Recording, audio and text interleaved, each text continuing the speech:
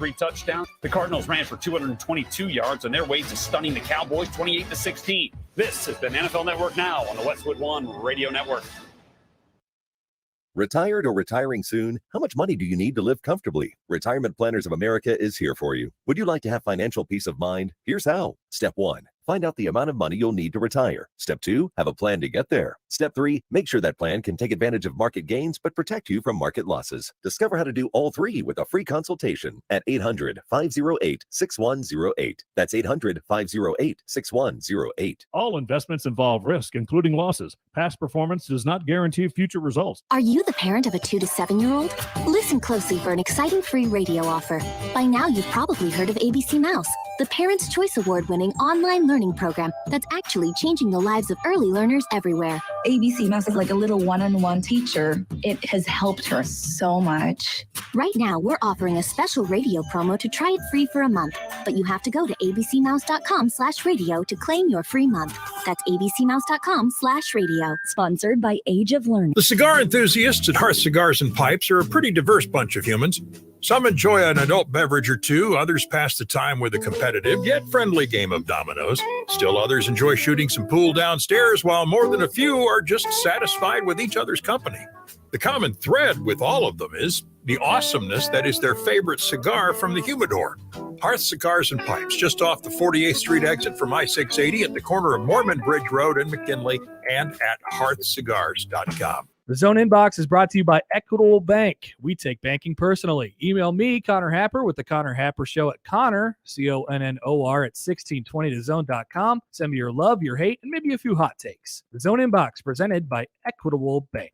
Say goodbye to summer and hello to cash loans. Let's face it, your personal banker probably won't loan you thousands of dollars today, but Saul's Jewelry and Loan will. Simply bring in your boat, camper, RV, jet ski, ATV, motorcycle, even your beautiful convertible, along with a clear title, and Saul's will loan you up to $50,000. No credit check, no hassle, and more importantly, no worries. Saul's indoor storage facility is so clean and secure, you can store your precious Harley-Davidson for the winter and pick it up next spring. So if you need a quick cash loan, Saul's is here to help. Saul's Jewelry and Loan. If you or someone you know is having thoughts of suicide or experiencing a mental health or substance use crisis, 988 provides direct connection to free, confidential, and compassionate support. When you call, text, or chat 988, you'll be connected to trained crisis counselors who will listen to your concerns, provide support, and connect you to additional resources if needed. Nebraska needs you. There is hope, and the Lifeline works.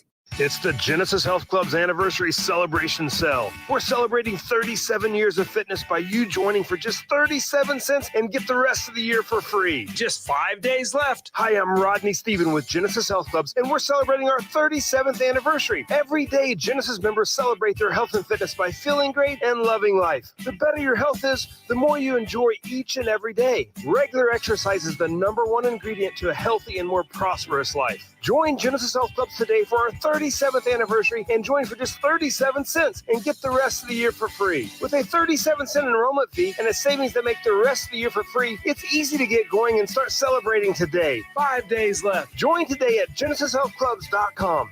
This time next year could be your 1-year anniversary of a happier, healthier, more confident, and more energetic version of yourself. Genesis Health Club will help you every step of the way. Join Genesis today for just 37 cents and get the rest of the year for free. Now that's something to celebrate. Prescriptions require an online consultation with a healthcare provider who will determine if appropriate. Restrictions apply. See website for details and important safety information. Subscription required. Price varies based on product and subscription plan.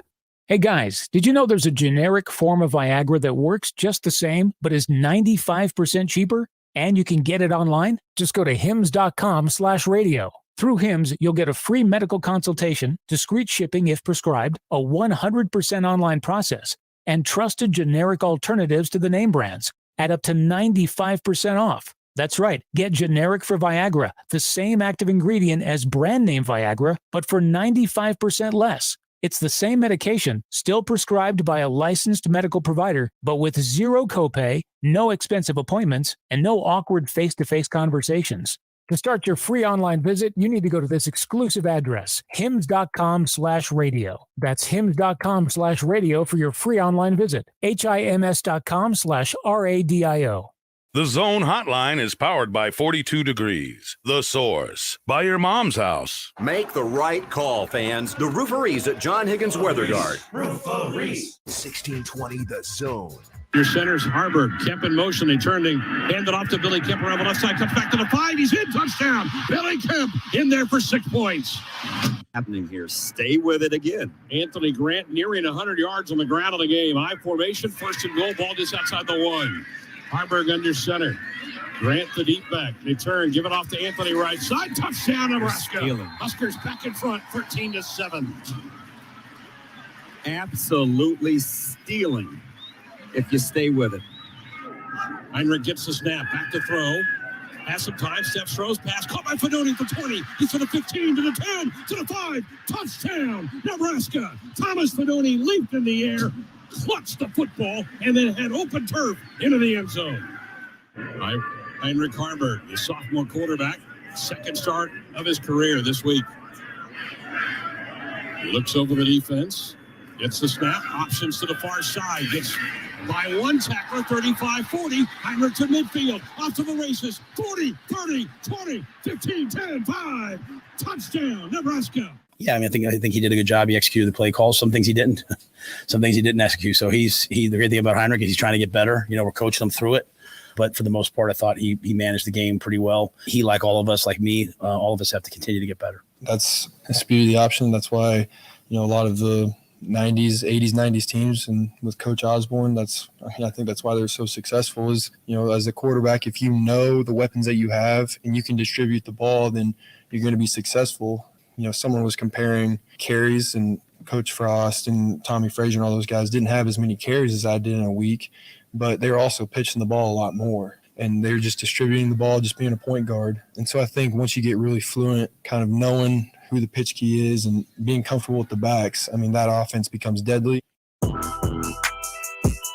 Live from 50th and Capitol Avenue in the Big O. This is Mornings with Sharp and Handley on 1620 The Zone, 1620thezone.com, and 1620 The Zone TV. Now here's Gary, Nick, and Jimmy.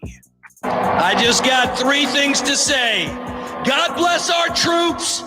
God bless America. And gentlemen, start your engine!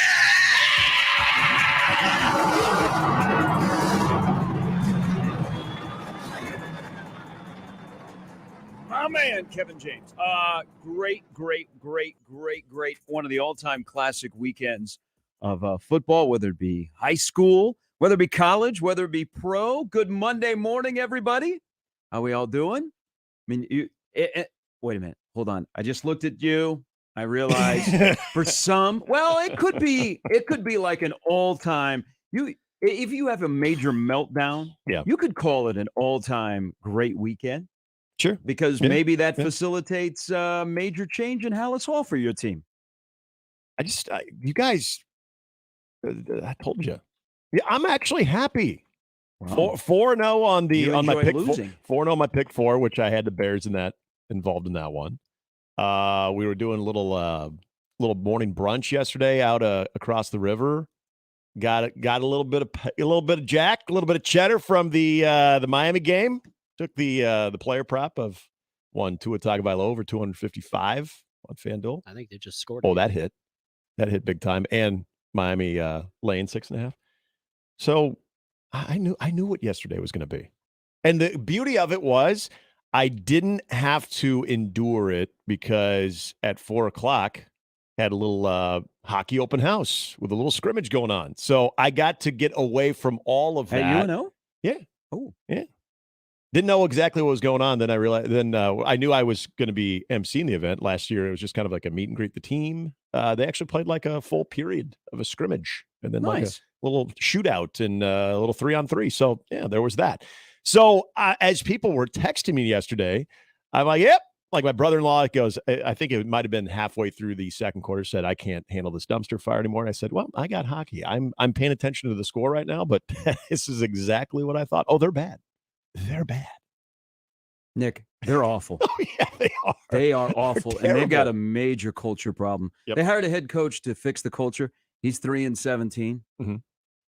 And he has no answers. There's a lot of stuff that happened at Arrowhead yesterday. Yeah. But with your football team, and I don't mean to pile on. That's fine. But they are now a underdog to a team that just got beat by 50 yesterday when they play this weekend. Yep. In Soldier Field. Is your quarterback, who, whether you like him or not, and I don't know, how many fan bases in college and pro football, like a percentage actually like their quarterback? Like truly like their quarterback. There's a lot of teams that don't like the quarterback, and they're always attached to their head coach who makes boneheaded decisions or doesn't know how to, execute clock management. Yeah. But your quarterback, who you're tied to, I mean, you got Jets are tied to Zach Wilson as long as the stubbornness of their head coach continues. Is one play yesterday told me everything about what's going on with the Bears. Is Justin Fields gets crushed. Okay, Willie Gay comes across. I think he went to knock the ball out right there by the goal line, and he basically punched Justin Fields in the head. Who came over to help out Justin Fields? Nobody. A wide receiver. Yeah. Essentially to help him up. Your O-line doesn't. No offensive lineman, nothing. Yeah, when your O-line doesn't do that. That's your franchise quarterback. I don't care if it's 41-0. That's your franchise quarterback who basically just got punched in the head. And nobody came over to help the quarterback up or to try and rough up Willie Gay. Well, I didn't think was going for I think he was going to, but on the replay, it looks like he punches him in the head. I think he was trying to go to punch the ball out. Well, Harbaugh and Tomczak would have been helped up. I'm going to McMahon would have been helped be up. pretty Jim critical. McMahon is livid. Actually, McMahon would have been fighting everybody. Any radio station or any program that Jim McMahon is on today, I am tuning into. I'm in a way, I think he's gonna walk into a fire wearing a gasoline suit. Oh, if there were players that would ever listen to sports talk radio involving the Chicago Bears, this is a time that you're probably happy that Steve McMichael is not on the radio because, everything that this team has shown and just the overall lack of fundamental toughness mentally and physically, that's the stuff that drove Steve McMichael absolutely crazy. Now, I'm going to say this about Justin Fields.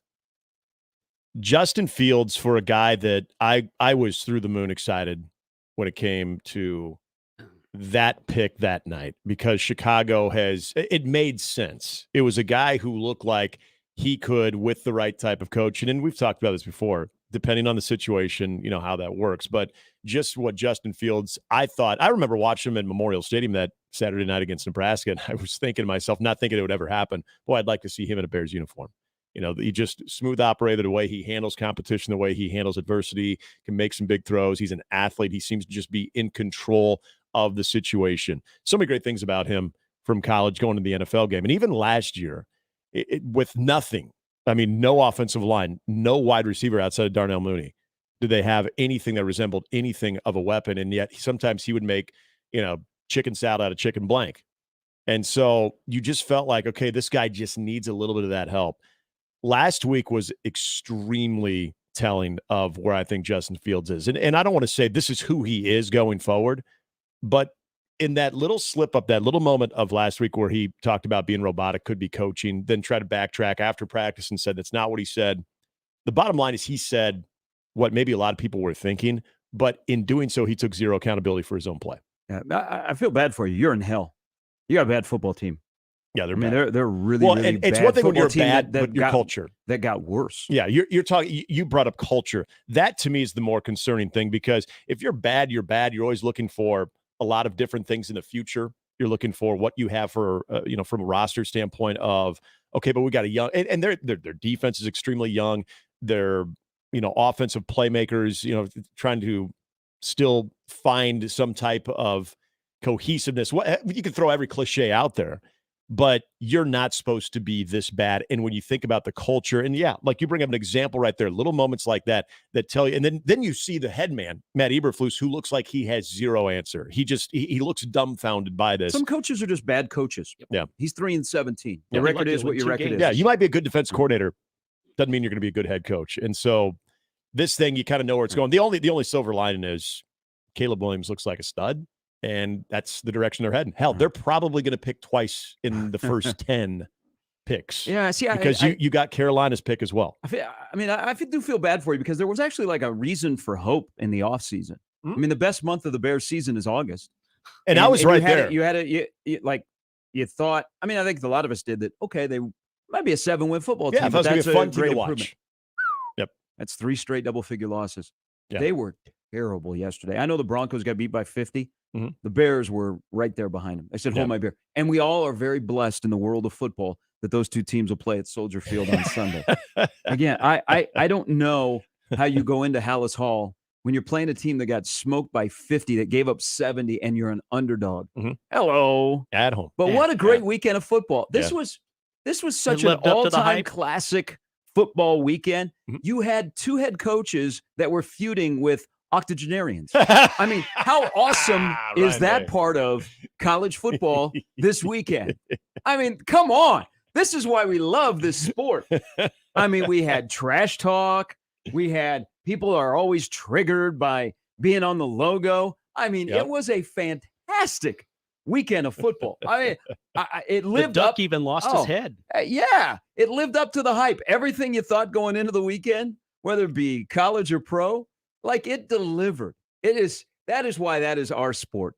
That football is our sport. And this weekend was great. And college football was great. Now, to the thing that happened in Lincoln on Saturday, and I don't know whether we need to continue or take a TV timeout, which that was a major issue. I don't know what was going on in the first quarter with all of the TV timeouts on Saturday. And then you have, you're already at the 3-hour mark, and here comes the lightning delay.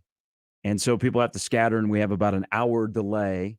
And, I mean, you guys know you're on Big Red Overreaction, how long that took. And, a few people came back. But the TV timeouts, like the whole game, the start felt really, really odd.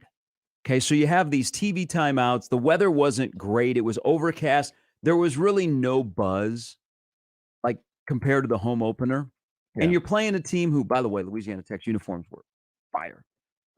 You don't know what you're going to get. You got a backup quarterback. You got Harberg starting for the second game. It was so sluggish to start that you know what the difference is between previous regime and the current regime when you have a game that has no flow, no rhythm, just this feels like a slog. Yeah.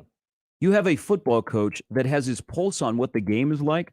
So he says, we're going to shake things up. And the early fake field goal, which was a spark, because I am convinced that the previous regime with a head coach that had no sense of how a game flowed, Nebraska loses that football game. Nebraska was clearly the better team. But Nebraska in the past loses that kind of game to Louisiana Tech. Instead of finding a way to win, they find a way to lose, and they keep Louisiana Tech in the game, and they have no feel for, okay, we're going to get out of it. We're going to get out of it. I think Matt Rule right away, since his team was sluggish, have to find a way to get into a groove. We need some juice. And they went with an early fake field goal.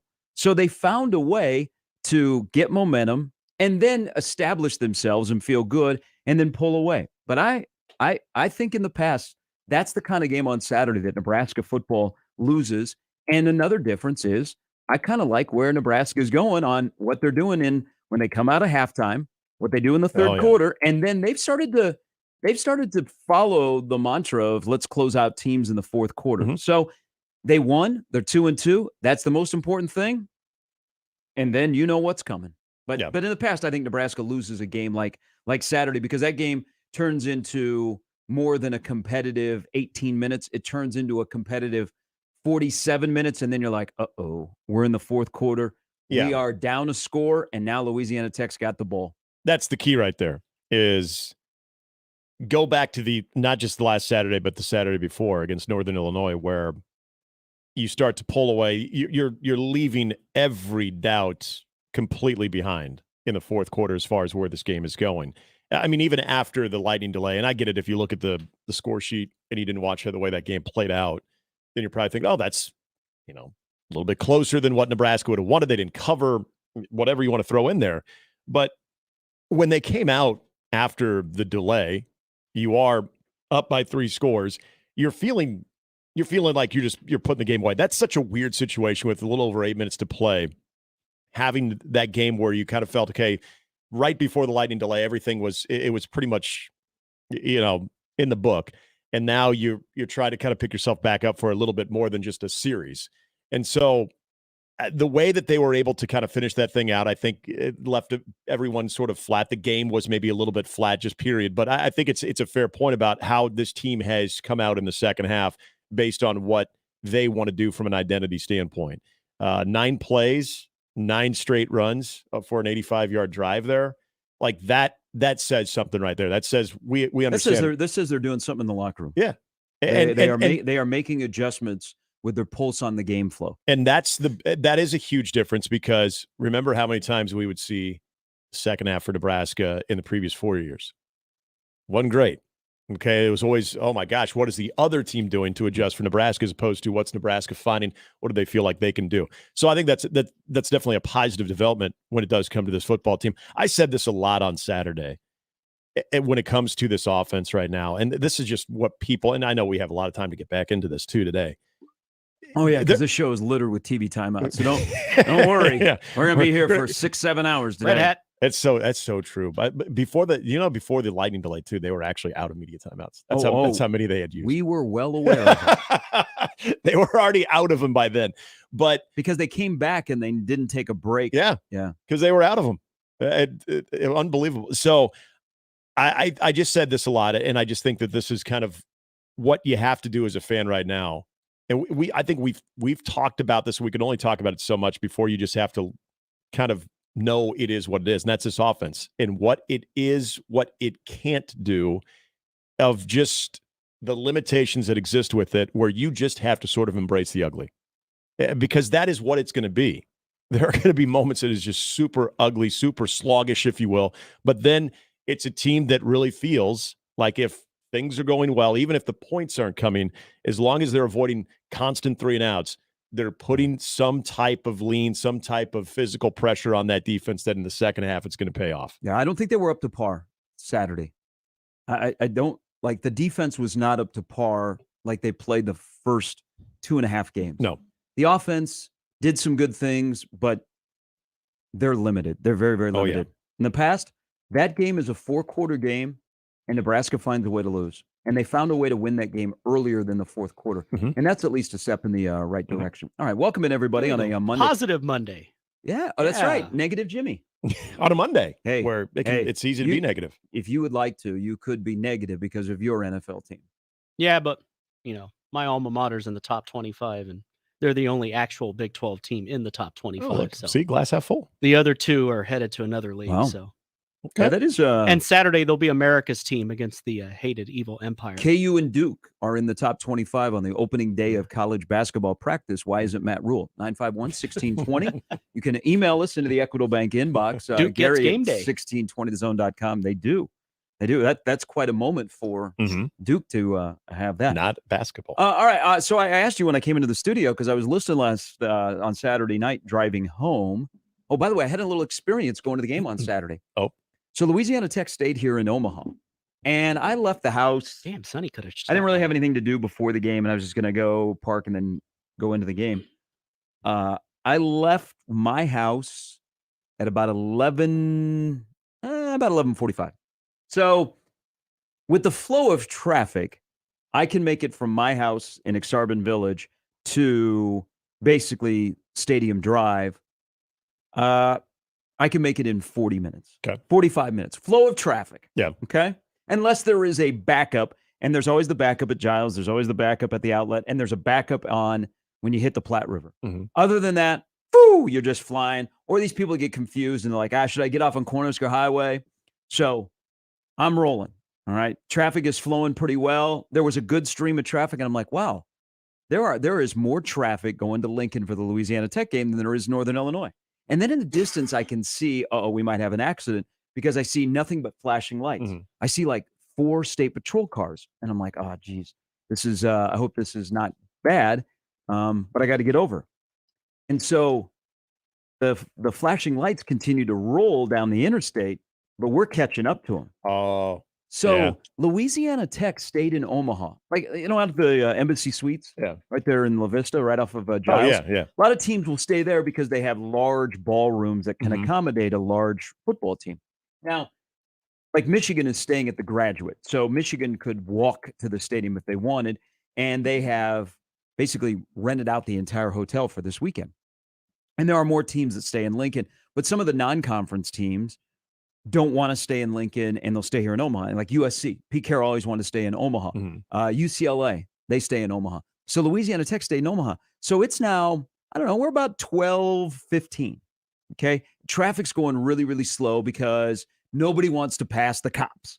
All right. They're escorting the Louisiana Tech team buses at 12:15. Yeah. So I always get off. I'm not going to give all of my secrets, but I always get off on 27th Street going into Lincoln. So I get off on 20. So I pass the buses, and the state patrolmen that are driving just look miserable because they can only go like 65. Yeah. And people are like whizzing by them. Yeah. But good on the Nebraska fans, because Nebraska fans were not super accommodating in getting out of the way. Like they were not getting over. Yeah. So, because then you were like, okay, this is somebody you're messing with our traffic. You got 14 buses that are coming from Omaha. Yeah. And so people were like, okay, home field advantage. So get off at 27th Street. And the next thing I know, I've got this huge blaring noise right behind me. And it is the buses getting off on 27th Street. We are now at like 12:25. Okay, so we're 2 hours before kickoff. They need to be there. And in my head, I'm thinking, okay, guys maybe got taped when they were in the hotel. Yeah. Because now we're cutting it close. And I don't know what their route was to the stadium because I'm driving down 27th and they turn on Fletcher. Okay. So instead of going like all the way down to 27th, catching Cornhusker and going in the back way, they go down Fletcher. But I bet that Louisiana Tech, the entire team, outside of the early bus of the managers and people that are doing all the setup and things, I bet Louisiana Tech didn't get to the stadium until 12:40, 12:45. That is crazy. Inside 2 hours of kickoff? Yeah, that's what I thought. I thought, settled holy to cow. one. But maybe it was because of the fans that were blocking the team buses coming down Well, the interstate. that's something they don't expect. It's like if you're in our traffic during our game day traffic, I'm sorry. It's survival of the fittest. I don't care who you are. I don't care if you're trying to get there too. I am. This is our traffic. Should have stayed in Lincoln. Nobody was getting over. I was like, wow. Can you imagine if this was like a Michigan or Ohio State? Yeah. And Ohio State, I think, stays out at on 27th, so they're a little bit out of downtown. Michigan loves staying downtown. Like Harbaugh will be smack dab in the Graduate this weekend. But Friday night dinner downtown. Lobby bar. But I saw that. I was so waiting, like, oh my gosh, like Louisiana Tech, they're gonna get routed here by showing up late. But then driving back, you guys had a nice easy night on Big Red Overreaction. Yeah, it was. Nobody was upset. No, people. You guys. Nothing was more crazy. Connor and Nick than callers. Yeah. So that was Connor's hat, perfect. the star of the show. Well, and he had his primes. He has primes and his Oh, hat yeah? on. That was the reason for the cowboy hat. Is because he put the sunglasses on. I'm like, man, if only you had a cowboy hat. And he goes, actually, I do have one. And he runs out, comes back, and he's got this. You always got to have a cowboy hat. I mean, he in the kind of car. looked like a pimp, but it was. I did see his hat, so that's like naked cowboyish. Yeah, You ever been to Times Square? Yes. That's like that Yeah, plastic cowboy hat that's red, white, and blue. Very flashy. Yeah. You should have played the part. But now that we're on stream, we just I think the delay probably knocked out a lot of the steady flow there too. But yeah, I don't think there wasn't that much to get overly amped up about. Nobody called in about the quarterback situation. We did get we got a few questions about the quarterback situation moving forward, and that was probably the biggest topic that was getting some conversation both on the phones and a few emails. No Turner Corcoran.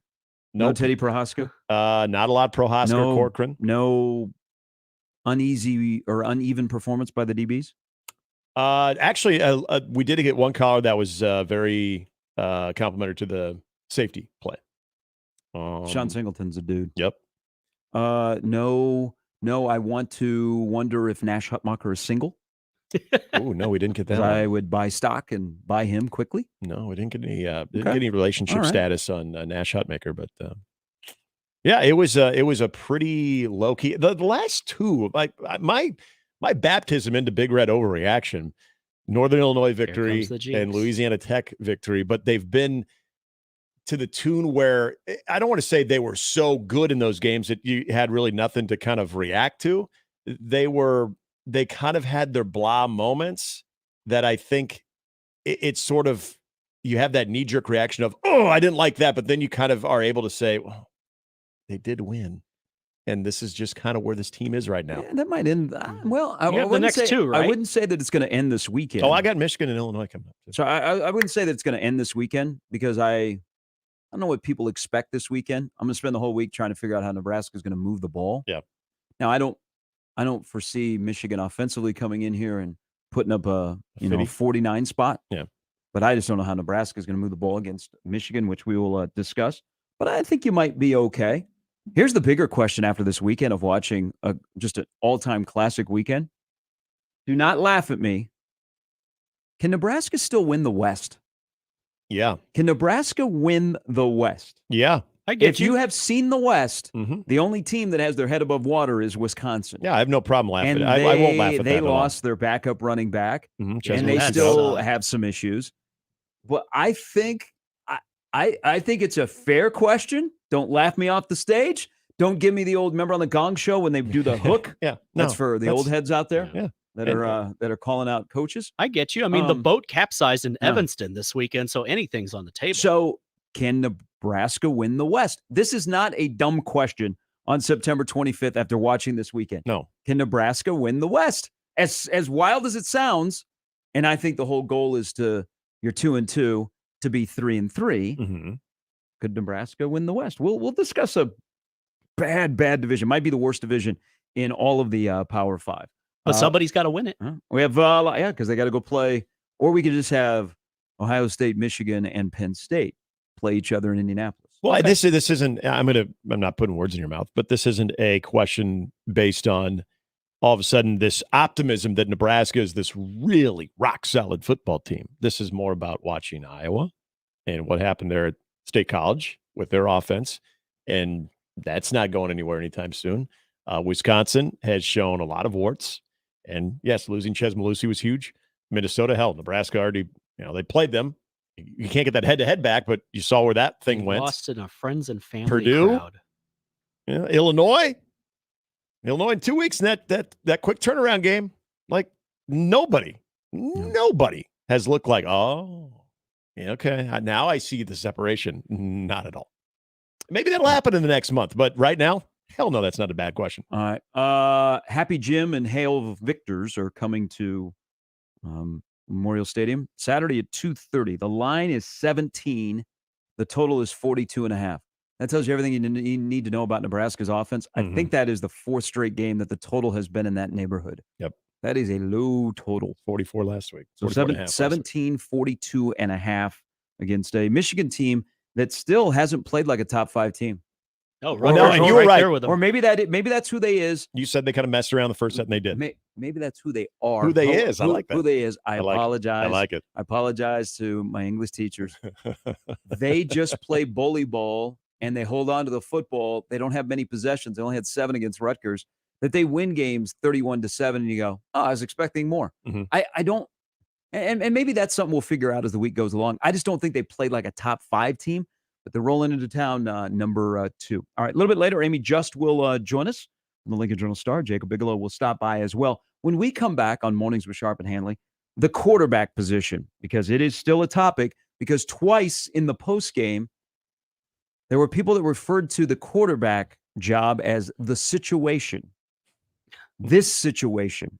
What does that mean?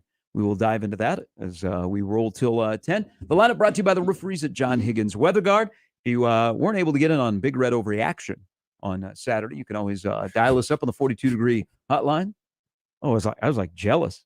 I almost wanted to text you guys and say, just get out. Oh, get out. There's the Notre Dame Ohio State games going on. Get your breaks in. Before the third quarter, get out of that show. Just say goodbye to everybody. Say thanks for playing. We'll talk to you at 6 on Monday. We were very mindful of how many breaks and where we were on the read count. As soon as we got that, we were like, peace. 402-951-1620. Those are that's the number to get in on the show. We'll talk about the quarterbacks. We got to talk about a lot of stuff about Nebraska, and of course, we will shift to Michigan as the Wolverines, J.J. McCarthy, Blake Corum, and Ernest Hausman come to town on Saturday afternoon. Jim Harbaugh is back. Bully ball is back. Can Nebraska play bully ball and kind of do what Rutgers tried to do on Saturday, at least for a half. All of that on this Monday edition. Plus, we'll dive into more about college football. I got to tell you, I called my dad yesterday after hearing Ryan Day the other night. I'll tell you what I did. Also, more on what happened in the NFL, including the video game team that's playing in Miami. It's Mornings with Sharp and Hanley on 1620 The Zone. Mornings with Sharp and Handley on 1620 The Zone and 1620thezone.com with Gary Sharp and Nick Handley. For the Jays, the Huskers, and even you Jayskers, we are 1620 The Zone. No matter how dark it gets, there's always a sunrise, a warm bed, a warm meal, and hope. Sienna Francis House serves hope to those experiencing homelessness and addiction. Every day, we provide more than 1,000 meals and serve nearly 500 guests in our emergency shelter, Miracles Recovery Program, and supportive housing apartments, and help our guests navigate a path to permanent housing. Learn more at siennafrancis.org. Are you a veteran looking for a new companion animal? A dog, a cat, or maybe something else? The Nebraska Department of Veterans Affairs Vets Get Pets program can cover up to $350 of your pet adoption fees. Visit veterans.nebraska.gov/vetsgetpets to learn more about program requirements and how to apply. Want to help support the program? Get your Vets Get Pets specialty license plates from the Nebraska DMV. Sponsored by the Nebraska Department of Veterans Affairs. Aired with the Nebraska Broadcasters Association and this station. It's the Genesis Health Club's anniversary celebration sale. We're celebrating 37 years of fitness by you joining for just 37 cents and get the rest of the year for free. Just 5 days left. Hi, I'm Rodney Stephen with Genesis Health Clubs, and we're celebrating our 37th anniversary. Every day, Genesis members celebrate their health and fitness by feeling great and loving life. The better your health is, the more you enjoy each and every day. Regular exercise is the #1 ingredient to a healthy and more prosperous life. Join Genesis Health Clubs today for our 37th anniversary and join for just 37 cents and get the rest of the year for free. With a 37-cent enrollment fee and a savings that make the rest of the year for free, it's easy to get going and start celebrating today. 5 days left. Join today at genesishealthclubs.com. This time next year could be your 1-year anniversary of a happier, healthier, more confident, and more energetic version of yourself. Genesis Health Club will help you every step of the way. Join Genesis today for just 37 cents and get the rest of the year for free. Now that's something to celebrate. Val's Pumpkin Patch and Apple Orchard has something fun for all ages. Come take a ride on the antique cars where the kids are the drivers. Visit our foam ball play area called the Egg Scramble. Stop by the cider mill area where you can have a drink of refreshing apple cider and taste some deliciously good barbecue at Ethan's Applewood Smokehouse. Vallis has more than 50 other attractions included with admission, along with fireworks every Friday night at 9. Vallis, the place to visit this fall. If you love food, love fun, love fall, you'll love Alice Pumpkin Patch best of all. The Omaha Farmers Market is celebrating 30 years of farm fresh, locally grown produce, May 6th through October 15th. Open rain or shine in the Old Market every Saturday from 8 a.m. to 12:30 p.m. and in Exarban Village every Sunday from 9 a.m. to 1 p.m. To keep up with what's in season, visit omahafarmersmarket.org and follow us on Facebook and Instagram. Presented by Methodist Health System with media sponsors KETV Channel 7 and Sweet 98.5. Sunday morning is all about church, eggs, and the Sunday paper. But right next to church, it's made for hot takes and reactions. Severe Reactions. Michael Severe is back on 1620 The Zone with Severe Reaction. Sundays 8 to 10, and he doesn't hold back on what went right and what went wrong on Saturday. He'll also take a call from the most important voice of all, yours. Severe Reaction, Sunday mornings 8 to 10, powered by Equitable Bank. We take banking personally. And by Nebraska Medicine. Home is where the health is on 1620 The Zone. Attention sales professionals. NRG Media is looking for an accomplished business-to-business salesperson who wants to take their success and skills to a new level. Is this you? Our account executives work with local businesses to create marketing plans to help them get more customers. On-air, digital, on-site, audio, video, it's all part of what you could sell. A sales career with NRG lets you make a real difference. Get more info and apply online at nrgmedia.com. NRG Media is an equal opportunity employer. Now back to Mornings with Sharp and Handley on 1620 The Zone.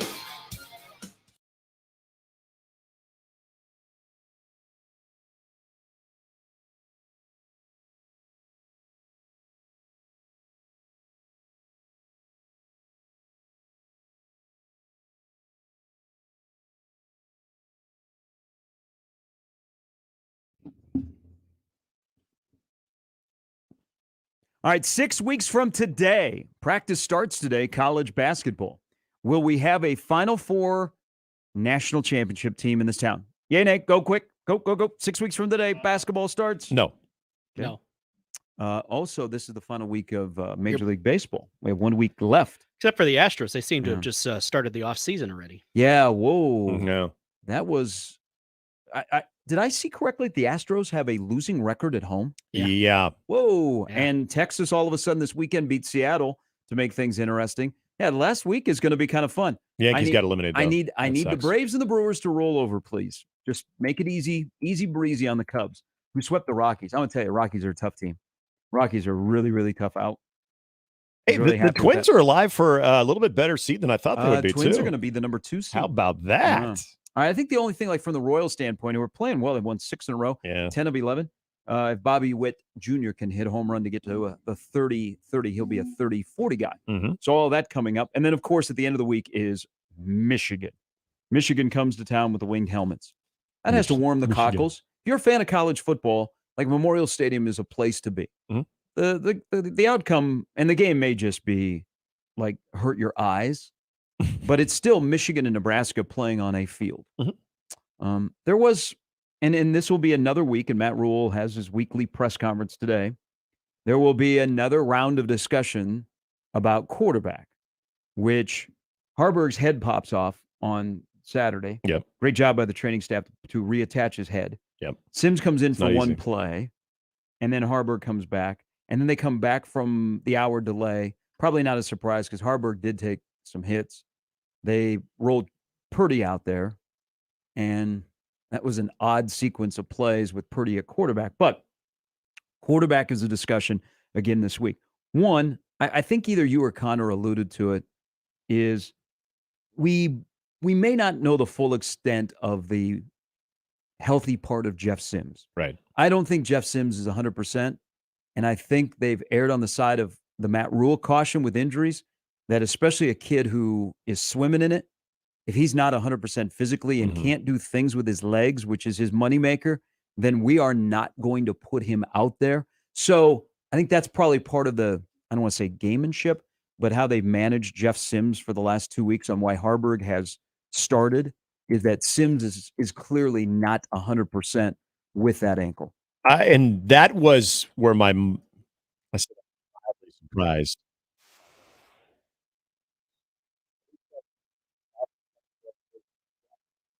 It just seemed like things were trending in the right direction based on what Matt Rule had said about. I imagine there was a checklist, and it sounded like there were a lot of boxes being checked off as far as what Jeff Sims needed to show the coaching staff that week of being physically able to play. I don't know if there was a setback, but yeah, I'm led to believe in any type of usage whatsoever, lack thereof. And really, Matt Rule said after the game, the only reason they put Jeff Sims in when Harburg's helmet came off and not Purdy is because Purdy's the signal caller. So they're like, oh, we're just going to put Jeff Sims in for that play. Almost sound like the way I took it is if their responsibilities were different as far as their sideline communication, that maybe Chubba Purdy would have came in that one moment. So that leads me to believe that he is still a little bit a ways away from where they want him health-wise. Well, and come to find out from somebody that I trust, the decision on who's going to start at quarterback came a little early in the week last week. Mm-hmm. Now, what will the decision be like this week? So moving forward, and I look at the offense, and now things get real, and what their identity is and what they want to do. And I know they're trying. I mean, look at everything they tried on offense on Saturday. They went power. Mm-hmm. They went I. Yep. Hell, they began the game with 11 personnel, and Malachi Coleman was on the field because they were going to throw deep. Yep. They went 21. They went 22. I mean, they're trying everything to move the football. And on the ground, they've been able to move the football. The problem is, what are you doing on first down and throwing the football? Nebraska is absolutely atrocious throwing the football on first down. So what does that say if you're playing a team like Michigan? First, second down, hell, even third down, we're going to put 8 in the box. Yeah. That is uncomfortable. And the fact is, Nebraska is completing the football through 4 games at 53%. Now, the other side of that is Harburg has not turned it over. That's great because that's probably his number one thing, is not to turn it over. But this situation, and that was a phrase that was used twice last week, is what moving forward, not the quarterback that gives you, in my opinion, the best chance to beat Michigan, Illinois, and down the road, is are you with, and Sims now has to be 100%. If Sims isn't 100%, then Harburg is playing again, and Sims is in the garage. If Sims is 100%, I think it basically comes down to the rest of the season. Can you put up with the turnovers of Sims, but probably able to make more plays, or what Harburg's ceiling is, what we've seen with his legs, but we've also seen with his arm? You're going to either put up with the turnovers or you're going to put up with the ceiling of Harburg. What do you want for the rest of the year moving forward? For me personally, what I would want is the taking care of the football and the methodical approach of using what you can get out of Heinrich Harberg and understanding limitations. Because when I think of what Jeff Sims can do, or what we've at least seen him do, in the running game is where he excels. But I think that's where you've also seen Heinrich Harberg be able to take on a lot of the offensive game plan with his legs and be a big play type of player, as much as that offense is going to allow you, as much as this offense period is going to have big plays. So then we're looking at, okay, who throws the ball better? And I still think, I know people might chuckle at this, and I think it might be what you're alluding to. I think Jeff Sims gives you a little bit more opportunity there when it does come to throwing the football, despite what you saw when it comes to the turnovers. He does have more of that ability. And then this is also where you go back to his college football playing experience too. That's just a leg up for Jeff Sims. So in the moments that you're going to have to throw the football, do you still trust Jeff Sims enough to make those throws to the tune that is going to be the difference in this offense, where you could live with the occasional turnover?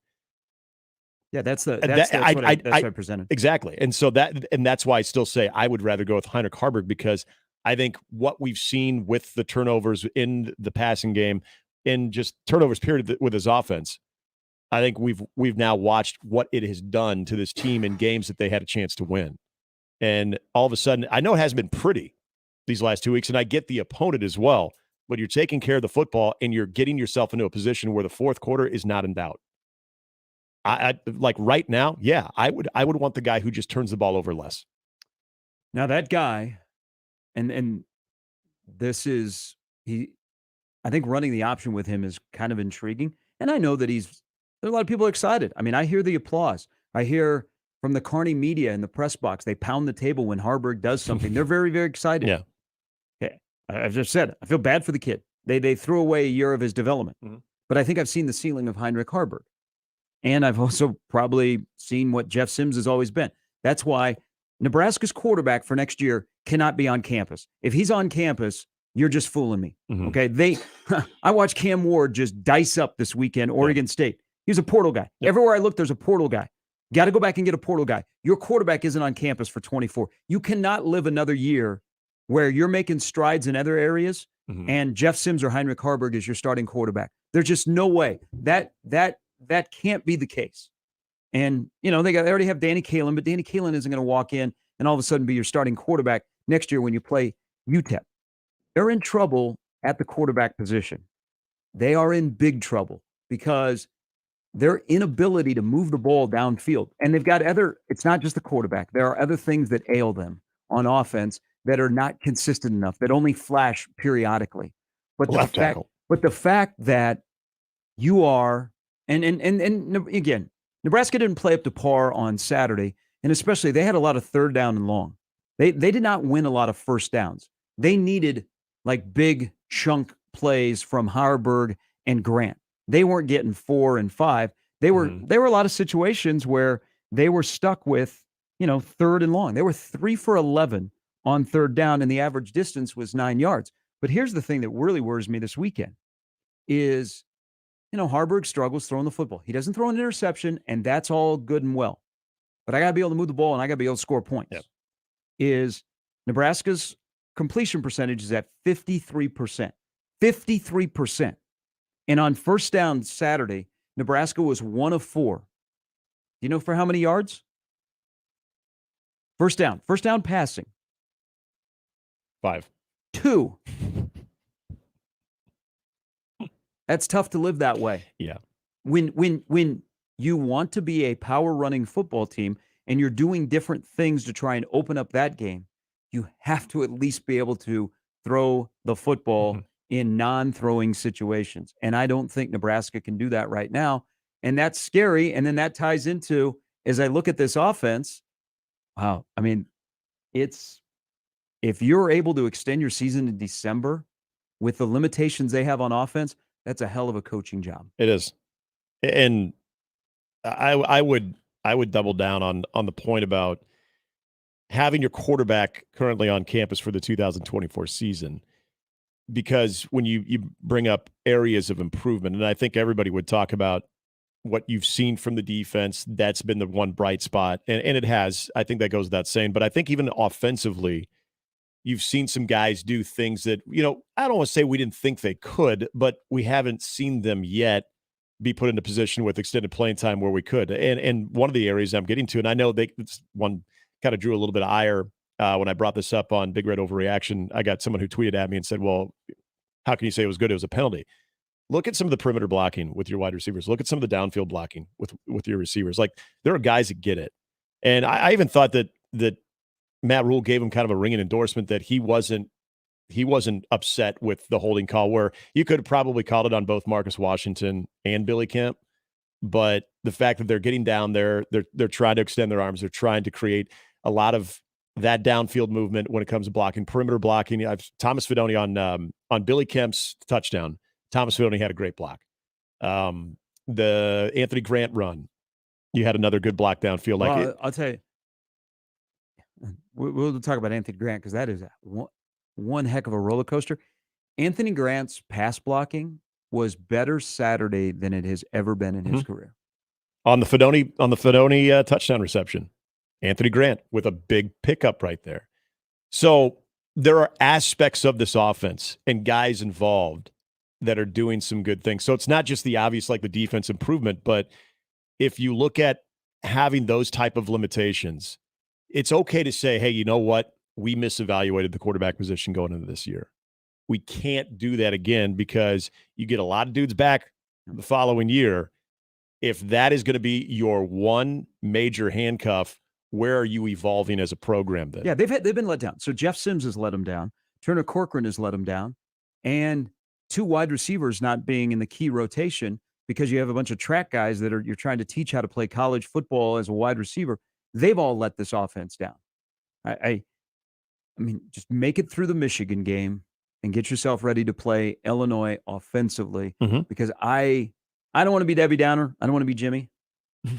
I don't know how they move the football. I don't either. I just don't know how they move the football with the element of a strong passing game that at least you'll take a shot here or there. I mean, they're going to have to be really good at getting the ball out quick. Okay, like a Fidone, like what La Tech was Fidone, who is a true weapon. He is developing into an absolutely true weapon, which is, here's another stat for you on that. Austin Allen had 2 touchdowns in his career. Fidone has 3 through 4 games. I mean, that just, we were not going to revisit that. But Fidone is a true weapon, like in a game like Saturday against Michigan, could be utilized. Man, I gotta be able to throw it down the field if I'm going to be stuck in 3rd and long. Yep. And that, to me, I was almost, it was easy to kind of look at the final offensive numbers for Iowa against Penn State, and as a Nebraska fan, and just like laugh and want to just call them out. But then you start to think about what you have in front of you on Saturday. It could get shut out. Does it look like it could be that much better against a Michigan defense like that, especially when you are extremely one-dimensional? I don't think they'll get shut out. I don't think they will either. When you are one-dimensional like Nebraska is, but now I'm talking about, under 100 yards of total offense of what Iowa put up against Penn State. Score be damned. I'm just talking about the inability to get anything going offensively. When you play defenses that not only are physical but have speed, like if you're trying to get on the perimeter, if you're trying to run some of the smoke patterns, you're trying to get guys in creases, like this is where the speed of Michigan, on top of how physical and fundamentally sound they are defensively, that's where you get really exposed. So then you ask yourself, can you literally line up man on man, line of scrimmage versus line of scrimmage, and be able to push Michigan to the tune that you're getting 3-4 yards a pop? And then when you're in a position that you can maybe catch him and throw the football, that you're going to be able to do that successfully at the rate you need to be to win that football game. That is, from what we've seen, that is a very difficult prospect for me to kind of grapple with. Harberg might be the best guy for a start against Michigan. Sims might be the best guy to start against Illinois. Mm-hmm. But it was referred to twice, and I wrote it down and I circled it. This situation. I think Harberg is your best guy against Michigan.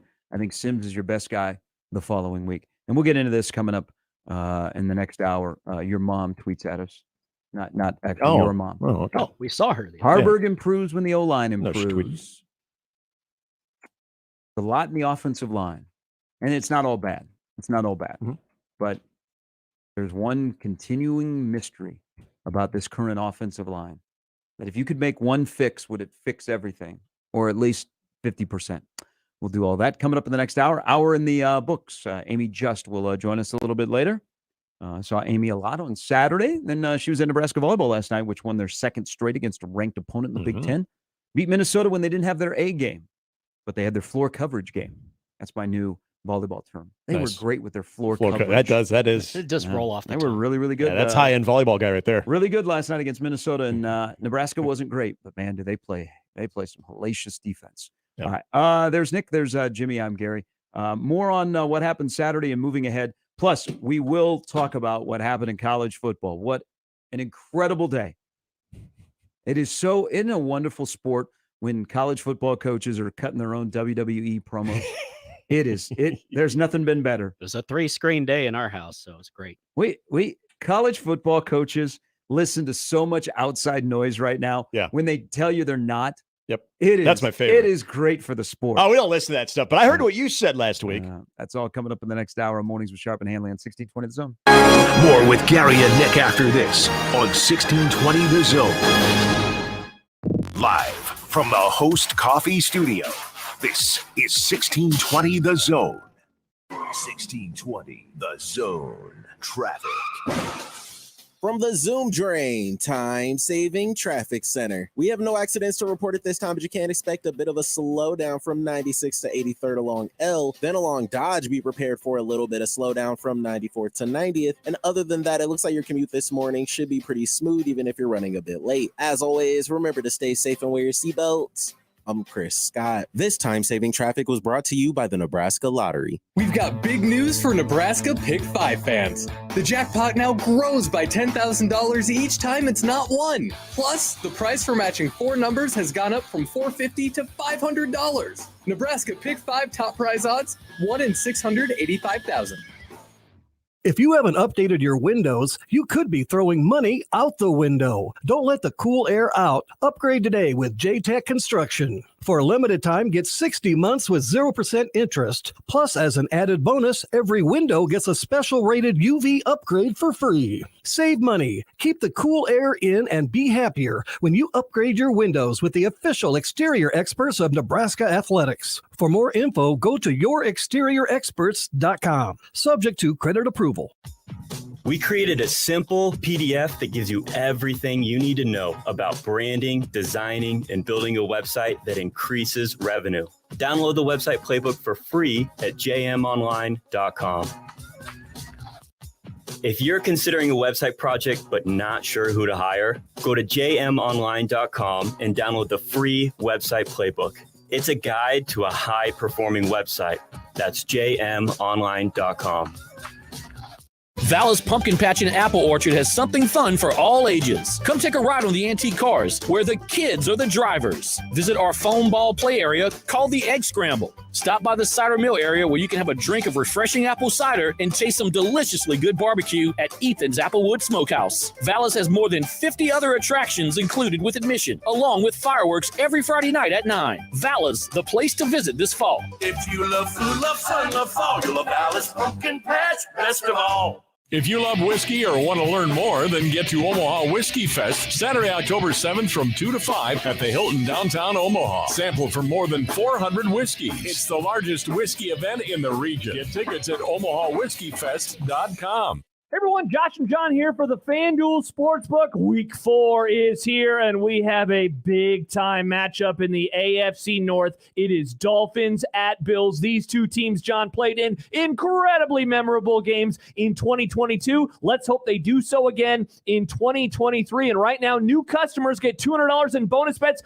guaranteed when you place your first $5 bet. That means $200 in bonus bets, win or lose, at FanDuel.com/1620. And don't forget, you can bet not only the game, but also all the exciting player props, over-unders, and a whole lot more. And there's a whole lot of different combinations to help you make money. New customers right now get $200 in bonus bets guaranteed when you place that first $5 bet. All you have to do is visit FanDuel.com/1620. 21 plus in President, Iowa. First online real money wager only. $10 first deposit required. Bonus issued as non-withdrawable bonus bets that expire 7 days after receipt. Restrictions apply. See terms at sportsbook.fanduel.com. Gambling problem? Call 1-800-BETS-OFF.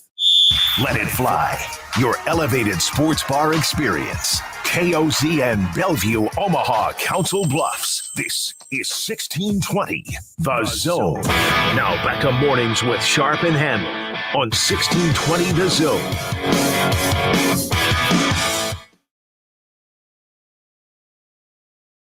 Tristan Alvano has gone 1 out of 2 on field goals this year, made from 27. This from 45. There will be no field goal. It's a fake. And the holder runs the ball. First down is picked up, and it's Timmy Bleakroot.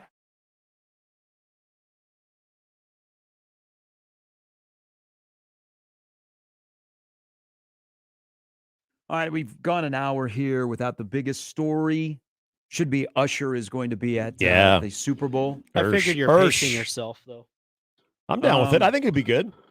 I'm a fan. I'm a fan of what because it's about the entertainment. It's not necessarily about the vocals. So why didn't they have? They missed out. The NFL missed out on a great moment in Atlanta. Why'd they have Maroon 5? They could have had Usher. Oh God.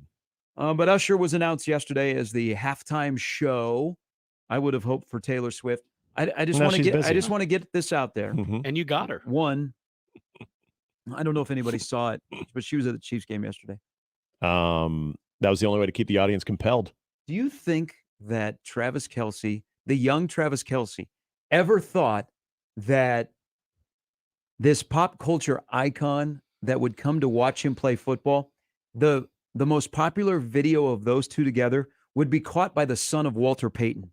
Jared Payton. So that gets, they walk by. He knows Jared Payton, who was working for WGN, is outside of the Bears locker room. Kelce knows him, says hello. She must know him because Jared Payton's a big deal. She didn't not say anything and keep walking. Yeah, he's a big deal. So, and then there's the other picture. They leave in a convertible. I don't saw wanna, that this I don't want to get into this. Where do you think they went? They probably went to Arthur Bryant's or Tanner's or Pound Town. I'm going to go with Pound Town. But here's the deal. I know there are a lot of Swifties out there that are trying to Google and figure out football, the Chiefs, and Travis Kelce. First of all, he's one of the good dudes. If you would like to learn more about what she's doing or who she's with, 951-1620, my DMs are open. I will help you. It's okay. But I'm telling you, if you wreck my football team and we got a good defense, and we finally looked like ourselves yesterday, yes, I'm saying we, I'm going to have some speaks. But if you'd like to learn more, my DMs are open, and I will help you. Welcome to the National Football League. Will there be a curse? Will there be a Jessica Simpson effect? But see, they're just hanging out because I don't know if you guys noticed in the video, they were not holding hands. Right. Yeah. So I think they're just hanging out. Smart. Busy summer. Here's one thing you can count on this week. Okay. When they drop the next New Heights podcast, and from what I understand, Travis and Jason record it today. They always record it on Monday, their off day, but it may be not until tomorrow because the Eagles are playing tonight in Tampa. It will set record numbers because they don't have any limitations. They talk about everything. And it was like 2 episodes ago, the one right after Jason and his wife were on the podcast. It was 2 episodes ago that Jason Kelce brought it up, and Travis just kept it moving. Yeah. But when that drops this week, you can't I'm avoid sure it this it week. will be a discussion point. Yeah. But it will set record numbers because it won't just be fans of the Chiefs and the Eagles and fans of football and people that have been listening to it. It'll be Now all of a sudden, Swifties. you've got this enormous amount of Swifties. Yep. She's like Olivia Dunn. Olivia Dunn, remember when she was sitting behind home plate the College World Series? By the way, she's out now with Paul Skeens. Yeah. Oh, yeah. That was, yeah. But no, she made it. They've never been seen like together. They went to the LSU Arkansas football game and they took pictures together. Okay. So you know that there was all those 14-year-old boys that wanted to get a look at her. Outside of the Kelce suite, which is on it's on the lower level. It's not, I don't think that's a great view. Yeah. Like just enormous amount of people were outside of the suite to get a look at her. Didn't it seem like she was a little chummy already, though, with Mrs. Kelce? Yeah, we're going to talk about that a Mother-in-law. little later. Yeah, like future mother-in-law. And then she even busted out an LFG, like a let's blank and go after she was a rowdy Chiefs fan. She went with the F-bomb. Yeah, she was a rowdy Chiefs fan. I don't know about the young Swifties if hopefully their parents insulated them from that. Yeah, that's something down the road we got to talk about. Maybe we'll get on a podcast because I don't know. That seems, if you're just hanging out and you weren't holding hands, that seems kind of quick to go to spend the day with my mom phase, especially when she's coming to watch. I figured she had some friends she would go with. Like if you're posting up with mom outside the suite, you're posting up with mom there. That to me looks like a little bit more than just quietly hanging out. Okay, so Jeremy has shared with us. I was not going to spend much time on this. I did it to myself. I thought of you last night. Just laughed. Of a young girl who filmed herself on TikTok that Taylor Swift bought everyone's meal so that they would leave. So they emptied out a restaurant so both of them could sit and because that's pretty cool. There is no way we have to eat that you can go. You can go anywhere without right. Yeah. That's cool. Like you could just say, hey, management, can you veep this everybody else in here? Tell them, all right, let's get moving. But she's like, hey, I'll buy. That's cool. And the content creators are on overload today. Feel bad for Usher. That was supposed to be a big deal on like the morning news shows. You know, a little pop culture. You got Usher doing the halftime. No, the Today Show is leading with Taylor Swift was at the Chiefs game yesterday. How else were you going to keep people involved in that game, though? You had to keep going to the Taylor Swift cutaways. You could keep people involved by that might be the best defense that Mahomes has had since he's been a Chief. So we have Taylor Swift. You've had Kristen Cavallari. Oh, yeah. And Paris Hilton. Yes, Paris Hilton with Brian Urlacher. Forgot that one. And the video. And then there was so the first game that my wife and I ever went to together, we were getting picked up. Our friend Zach Miller was getting to use his tickets, and he was picking us up, and he dropped us into like the players' entrance. We saw Kristen Cavallari get out of her Uber and go up to the suite. Ooh, that right next to us. Uber. Oh, she was in a fancy Uber. It was like an Escalade Uber. That's why since the Super Bowl, you've only won 44% of your games. Because Kristen Cavallari's taking an Uber. Welcome back in hour number 2. There is no more coach speak in college football. I love it. Absolutely love it. All this background noise, coaches who used to say, and some did, were never listening to it. They listen to it now. Everybody was angry this year. Coaches are cutting WWE promos. We're going after Lou Holtz. All of a sudden, we think Lou Holtz, what he says is coherent, and he has an expert on football. So Ryan Day, by the way, my opinion, bad look by Ryan Day.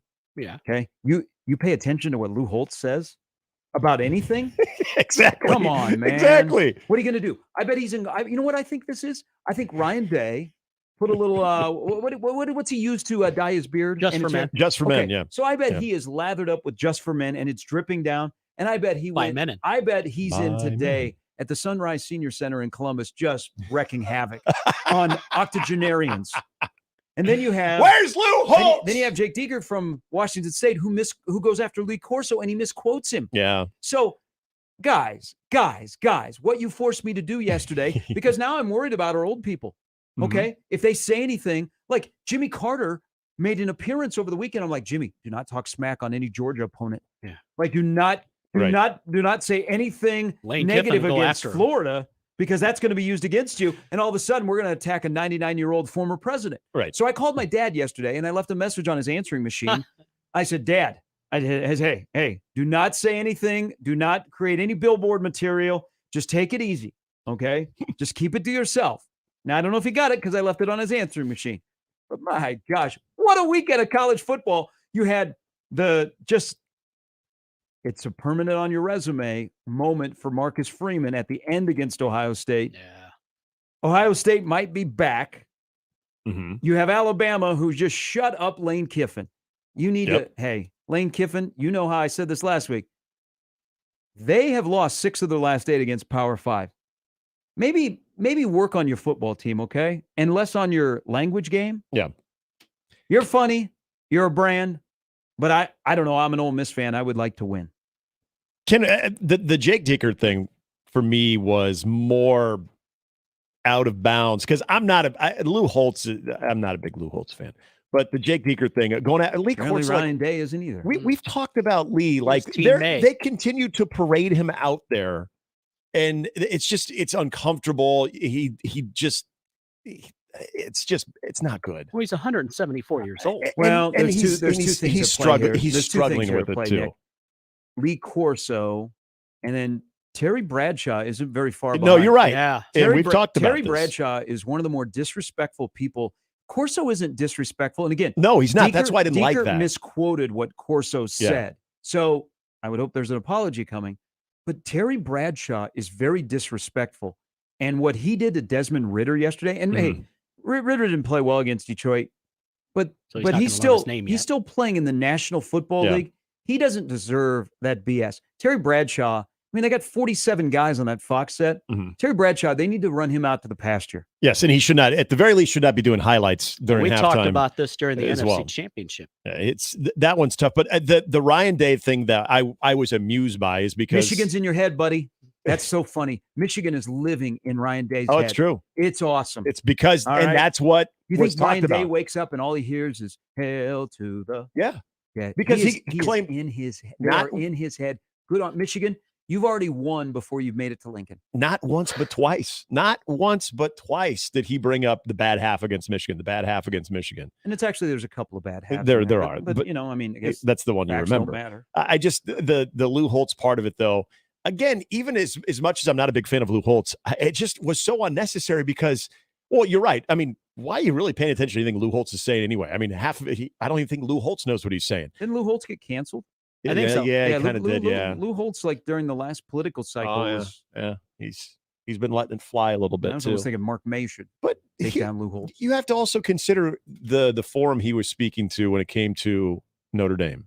So you're going to say some things about who cares if they actually talk about your team and making this whole lack of physical part. Are you really telling me what motivates you every day or in a big game like that is something that Lou frickin' Holtz has to say? Yeah, hey, Ryan Day, you got saved because the jet sweep on 4th down was your play call. You actually got bailed out. It was more Notre Dame choked than Ohio State won that football game. Yep. Notre Dame couldn't get off the field, 4th and 7, 3rd and 19. Then they had an interception that was right there. And then they had this is a permanent on your resume, Marcus Freeman, is twice only having 10 on the field, not taking a penalty. You could have taken a penalty. Okay, what are they going to do? Move the ball half an inch? Yeah. Learning experience. That's a bad – no, this was more about Notre Dame than it was to Ohio State to me. Are you saying that Ohio State's not physical? I don't know. I'm wondering now, oh my God. I mean, I want my dad talking smack. My dad's in his 70s. I don't like young coaches keep my dad when he's playing pickleball today in Boca Raton. He's going to say trash. something to a Michigan fan, and all of a sudden it's going to get back to Harbaugh. And Harbaugh in the post game after they beat Nebraska on Saturday, he's going to say Walt Sharp. And I'm like, dang, Dad. How do you like us now, Walt?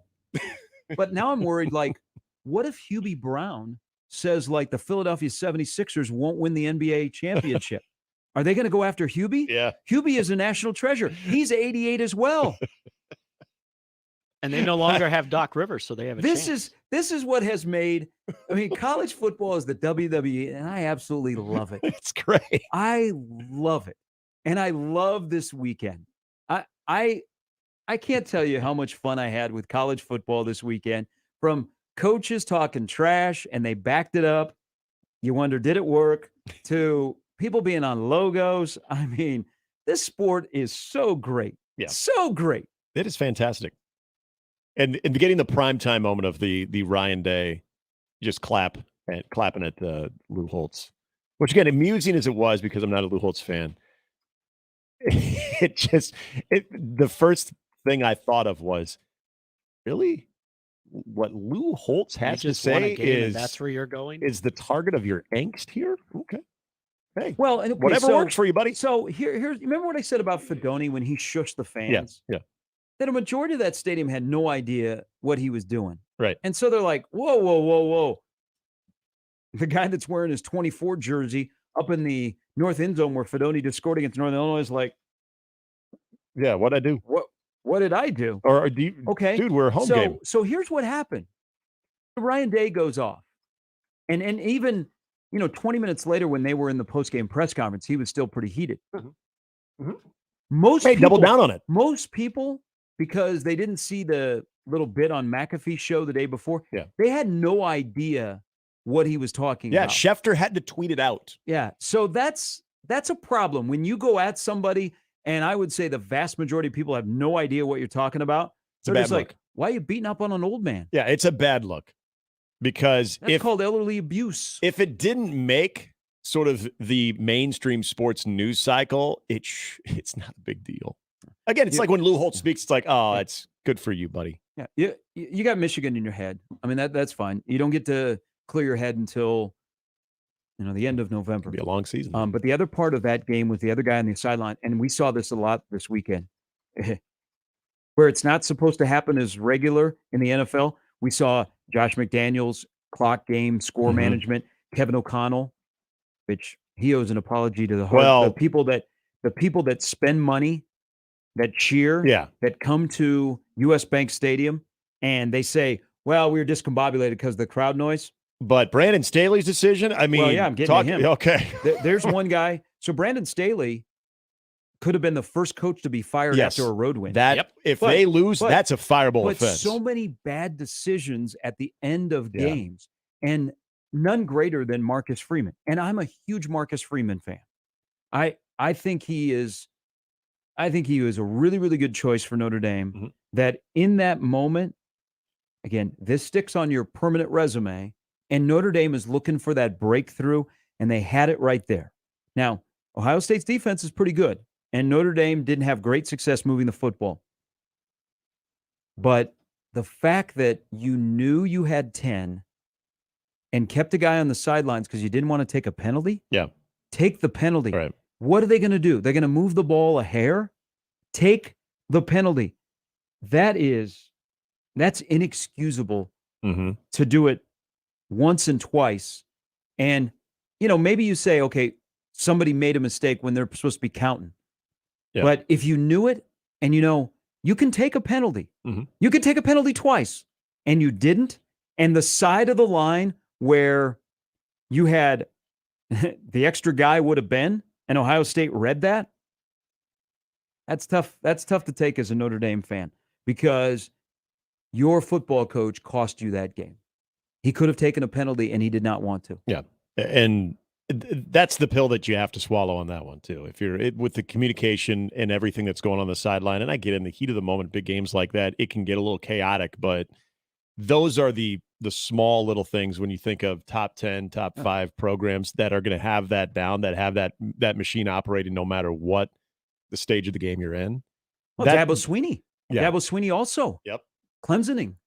That wasn't Clemson with too. Clock and score management. Yep.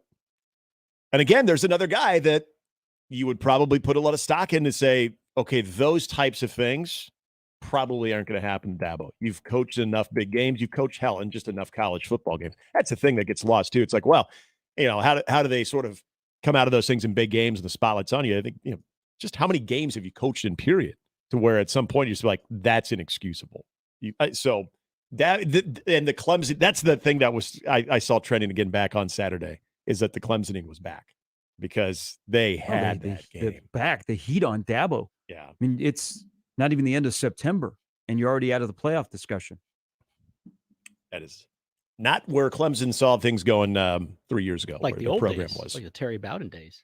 It's if Jordan Travis stays healthy, Florida State's in the playoff.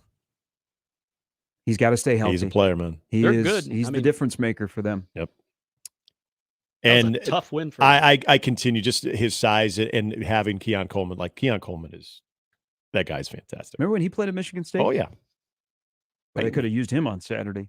Michigan State's a dumpster fire. For people that were thinking Michigan State was going to be a tough game on November 4th, you have no idea what Michigan State is going to have left when you get to November 4th when Nebraska goes there, because that's one of those swing games. You're going to extend your season in December. This goes back to what you said. Could they win the West? That's a winnable game now. Hey, I got a couple people that thought I was joking. No, I believe you. Can a team like Nebraska win the West? Every team in the West can win the West except for Northwestern. Every team. It's a really, really bad division. Yeah. Oh, God, yeah. It's Now- awful. Now, I think Wisconsin is the best team, and their loss at Pullman looks more palatable now. Yep. But it's a really, really bad division. And losing Malusi really hurt. That was a huge bummer Friday night. And right away when you saw that, you knew it was bad. Think about this. We got to go to a break. Who's the fourth best team in the Big Ten? All right, 24 past the hour. Maryland. More on maybe. Nebraska, Louisiana Tech. What is ahead for Michigan? Yeah, fourth best team in the Big Ten behind the Big Three. And I don't know that everybody agrees who's number one in the Big Ten right now. I mean, Penn State, I think, ran another play against Iowa to make it 98 plays against 33. Yep. Never seen that in my life. 97 plays to 33 is what Penn State ran compared to the Ferences. And the drive for 325. It took a hit. Took a big hit. Oh, they are right now. They are on the side of the road outside of Newton, Iowa. They're working on that flat tire. It's mornings with Sharp and Hanley on 1620 The Zone. Hey, snap into action in the NFL season with FanDuel, America's #1 sports book. Right now, new customers get $200 in bonus bets guaranteed when you place a $5 bet. That's $200 in bonus bets, win or lose. Yeah, and you got the app easy to use. There's a wide range of betting options. You got 2 Monday Night Football games tonight. Look at Jalen Hurts over-under passing yards, 235.5. Like the over on that one. Also, anytime touchdowns, DeAndre Swift at +115 and Trey Palmer at +550. All just some of the examples that you can use with FanDuel. Go to FanDuel.com, use the promo code ZONE to kick off the NFL season. Again, that's FanDuel.com/zone and kick off the NFL season. FanDuel, official partner of the NFL. 21 plus and present in Iowa. Refund issued as non-withdrawable bonus bets that expires 7 days after receipt. Max refund $5 unless otherwise specified. Restrictions apply. See terms at sportsbook.fanduel.com. Gambling problem? Call 1-800-BETS-OFF. Gary Sharp, Nick Handley, and Jimmy Chavez. Mornings with Sharp and Handley. Weekdays 6 to 10. On 1620 The Zone and 1620thezone.com. Mornings on 1620 The Zone is brought to you by MD West One Orthopedics, Neurosurgery, and Spine. Previously on Unsportsmanlike Conduct. Being in the air sounds more fun than being on the sea. They're not going to make the same mistake twice. Give me the Hindenburg Part 2. Oh, the humanity. That could be their tagline. Oh, the humanity. There you go. Say it like that. In a positive way. Well, there's a reason why they don't do the blimp travel anymore. A, it's slow, and B, it was flammable. Unsportsmanlike Conduct with John Bishop and Josh Peterson. Weekdays 2 to 6 on 1620 The Zone. Your Omaha area forecast from Canoyer Garden Center and KETV Newswatch 7 on 1620 The Zone. A beautiful day ahead for Monday. Expect sunshine in the morning with a few more clouds in the afternoon. A little breezy at times with northwest winds gusting 15 to 20 miles per hour. Highs around 80. I'm meteorologist Sean Everson from KETV Newswatch 7. This hour is powered by Dollar General Distribution Center in Blair, Nebraska on 1620 The Zone. 1620 The Zone. Traffic. From the Zoom Drain Time-Saving Traffic Center. We have no accidents to report at this time, but you can expect a bit of a slowdown from 96 to 83rd along L. Then along Dodge, be prepared for a little bit of slowdown from 94th to 90th. And other than that, it looks like your commute this morning should be pretty smooth, even if you're running a bit late. As always, remember to stay safe and wear your seatbelts. I'm Chris Scott. This time-saving traffic was brought to you by Lus Hills Harley-Davidson. Lus Hills Harley-Davidson invites you to join them for all kinds of fun poker runs and benefit rides all month long. Join the ride to help Plattsmouth Legion Baseball, Veteran Suicide Awareness Association, and the Patty Lyman Memorial Ride. Get details at lushillshd.com. This school year is in full swing. Students are back in the class learning, making new friends, and developing new interests. I'm Jenny Benson, president of the Nebraska State Education Association. Parents, communication is key to helping your student maintain a strong start to the school year. Whether your student is in high school or navigating the new world of kindergarten, keep an open dialogue about what they're learning and how they are growing. Sponsored by the Nebraska State Education Association, aired by the Nebraska Broadcasters Association in this station. High school sports don't just happen. There's a ton of work that goes into every single athletic event. And we have our school's athletic director to thank for a lot of it. Thank you. For scheduling officials, so I can always play the game I love. For ordering quality athletic equipment, so I can stay safe on the field. For mentoring my coaches, so they can be the best role models for me. For coordinating transportation, so I can get focused for the big game. For helping us develop character and learn lessons that will benefit us for the rest of our lives. Thank you to our AD for always creating a positive experience for us. We'll never forget it. From all of us at the NIAAA, thank you to every athletic administrator in Nebraska for all you do to enrich the lives of your students. It does not go unnoticed. This message presented by the NIAAA, the National Interscholastic Athletic Administrators Association. Email us on the Equitable inbox with whatever is on your mind. The Zone inbox is brought to you by Equitable Bank. We take banking personally. You can hit me up, agree, disagree, tell me your thoughts on life at Hanley at 1620thezone.com. We want to hear from you on the Equitable Bank Zone inbox. Follow your imagination to the Bellevue Berry and Pumpkin Ranch. Bring the whole gang and explore for treasure on the pirate shipwreck. See how the West was fun. Pretend you're a superhero as you jump on giant bounce pads. Maybe reserve your own campfire rental where you can roast marshmallows and tell stories. It's all up to you. And of course, go on a hayride and grab your own pumpkin. Priced by the size, not the pound. Follow your imagination at the Bellevue Berry and Pumpkin Ranch. 48th between Cornhusker and Highway 370. More info at BellevueBerryFarm.com. If you love whiskey or want to learn more, then get to Omaha Whiskey Fest Saturday, October 7th from 2 to 5 at the Hilton downtown Omaha. Sample from more than 400 whiskeys. It's the largest whiskey event in the region. Get tickets at OmahaWhiskeyFest.com. And we're back. Mornings with Sharp and Handley. Here's Gary, Nick, and Jimmy on 1620 The Zone.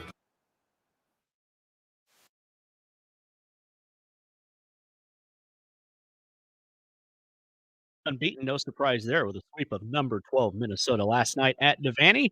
Nearly 9,000 in attendance. Nebraska now 11-0, 2-0 in league play.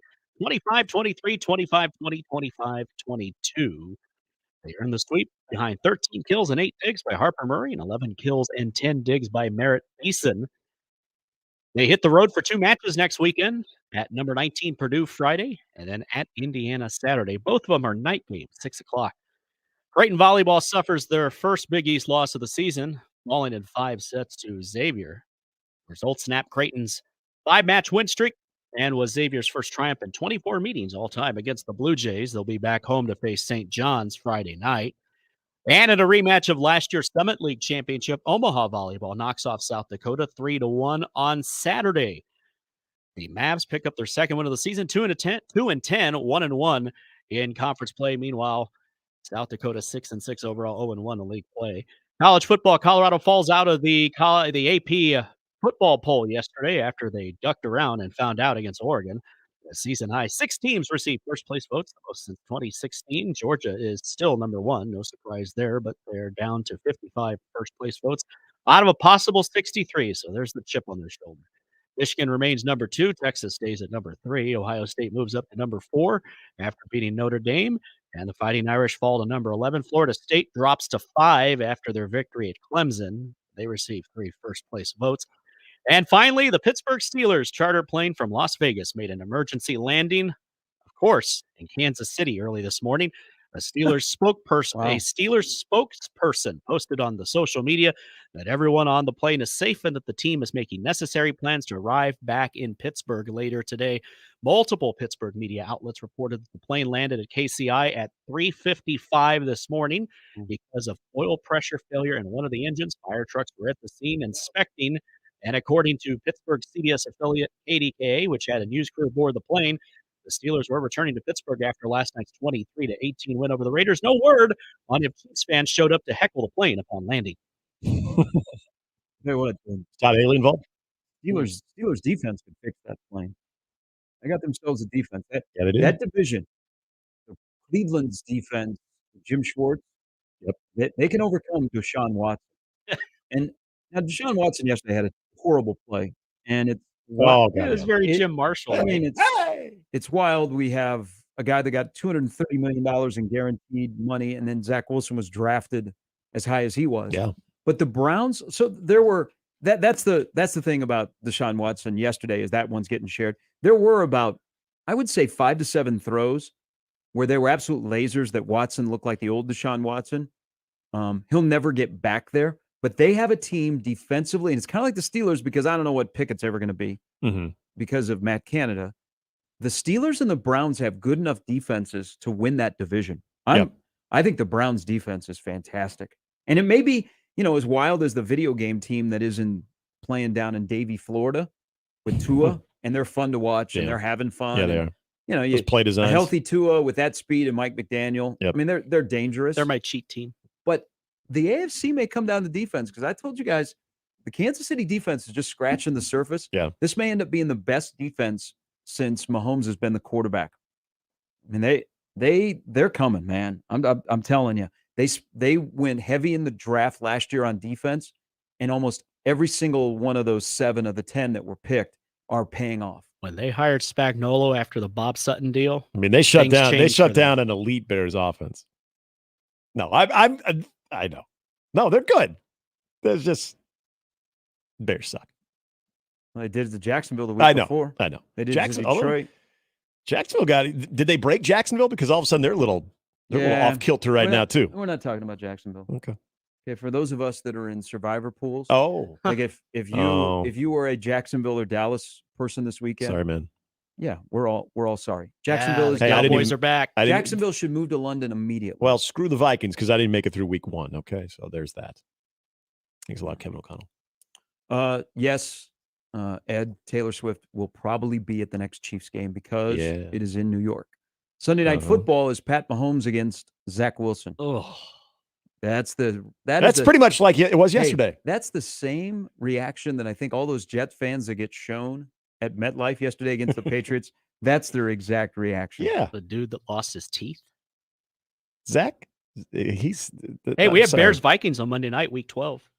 Oh no, I'll do you guys one better. In just 2 weeks, you get a Thursday night, just beauty. Commanders hosting the Bears. That's fine. That's on Prime. I won't watch. Mm-hmm. What's wilder? That Deshaun Watson got $230 million, or Zach Wilson was the second pick? Zach Wilson being the second. Definitely Zach Wilson. There was go get at least there was something on a hollow endorsement of him. Yeah. When they're just stubbornness. Yeah. That they are going to continue with Zach Wilson at quarterback. Got to go get someone. Like how pissed off is that team going to eventually get when you continue to go down that route with no quarterback plan in place when there are some available that could upgrade you at least to the tune to where you can win games, get in the playoffs, and maybe be something.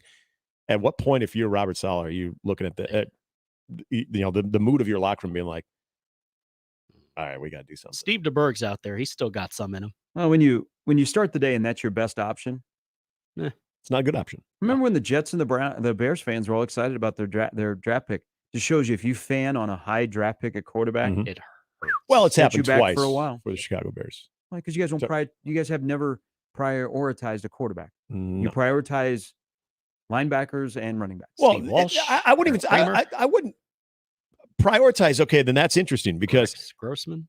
Yeah, I would then run through your quarterbacks. I would say they have completely misevaluated that because prioritizing means you're identifying a quarterback that you think can help you win. Mitch Trubisky? They thought they had. I'm not saying they did a good job of it, but I would say that Trubisky's starting in the NFL right now. No, but I'm saying they prioritize McNown still partying getting illegally at UCLA. Probably they prioritize. Okay, that. There's a difference. Prioritizing the quarterback and prioritizing getting a quarterback, 2 different things. Well, they got one. Rex Grossman, bad. Yeah, they've got. He was the first round. Nice. They've got them. They've just misevaluated. That is probably as bad as any organization has. Okay, so you prioritize. We got to get this right. Prioritize, yeah. Yes. Prioritize the evaluation, not prioritize getting a quarterback in the first round. They could at least use Will that would Fuller make me very happy. I will admit, Justin Fields, I was excited. going through and the skepticism, even the Mitch Trubisky one, I was like, what the hell? The Justin Fields ones, I was super excited about it. Do you think Eric Bieniemy would be in play to be the Bears head coach? Huh. Don't use Matt Nagy. Yeah, no, could be. Eric Bieniemy. Mm-hmm. Because I would think that right now, if you are Ryan Poles, and don't forget that connection when Ryan Poles was in Kansas City, also worked with Eric Bieniemy, that you would look at pretty much doing the exact opposite from not only a defensive-minded guy to an offensive-minded guy, but also from a personality standpoint. Now, we know Eric Bieniemy, in fact, Ron Rivera had to speak about it this year, that Eric Bieniemy is very challenging to his players, that would definitely be hard on them. And from what we know, Eberflus sort of does it in like a passive-aggressive way. Yeah. Look, if you're real with these guys, but you're up front with that, guys will respect you. They will, but that is something that I even thought of before Eric Bieniemy, when the job was open. Would Eric Bieniemy possibly ever be in play because of the relationship and the connection with Ryan Poles? And I hate to say this, but I would love to, like every coach says, and hey, Dion said it last weekend too, that's rock bottom. I'd love to say yesterday was rock bottom, or last week for the Bears rock bottom. It's bottomless, man. You know what might be the way to go? Not look at the Andy Reid coaching tree. Look at the Nick Sirianni coaching tree. We say front offices say tank. Players never say tank. No. And that's what the Arizona Cardinals are doing. Yep. They were up big on the Giants last week, and then they beat the Cowboys yesterday. They should have won week 1. Hey, Jonathan Gannon done a nice job. Yeah. Because remember, the front office can act like they're tanking. Players never tank. Mm-hmm. Then you look at Shane Steichen with Indianapolis. The Colts are 2-1, and they got 4 50-plus yard field goals yesterday from Matt Gay. They won with Gardner Minshew, man. To beat the Ravens. Yep. You might maybe Andy Reid's coaching tree or Belichick's coaching tree is not where to look. Yeah. Nick Sirianni's coaching Could tree, be. because those were his 2 coordinators last year on that Super Bowl team. Mm-hmm. What's the Matt Eberflus coaching tree? The Frank Reich coaching tree. Oh. You cannot have an Eberflus as your head coach. You just can't. Maybe as your coordinator, but you can't. Eberflus Thanks auto. to you, that's all I thought watching bits of that game yesterday. It's like the Eberflus. Eberflus auto. Of course, it's 41. No, don't even think of the name. Just look at the look on his face when things are just unraveling. Hey, the look on his face should be every time they don't call a design run for Justin Fields. Yeah. Get my man Khalil Herbert involved too, but you're essentially wasting away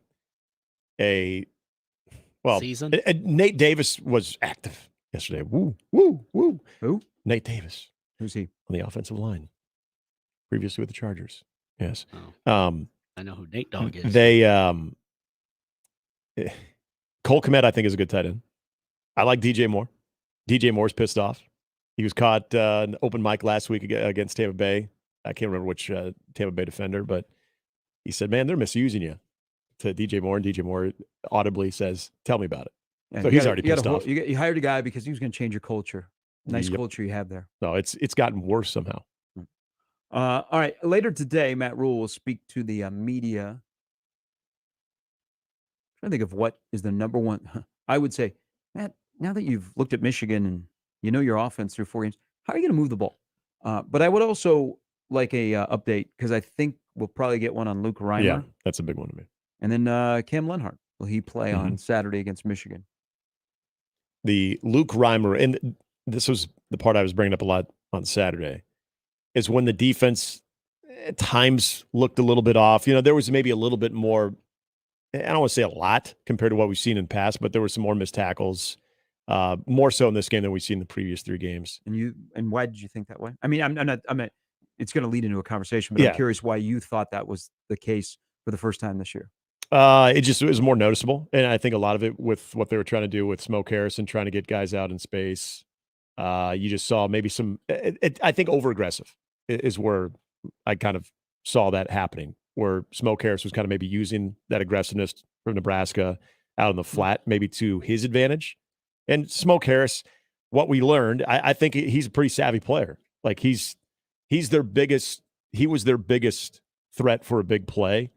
But I think it wasn't just because he had speed too. I think what I kind of took away from Smoke Harris, he was a pretty heady player too. But there were times where he was just very patient, would kind of let the guys over pursue a little bit, get a hand on him so it looked like a missed tackle too. But also the absence of Luke Reimer there in the middle, it was noticeable at times. I really think it was noticeable at times. And that was the interesting part, because when we've seen, like when Ty Robinson went out in the Minnesota game, you just did not see the defensive line really miss a beat.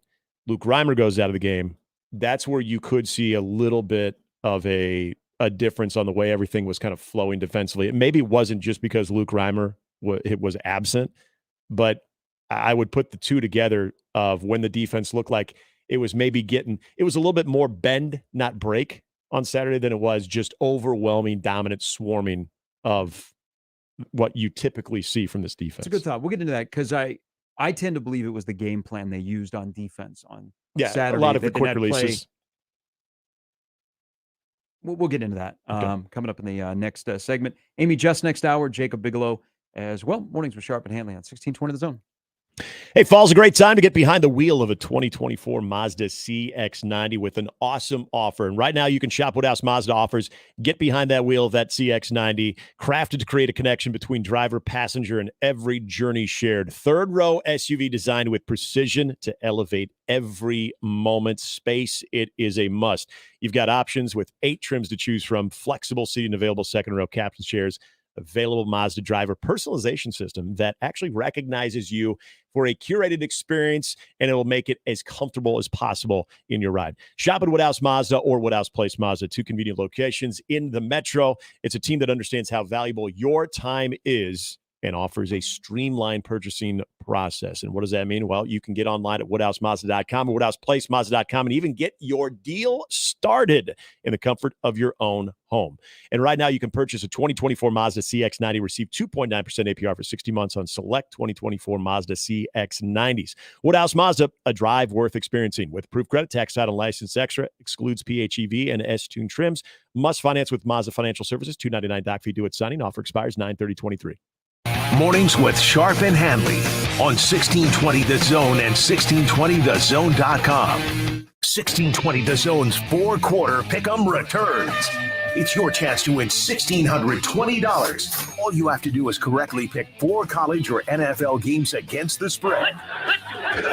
Listen to qualify every weekday or enter online at 1620thezone.com. One lucky listener will be selected each week to make their picks live on air. Awesome. Go to 1620thezone.com for complete rules and contest details. It's 4-quarter pick'em with 1620 The Zone.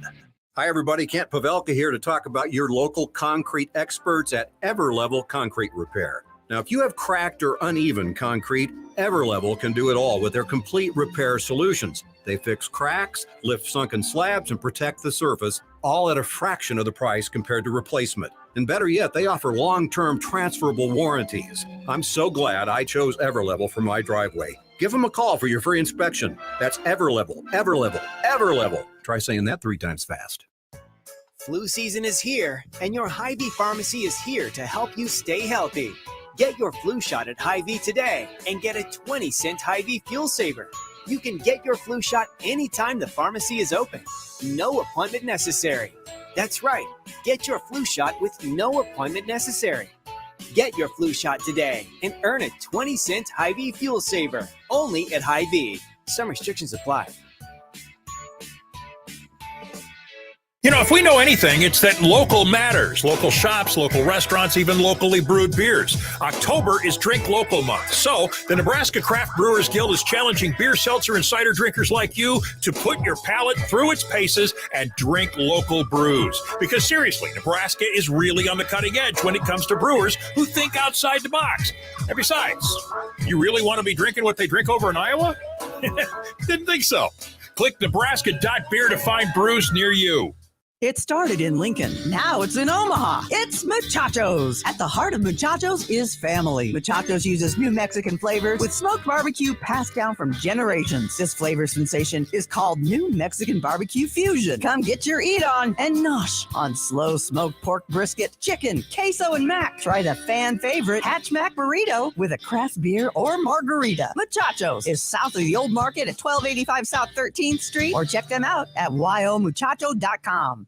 Get a full breakdown of what went right and what went wrong immediately after every Nebraska game with Big Red Overreaction, presented by Equitable Bank. We take banking personally. And by Coors Light, keeping Nebraska chill. Also brought to you by Chase Senate Contracting, Dingman's Collision Center and Mechanical Repair, and Rotella's Italian Bakery. Immediately after the game, join the show and sound off with the good, the bad, and the ugly. Big Red Overreaction with the Keg and 1620 The Zone. Save big with a half-off keg deal. This week's half-off deal is to Kops. Receive two $25 gift vouchers for just $25. Kops makes delicious pizza, fresh salads, and tasty charred wing. For the basic menu, click CopsPizza.com. For the extended menu, visit them at Shadow Lake Town Center, 180th and Center, and the newly reopened 72nd and Jones locations. Buy yours now at 1019thekeg.com. Now at Staples, the prices of HP printers are dropping. Save on HP Smart Tank and enjoy even more savings on ink. Save on the HP Inkjet, perfect for high-quality picks. Save on HP laser printers, great for tackling high-volume document printing. Now through September 30th, save on Staples' entire selection of HP printers, some as low as $69.99. With HP printer price drops at Staples, now is the time to upgrade to HP, America's most trusted printer brand. See staples.com/HP for details. 1620 The Zone and 1620thezone.com. And we're back. Mornings with Sharp and Handley. Here's Gary, Nick, and Jimmy on 1620 The Zone.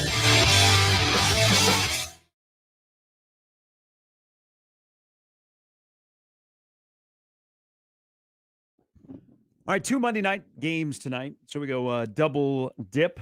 Just don't get it. ESPN is getting become the norm. taking care of their ABC. Well, so what happens here? Because the writer's strike appears to be settled. Yeah. I think now the actors is the next, but they're talking about shows could be back in October. I think that'd be pretty quick to start filming and getting some things in the can. Mm-hmm. So does this affect ABC carrying Monday Night Football? Because last week they announced that the NFL with Monday Night Football was going to air simultaneously on ABC from here on out. You get your Monday night ABC programming in the mix. Well, okay, You're so not this beating is probably football on the ratings, so yeah. Yeah, but this is probably something that they will, I would assume, would look at after the season as far as trying to continue with the double headers and whatnot. But what are you going to replace it with? I guess would be my question. I don't, call me crazy, Monday night. I don't know my previous ABC programming, my primetime programming of what Monday Night Football is replacing. So they used to have MacGyver on Monday, I think. Is was the Bachelor, is that a Monday night thing, or is that normally a Tuesday or Wednesday or Thursday thing? I don't know. I think that's on every day of the week. Yeah. Probably the Bachelor this or the Twice Bachelor on that. Friday. Silver Bachelor. I don't know. I'm intrigued, but yeah, I think it could have an impact depending on what you would replace the Monday Night Football game with. I just don't know what their programming would be. I think I'm saying they committed to it. So is that still the deal? Like I don't think if an ABC station was like, oh yes, we got the NFL, that's great. That all of a sudden in late October, when I guess the Bachelor's already been filmed, whatever show they have on ABC. But there are two games tonight. Which will get the most screen time? Philadelphia, Tampa Bay, or LA, the Rams, and Cincinnati. Philly is a 5-point favorite.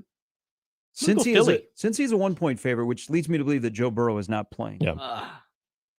And see, that's the intrigue of that game, I think, right there is Joe Burrow going to play, and what will the Bengals finally look like if he does, if he's actually healthy, which I doubt.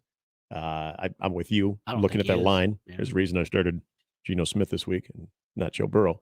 But yeah, I mean, I think the Philadelphia part of it, just with what they have, what they showed a year ago too, that there's more excitement with Jalen Hurts. I think with that offense, I feel like that draws a lot more eyeballs, that draws a lot more attention. And look at Tampa Bay; they were not supposed to be good.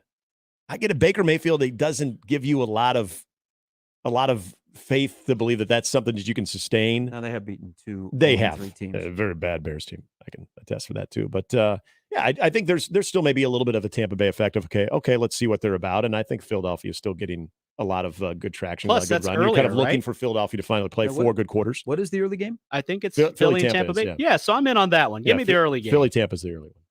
That's a game that I'd rather watch. That I would too. Yeah, a Joe Burrow-less I like watching Bengals Eagles. Rams game does very little for me. But don't do the split screen. Yeah. Just give me ESPN2. Just devote that to the split screen. Do we have Peyton tonight? Sometimes that can change. I don't think so. They think they come back week 4. Yeah, I think it doesn't go to the doubleheaders or whatever. All right, the discussion will be this week about how will Nebraska move the ball against Michigan. There will also be the part of how does Nebraska stop the Michigan offense that likes to run it, likes to churn the clock. They only had 7 drives against Rutgers, but they are 17th in yards per play. Nebraska offensively, here's a startling thing, 16.5 yards per point, which is not a good thing. But defensively, I think if you're thinking that this game is going to get out of hand, you pause a little bit because this defense, which they're going to get bullied, and I think this defense could bully back, but for how long can they stand toe-to-toe with gut punches and a big play here or there? It's going to be hot, too, Saturday, so that might play effect later. Yeah, I did see that. Like 90. Late September warm. Mm-hmm. I didn't like what Nebraska did defensively. Now this is saying after they gave up 14, but essentially 7, is I didn't like what Nebraska did defensively. And I think the chatter during the week about creating turnovers led to how we're going to play defense. Guys were more tackling for a turnover on Saturday than actually tackling the ball carrier. I thought they, for the first time this year, they did not tackle well, and they had some breakdowns, but I think they were also really conservative. Like, they didn't have a ton of pressure on the Louisiana Tech quarterback, and they did a good job of getting the ball out quick. I mean, he was out in 3 seconds, so it wasn't like you were going to get to him with 3 or 4 extended pressure. So I thought that in terms of getting home and what Tony White was dialing up was very conservative. I don't think what I saw on defense in terms of the missed tackles and some breakdowns are going to be lingering things. I just think they look like USC defensively Saturday, where USC, you watch them and you're like, man, they have too many dudes to be being that poor on defense. They tackle the turnover. They play a team like Utah who is sound. And by the way, pay attention to Utah. Yeah. Cam Rising hasn't started. They're 4-0. Hello, Kyle Whittingham. They play Utah. And what does Utah do? Utah is physical. They wrap up. They hit you. USC then comes on the field with their defense, and they try and tackle the turnover against Utah. It's a glaring, just absolute difference. And that's what I thought Nebraska was trying to do, because there had been talk all week about we got to create more turnovers. And I thought that really affected some guys who were going for the big-time play instead of being smart and in position to make a play and make a tackle and move on to the next play. So I don't have any lingering concerns. I just think their game plan was really conservative, which now this week, I like Tony White against Michigan, because what is one of his strengths that he does that would play well in a game like this where you are a considerable underdog? Stop the run. Yes, but he also does a good job with disguising blitzes. Yep. And then when you have a quarterback like J.J. McCarthy, again, I know that the MO on J.J. McCarthy is he wants to run, he's going to take off. And this is where I think J.J. McCarthy has actually kind of brought himself into the discussion of a more balanced quarterback. Is he knows what their offense is, he knows what his strengths are too, but he also is able to utilize what he has around him. But this is where maybe the unfamiliarity with the 3-3-5 defense and being able to get J.J. McCarthy in situations where he doesn't necessarily feel confident of what he's seeing in those passing situations, because that's where I've been probably more impressed than just the Nebraska's ability to fly to the football, to tackle in space, all those things, is you don't know where it's coming from. You don't know exactly how Nebraska wants to go about generating pressure. And it's interesting observation on your end there too, of how they kind of went about Louisiana Tech. Because I think this maybe is something that should have been discussed when it comes to their game plan on Saturday then. If you know that you're going to have a quarterback that most likely is going to be getting rid of the football to negate any type of pressure anyway, negating it to the point that you're going to get rid of the football extremely fast, and we saw that with what Louisiana Tech was doing, then why would you want to necessarily show all of that if you're going to have something in store for that Michigan game that you don't necessarily want to tip your hand on? So I kind of get that part of it. That would make sense if that is exactly what sort of the goal was there. But if you think of what Tony White does well from a scheme standpoint, but also being able to sort of trick you into what you think you see pre-snap and then where you have the blitz actually coming. Even for a quarterback like J.J. McCarthy, that's probably one of your best weapons defensively right there. Between the ability to stop the run, which that's going to be a major challenge against this team, but trying to do the one thing that is going to keep Nebraska competitive is being able to get J.J. McCarthy, or at least try to force him into making some mistakes, which unfortunately haven't come in bunches yet for Nebraska. See, I think the secondary, I have faith, and they also didn't play as many guys like up front. But I don't think the defensive line will fall apart in this game. I mean, this is going to be by far their stiffest test. And they take a lot of pride in stopping the run, and they are on a hell of a run. I mean, I don't care who they're playing. They've held 4 straight teams below 60 yards rushing. Yeah. They haven't done that since 1999, and that was a fairly good defense that doesn't get brought up very often. They're also not giving up when they do allow somebody to break one. They're not giving up these big chunk runs. So it's going to be a stiff test, and they're going to have to hang in there. My thing where Nebraska defensively has to be good against Michigan to keep this game interesting is in the secondary. A couple of individuals played well, and they made splash plays. I didn't like how the secondary played. They need to be better. I thought they got away with some things that against better quarterbacks, he's going to make you pay. So the secondary is where I think if Nebraska is going to stay in this game, you can all point to, I got to stop the run. I think the secondary's got to have a big day, not only in the pass game, but they will help out in the run as well. No, and from that standpoint too, I would say the good news and the strength of the secondary with their ability to stop in the run. Between Deshaun Singleton and Omar Brown, what we've seen them in those two, they combined for 15 tackles on Saturday. The part about, and I wish I would have written this down on Saturday. To your point about getting away with a couple of things, there was once or twice where there was busted coverage, and fortunately for Nebraska, they weren't able to hit on it. And I think if I'm not mistaken, it was Malcolm Hartzog that got lost in coverage. There was a wide open play. This was in the first half. I do remember that, where Louisiana Tech just didn't get them. They didn't make Nebraska pay for that. And this, again, I understand Louisiana Tech, what they wanted to do, but as far as like the vertical passing game and what they're trying to maybe accomplish downfield, that maybe is a little bit of a keep your eye on this. And we've said, and if it was indeed Malcolm Hartzog, I don't want to say it was 100% him, but we've seen, Malcolm at times this season have a little bit of struggles. I still think the guy's a great player, and I still think there's much reason to believe that he's going to be able to provide you a lot at that spot. But he's had kind of a slow go of things. Quentin Newsome, I think, has been really good, but now you kind of put all of that into a different type of animal when you're looking at Michigan, of a team that's not like Colorado. They're not going to, put dude all over the place in space, and then all of a sudden, okay, good luck trying to cover these guys. But that's how effective their running game is. It puts a lot more pressure on what you're able to do, even the times that you have to make a play in the passing game, even you have to make a play in the secondary. I don't feel maybe as concerned about their ability, especially your safeties, to come up and stop and help in the run, as I maybe do when it does come to those moments where Michigan is kind of pulling you in a little bit, and then all of a sudden they're kind of going after you in the passing game. That's where I'm going to I think we're all going to get a good idea of what this secondary has looked like from that Colorado game, where you did have some really good talent at the wide receiving spot, to now this game, and having to also, because you didn't have to against Colorado, having to also have the type of effort that all 11 guys are going to have in stopping the run. And then when it's time for J.J. McCarthy and this passing offense to try to find something there too. Finish the hour. TC writes in the Equitable Bank inbox, I didn't think Rutgers would beat Michigan. I just wanted Rutgers to beat up Michigan. They hung in there for a little bit because you know why? They look like Michigan. Mm-hmm.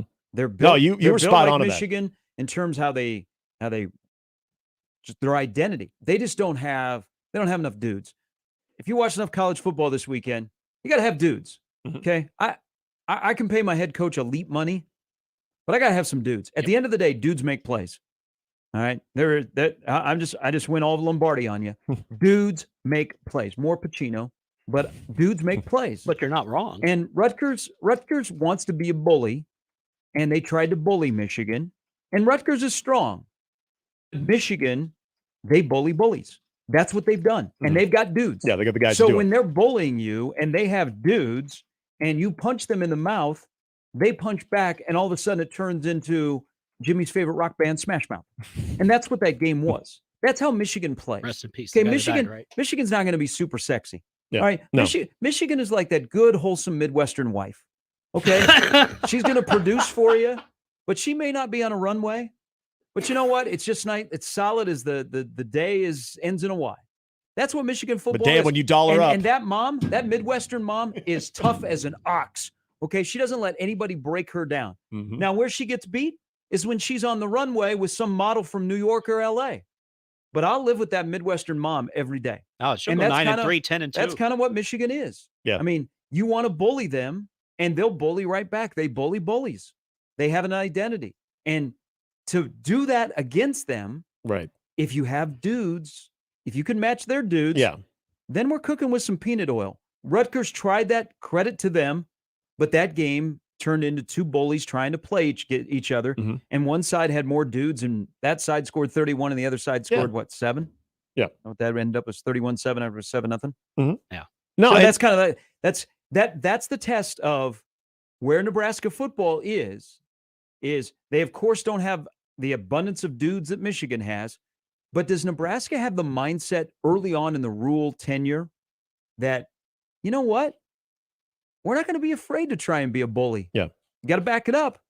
But I think they have more bullies on this team than they had last year when they went to Ann Arbor and got beat 34-3. I would agree. And I was thinking about something very similar coming into work this morning. And that was, this is going to sound like a really weird comparison, but that 2019 Illinois team, for a team that would go up against Nebraska, we remember that game, and I'll never forget the players talking about how physical Illinois was, and people who were, down on the sidelines talking about how physical Illinois was. Then you saw a couple weeks later, they were able to pull off victory against Wisconsin, another very physical team. And Illinois just did not have a blueprint of being a physical, sort of a smash mouth bully type of team. And unfortunately for Illinois, the success that they were going to have was going to be sort of short-lived because they didn't have the abundance of, as you like to call them, dudes. But there's that mentality of what you can do to a team early on, that no matter what the result is, that team walks away with the lingering effects. To me, that's what would be great to see on Saturday. Okay, scoreboard be damned. Yes, you want to win the game and be in a position to win the game. We all know that, okay? That goes without saying. But if you have the lingering effects on a Michigan team where they walk away saying, damn, Nebraska's physical. Like, I don't remember the last time they were that physical. Like, that to me that's building a reputation. That's building an identity. And I feel like they are definitely on that path. That's an early rule. I mean, coaches that get an early statement in their tenure, if Nebraska looked like they were a bully, but just didn't have enough dudes, you consider that an early statement. All right, we got to take a break here at the top of the hour. Coming up next hour, Amy Just will stop by. We'll get her thoughts on, is Nebraska ready to take on Michigan after going 2-2? That's the most important thing, is Nebraska is 500. They got back to 500. Okay, dropped 2, 1-2.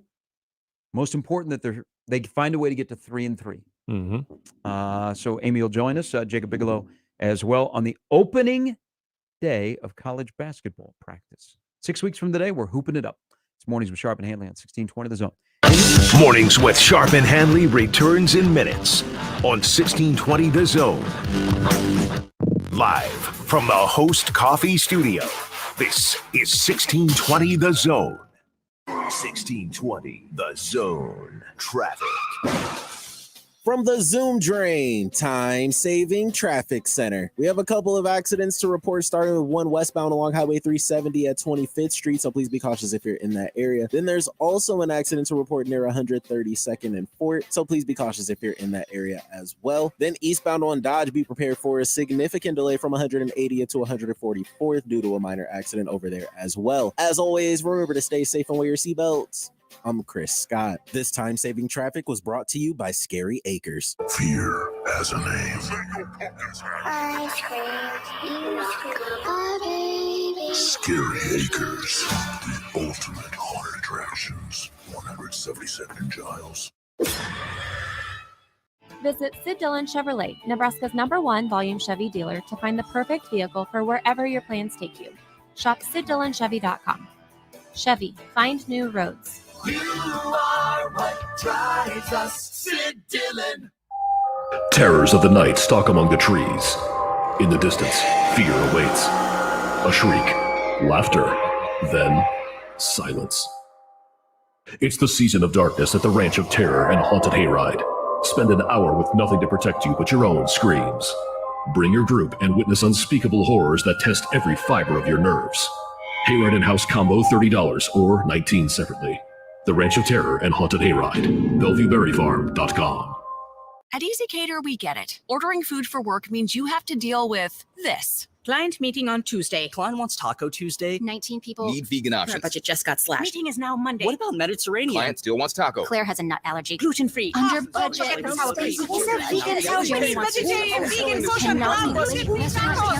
Tacos for a client meeting? Just use EasyCater. Food for work delivered on time as ordered with a huge variety. 100,000 restaurants, one platform. Order 24/7 at EasyCater.com. Hey everyone, Josh and John here for the FanDuel Sportsbook. Week 4 is here, and we have a big-time matchup in the AFC North. It is Dolphins at Bills. These two teams, John, played in incredibly memorable games in 2022. Let's hope they do so again in 2023. And right now, new customers get $200 in bonus bets guaranteed when you place your first $5 bet. That means $200 in bonus bets, win or lose, at FanDuel.com/1620. And don't forget, you can bet not only the game, but also all the exciting player props, over-unders, and a whole lot more. And there's a whole lot of different combinations to help you make money. New customers right now get $200 in bonus bets guaranteed when you place that first $5 bet. All you have to do is visit FanDuel.com/1620. 21 plus in President, Iowa. First online real money wager only. $10 first deposit required. Bonus issued as non-withdrawable bonus bets that expire 7 days after receipt. Restrictions apply. See terms at sportsbook.fanduel.com. Gambling problem? Call 1-800-BETS-OFF. This hour is powered by Dollar General Distribution Center in Blair, Nebraska on 1620 The Zone. Let it fly. Your elevated sports bar experience. KOZ and Bellevue, Omaha, Council Bluffs. This is 1620 The Zone. And we're back. Mornings with Sharp and Handley. Here's Gary, Nick, and Jimmy on 1620 The Zone. Halftime brought to you by Hearth Cigars and Pipes Lounge, just off 680 and 48th Street next to Cubby's. It's Hearth Cigars and Pipes Lounge.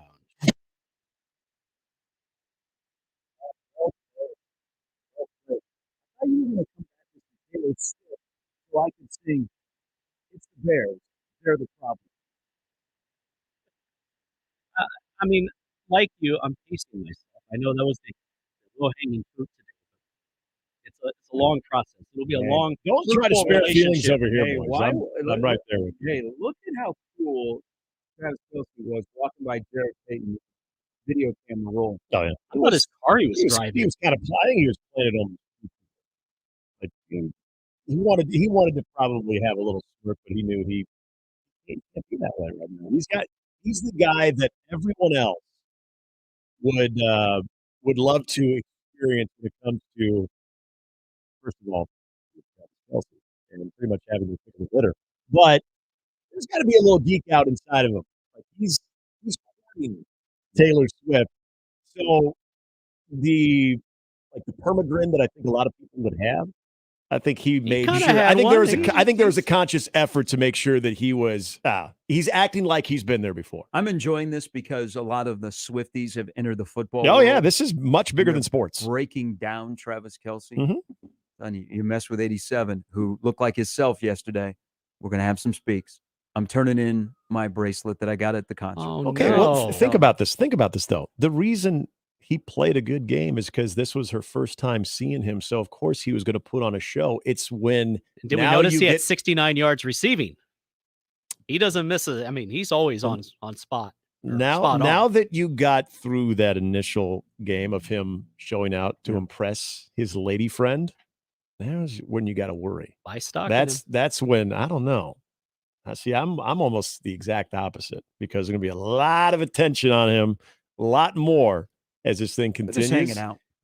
Yeah, They weren't holding That's hands. why he's so hanging out. just, That's why she was hanging out with his hanging mom last night or yesterday during the game. Yeah, it'd be tough to put her like in normal seats. So Yeah, she had to up be in in the a suite. 300 level. She had to be with Donna. Couldn't you put her like maybe 6 persons away from Donna? At least she Like wasn't the with fact that she Brittany was and right Jackson. next to the mom makes me think that this is more than just, we're just hanging out. Just being nice. Being nice. Sit next to, What do you somebody think? that's the What do you same think age as my Donna? son What do you that- think Donna asked you? You think she said, "What are your intentions for my son"? No, she's You too think they had focused on that? the You think game. they had that Donna conversation? Kelsey, I don't think she just left that alone. Okay. Yeah. But the New Heights podcast, they recorded. I was told they recorded tomorrow. Okay. And then it'll probably be out on Wednesday. We'll do record numbers because this will come up. Oh, Even yeah. Belichick had a quote on it. All of the Swifties are going About to be Taylor paying Swift? attention to Oh, that. yeah. went He said to, Travis Kelce has had a lot of big catches in his career. This would be the biggest. Belichick? Yeah. He said it on WEEI this morning. Wow. Look at Bill. Bill's retiring. No. Bill's retiring. No. You know what that comment is? That's a comment after you beat the Jets again for the 15th straight time. That's true. Amy Just coming up at the bottom of the hour. Nebraska and Michigan this weekend. 2 iconic brands playing in Memorial Stadium. Nebraska is a 17-point dog. The total is 42.5. That's kind of what everybody thinks of Nebraska's offense. It's been in that range. But keep this in mind. Michigan is 0-3-1 against the spread. Nebraska is 2-2 against the spread. So if you are into that, that is something to pay attention to. We'll find out. Michigan is still number 2, and they'll be the highest ranked team since USC came in here in 2007. We know how that went. Mm-hmm. That place was alive. Top 5 teams of late that have come in here have had a little bit of success, and the games have gotten ugly. I don't know what the definition of ugly would be in this game, considering how Michigan operates and where Nebraska, I think, has made some strides. That this game doesn't become Ohio State, a few years back where you don't ever punt and it's really, really ugly.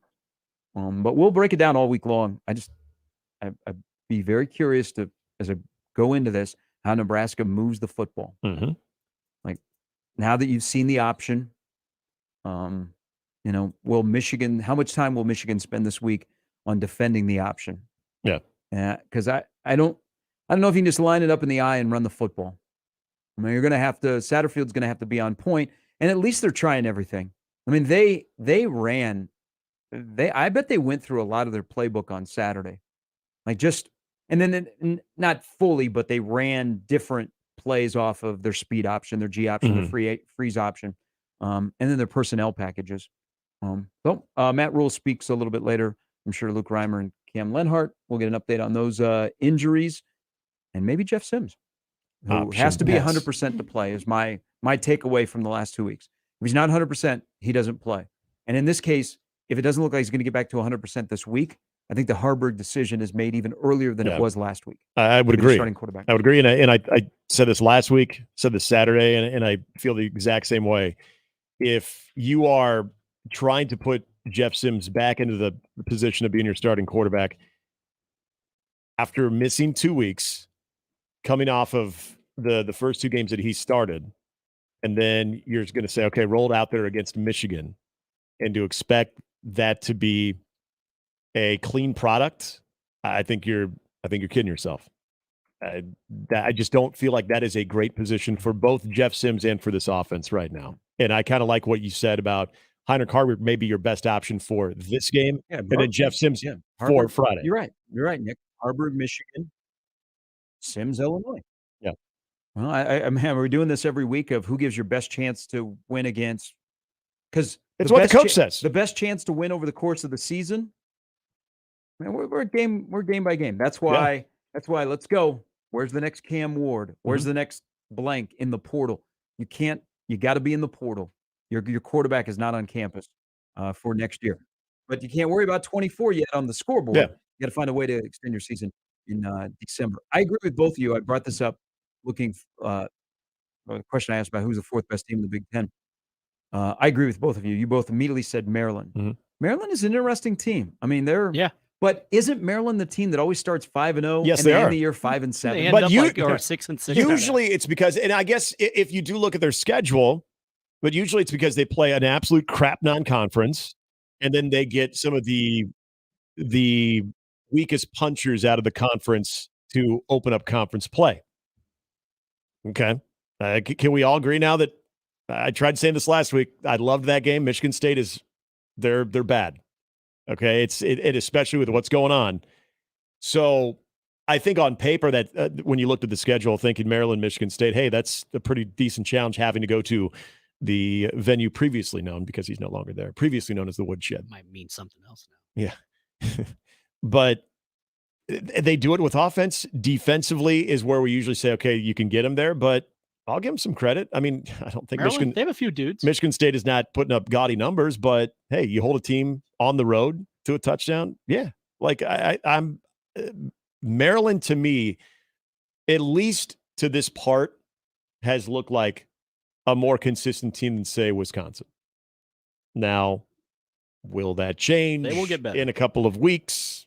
Sure, it could. But I think right as of now. Now, the Wisconsin loss to Washington State's going to age pretty well. It is aging well. It is. And despite losing a key member to your offense, Wisconsin, that is, did exactly what they had to do against a team that you're quite frankly better than. On, again, a short turnaround. You have that Friday night game. You never know what's going to happen, especially if you're the team that is the favorite. One less day of preparation. Sometimes that can be a little bit of an equalizer or bring you down a little bit. But hey, they closed out that game pretty solidly. So I think Wisconsin, they looked more of the part this last week. But yeah, like right now, Maryland, because anybody out of the Big Ten West right now doesn't, to me, convey a team that is a team you can trust week in and week out. You mean Iowa? Iowa JD says 17 points is easy. Steven on the stream says Nebraska's going to get 8 points this weekend. They're going to lose 38-0. Okay, that may happen, but let's focus on Iowa here, who got goose-egged. That I don't even know if Kirk Ferentz can rally the team now. I mean, that looked bad. I watched some of that, and that's okay. Cade McNamara basically told all of us that we're idiots questioning their offense. So that quote is out there. That's fine. Yeah, they were terrible. The only thing good about Iowa, on Saturday night is CBS had the SEC music, and the Iowa Black Pants I like. I do like those. Same. Yeah, love that. Love that uniform. But other than that, I don't think so. That's lack of accountability with when you have a loss like that, and it's just I know, and maybe I'm wrong here. Maybe I don't have my pulse on the Iowa fan that was like, hey, we weren't supposed to win that game, so it's okay. Well, we're not supposed to beat Penn State. I don't know. Could have been worse than 31-0. I just watching the game. I said 76 yards. 76 yards total offense. Could do better than that. Whether you're going into that game as a fan conceding the result or not. See, that's where I would look at Nebraska. As bad as that matchup could potentially be with Michigan's defense and what Nebraska would be trying to do offensively, 75 yards of total offense would be a major disappointment. Like anything that to me is where, okay, you can go into a weekend saying, yeah, we ain't going to win that game. So why are you disappointed when you lose that game? Well, 76 yards of total offense, that would make me very upset. They had 33 plays. Penn State had 97 in that game. Time of 45 to 15 minutes. But it wasn't the biggest what? Minnesota blowing a lead in the fourth quarter to Northwestern. Kudos to Northwestern. They've of course have had a little bit of adversity. Slightly. And David Braun now should get a Coach of the Year vote. They're 2-2. Do you know who also is 2-2? Nebraska, Minnesota, Michigan State, Illinois. There's a team in there that does not belong, and that's Northwestern. But that is a bad loss. Yep. When you if you didn't watch the game and you woke up Saturday or Sunday morning and went, did what? You're in year 7, PJ Fleck. That might be the worst loss for Minnesota since 84-13. Yep. Friends and family crowd at Ryan Field. You were up 31-10 in the fourth quarter against Northwestern. Yeah. 31-10. And we're not talking about the air raid Northwestern offense here either. Unacceptable. If I'm in my 7th year as a head coach, regardless if this is a team that's in a little bit of transition, you were up 31-10. Yeah. You got beat by a head coach named David and a quarterback named Ben. And you got beat by a team that the fans ran on the field and they were like 800 students. Yeah. They have enough to get the goalpost? Unacceptable. But those are the kind of games where, you know what? If you want to be relevant, you don't drop those games. Right. And because your relevancy is the wrong way of, Minnesota did what? Yes. Yeah, they lost 31-10. Hat tip, though, to Ben Bryant. Ben Bryant can spin it. Hey, look, another portal quarterback that has been successful. Yeah, right. And I will admit, I've been on the positive side of the PJ Fleck narrative when it comes to look at how he prepares his teams. Look at what they've done since he's been there. They have built themselves into, at the very least, they win the games that they're supposed to until this last weekend. That is the first time that I can really recall where you've got enough in place, even in a transition year, you've got enough in place that you, especially with the way that game was flowing, and you're up by 21 points in the fourth quarter, and you give up that lead in the fourth quarter.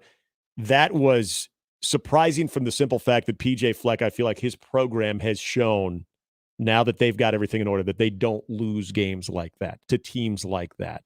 You know, They we can have became a different, super uninterested in that fourth quarter. When they were 31-10. Yep. And that's coaching right there too. I mean, that's part of the culture. Well, that's having a feeling of, okay, I can sense this might be shifting a little bit and we're way too comfortable. So you grab command of the game from the headset. Yep. That's what, again, credit to Rule on Saturday, because I'm convinced. Past years, Nebraska dicks around in that game. Yep. And the next thing you know, it's the fourth quarter and it's a tension convention. You're like, what is going on here? Yep. And Louisiana Tech makes a play. Puckered up. And Nebraska loses. Yeah. Matt Rule knew that game was sluggish from the start and needed a spark. Not much juice. And they went with a fake field goal. Yeah. It was like, it put guys on notice. Like, whoa, now we got to wake up. Yeah. And they did enough. And then I'm sure that in the locker room at halftime, he lit into him a little bit and said, we're going back to our identity in this game. So Minnesota, you could feel watching that game, and it was right after Notre Dame, Ohio State had ended, is you could just feel it slipping away because it was sleepy, and Minnesota just kind of was like, let's just get to the clock ending and we can go home. Why wasn't this at 11 a.m.? Yeah. All right. Amy Just coming up here in a little bit. Walter is on the stream. This is being shared all over. I got no answer for you, my man. I love Walter. Turner Corcoran, PFF pass blocking grade for Saturday was 0.0. He's the worst left tackle in college football. It's very Blutarski of him. Turner Corcoran, Teddy Prohaska. More Teddy Prohaska, unbalanced. What is going on there? Well, what do you think is going on? I at one point thought that Teddy is not. Because I kind of think I do, but it's ridiculous because they could have some stability with fixing that spot. But well, I first would think that this is what Matt Rule has talked about with bringing players back and not trying to bring them back too early. Okay, so we've seen Teddy Prohaska have a presence in a game. When will that pitch count elevate is the question. But now I wonder, and this is something that Matt Rule has talked about a lot, and when the Teddy Prohaska conversation has been brought up, he hasn't really gone into this the last 2 weeks, but earlier in the season when Teddy Prohaska was starting to get back on the field and practicing, is all Matt Rule has known at left tackle has been Turner Corcoran. He must not. I would tell you this. I wonder if he doesn't trust Teddy as a pass blocker. But then my counter argument to that is, can you trust any of those guys on that left side of the line? You're telling me you can trust Turner Corcoran? Now, Teddy's and Piper played well and Benhart played well, and Teddy he's one of your best run blockers. I don't know if he feels like he just can't pass block or whatever, but that is a great mystery. Absolutely a mystery on why Turner Corcoran, who clearly is more comfortable sliding down, continues to play left tackle, because they ran some blitz and some pressure packages that we can't even get into the athleticism. We have to get into just recognition. You play way too much football to have those breakdowns and have guys just absolutely get crushed or free men running towards into the backfield. So I don't know what it is. It didn't come up after the game. Maybe it'll come up today. But yeah, that 0.0 is everywhere. Yeah, and it's a major problem from the standpoint of to your theory, if you don't trust somebody in pass blocking, okay, but you're telling me number 69 right there, you trust him. You're watching the same film week in and week out, and you're seeing a lot of victories with the opposition when it comes to Turner Corcoran and getting into the backfield. And the part of that about it is we had this conversation about Turner Corcoran that it takes on this completely negative narrative about who Turner Corcoran is as an offensive lineman, which is unfortunate because as a guard, there'd be a lot there. Listen, Walter brings up the point he's spot on, is Walter Rouse was going to be the guy to replace Corcoran. People forget. Walter Rouse is at Oklahoma. Mm-hmm. He looked good the other day. Had him for, a week? And then flipped over to OU. Yeah, you see it, and most times this is the other part when you see pressure and you're watching just the quarterback and how they're eluding, and then they'll slow it down. You'll see what happened. So many times now, you probably don't even need to know what happened. If you saw that it happened on the left side and that's where the pressure was, you pretty much know that Turner Corcoran got beat. It's just happening all too often. And again, this is the one area where I'd say Lutovsky was on the struggle bus on Saturday too.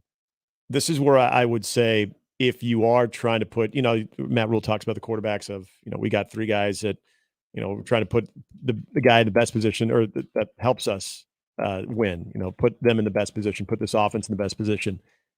At what point are we going to ask the question, are you putting the offensive line in the best position with having Turner Corcoran at left tackle? Even if you don't believe that Teddy Prohaska is your guy, are you really putting this offensive line in the best position? What if he got honest with people and said, as much as I built him up, guys, that's why we're recruiting. That's why we are recruiting heavily. We need more offensive line because with our scheme, we just don't have fits. And we have guys that are not good enough.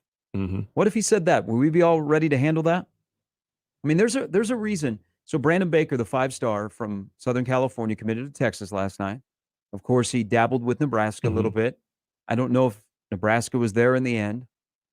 But watch this development. So Nebraska needs a win at offensive line. And Grant Brix is that guy.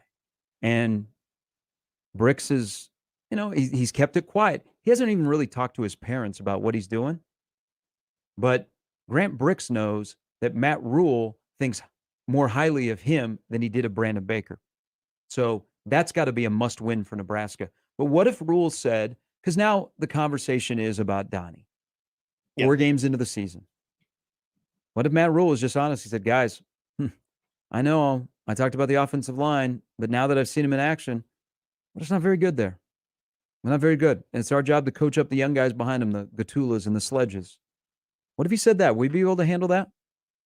And wasn't on the position coach, but was on, we don't have the right guys playing offensive line in Nebraska to do what we want to do. I think to an extent you handle it, but I think you also say, well, okay, if that's the case, then why aren't we seeing it's Teddy Prohaska that far gone?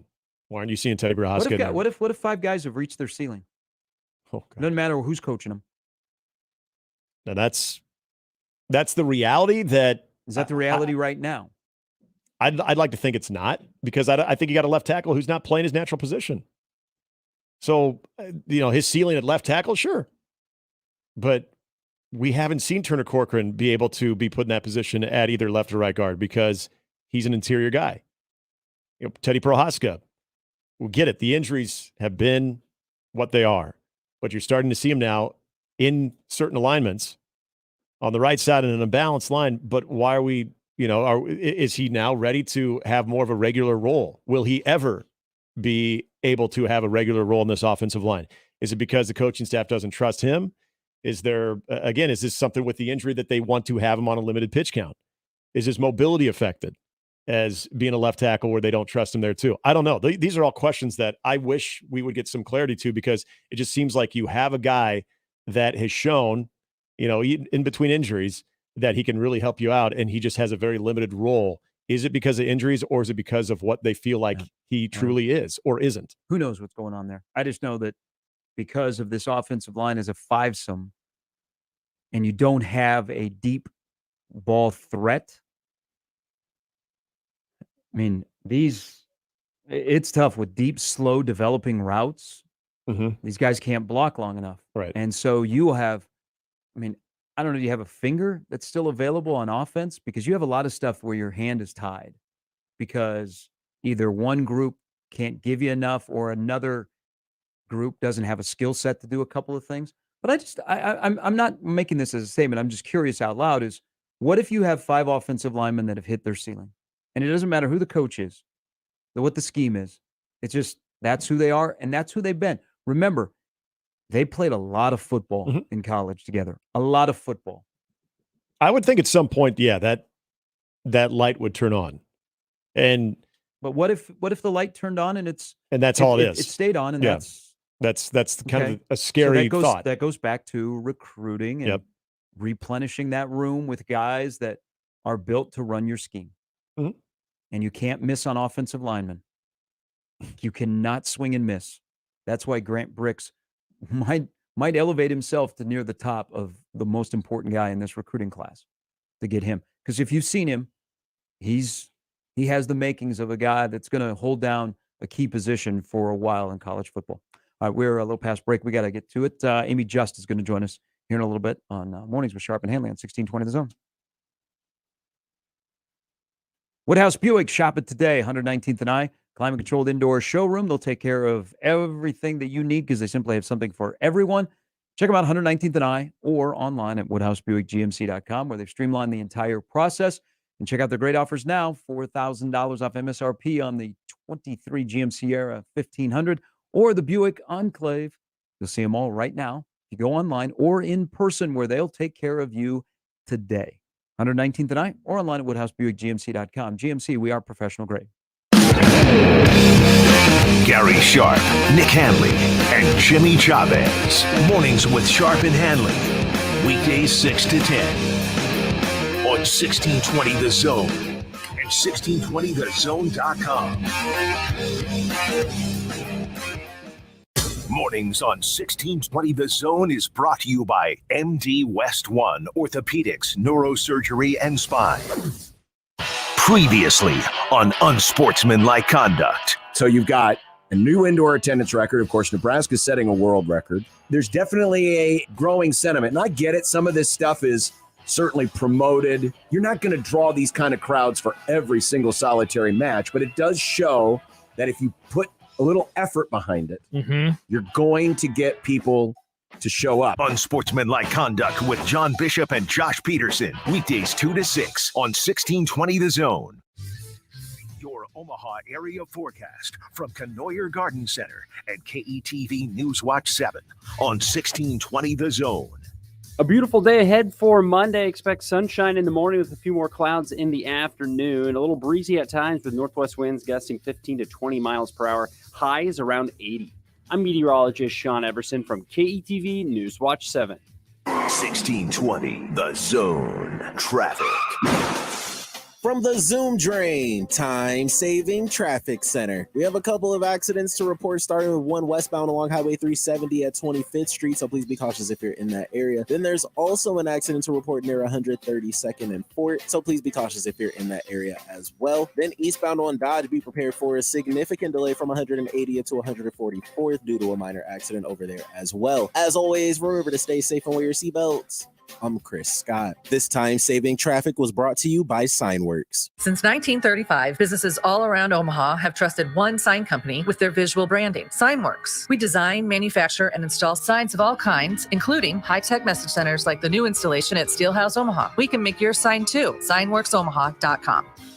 Certified Transmission built its reputation on the job done right. It means hard work, honesty, and integrity. And together, we ensure our customers leave satisfied and worry-free. Certified Transmission, the job done right at the right price.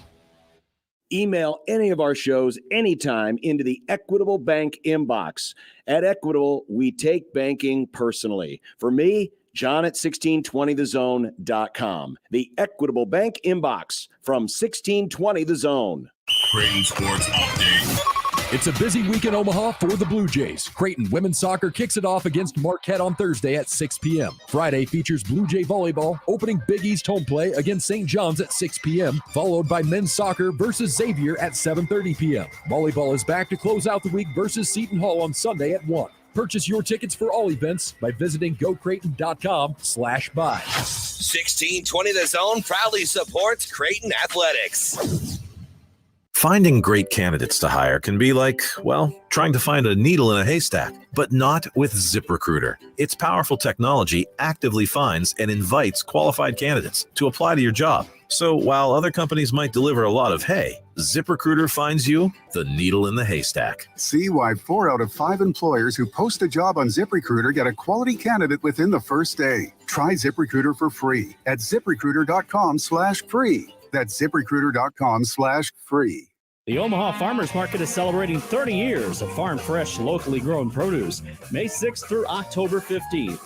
Open rain or shine in the Old Market every Saturday from 8 a.m. to 12:30 p.m. and in Exarban Village every Sunday from 9 a.m. to 1 p.m. To keep up with what's in season, visit omahafarmersmarket.org and follow us on Facebook and Instagram. Presented by Methodist Health System with media sponsors KETV Channel 7 and Sweet 98.5. The Zone Hotline is powered by 42 Degrees, The Source, by your mom's house. And we're back. Mornings with Sharp and Hanley. Here's Gary, Nick, and Jimmy on 1620.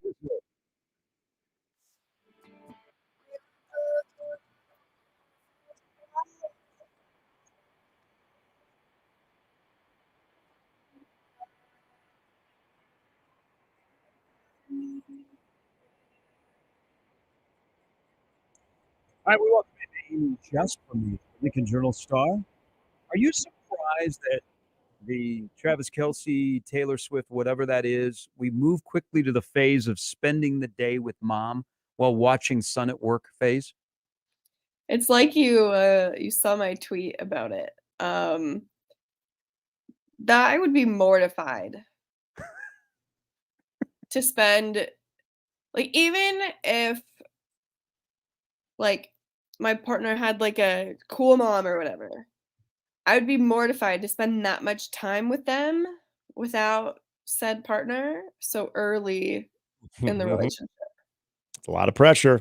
That's so much time. And I know Mhm. Taylor Swift isn't, like, one of the normal girlies, but, like, ooh, I know I would be so nervous. Amy, I'm 100% with you. To me, that says this is more than just quietly hanging out. And if it's not, then I get it. There's a lot of people around you in that booth, but you're going to have those one-on-one conversations. I don't know what they were. I don't know. I was joking with Gary and saying, at what point did Mrs. Kelce ask what Taylor Swift's intentions were with her son? But you're going to get into at some point. I mean, you got to skip past the tell me about yourself. What do you do? Because you already know all that stuff. So it's such an odd thing to like have this narrative of, oh, they're just hanging out. Travis Kelce's a fan of her and invited her, and now she's going to watch him play, and you're sitting smack dab next to the mother. It's more than what people are making it out to be, in my opinion. Yeah, some people in my mentions said that, yeah, this is so true. Like, this has to be a PR relationship. I'm like, man, I don't care. I'm just having fun. Like, let's just have fun. It is what it is. And I don't know. Like, people take this way too seriously. Like, Yes, they do. Oh, and it's it's just only fun. going to get worse. It's just fun. That's all Yeah, it is. until it affects my football team, and then I get angry. If all of a sudden he's like tired and he's all over the place and he starts to struggle, missing and he meetings. drops balls, and yeah.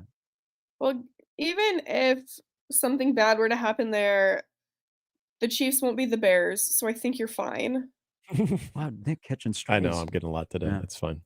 That's okay. Yeah, it's bring your girlfriend to watch the FCS team you beat up on day. You know what, Amy? I take offense to that because I think Chicago could at least cover the spread against some FCS teams. It wouldn't have been that bad. Come on.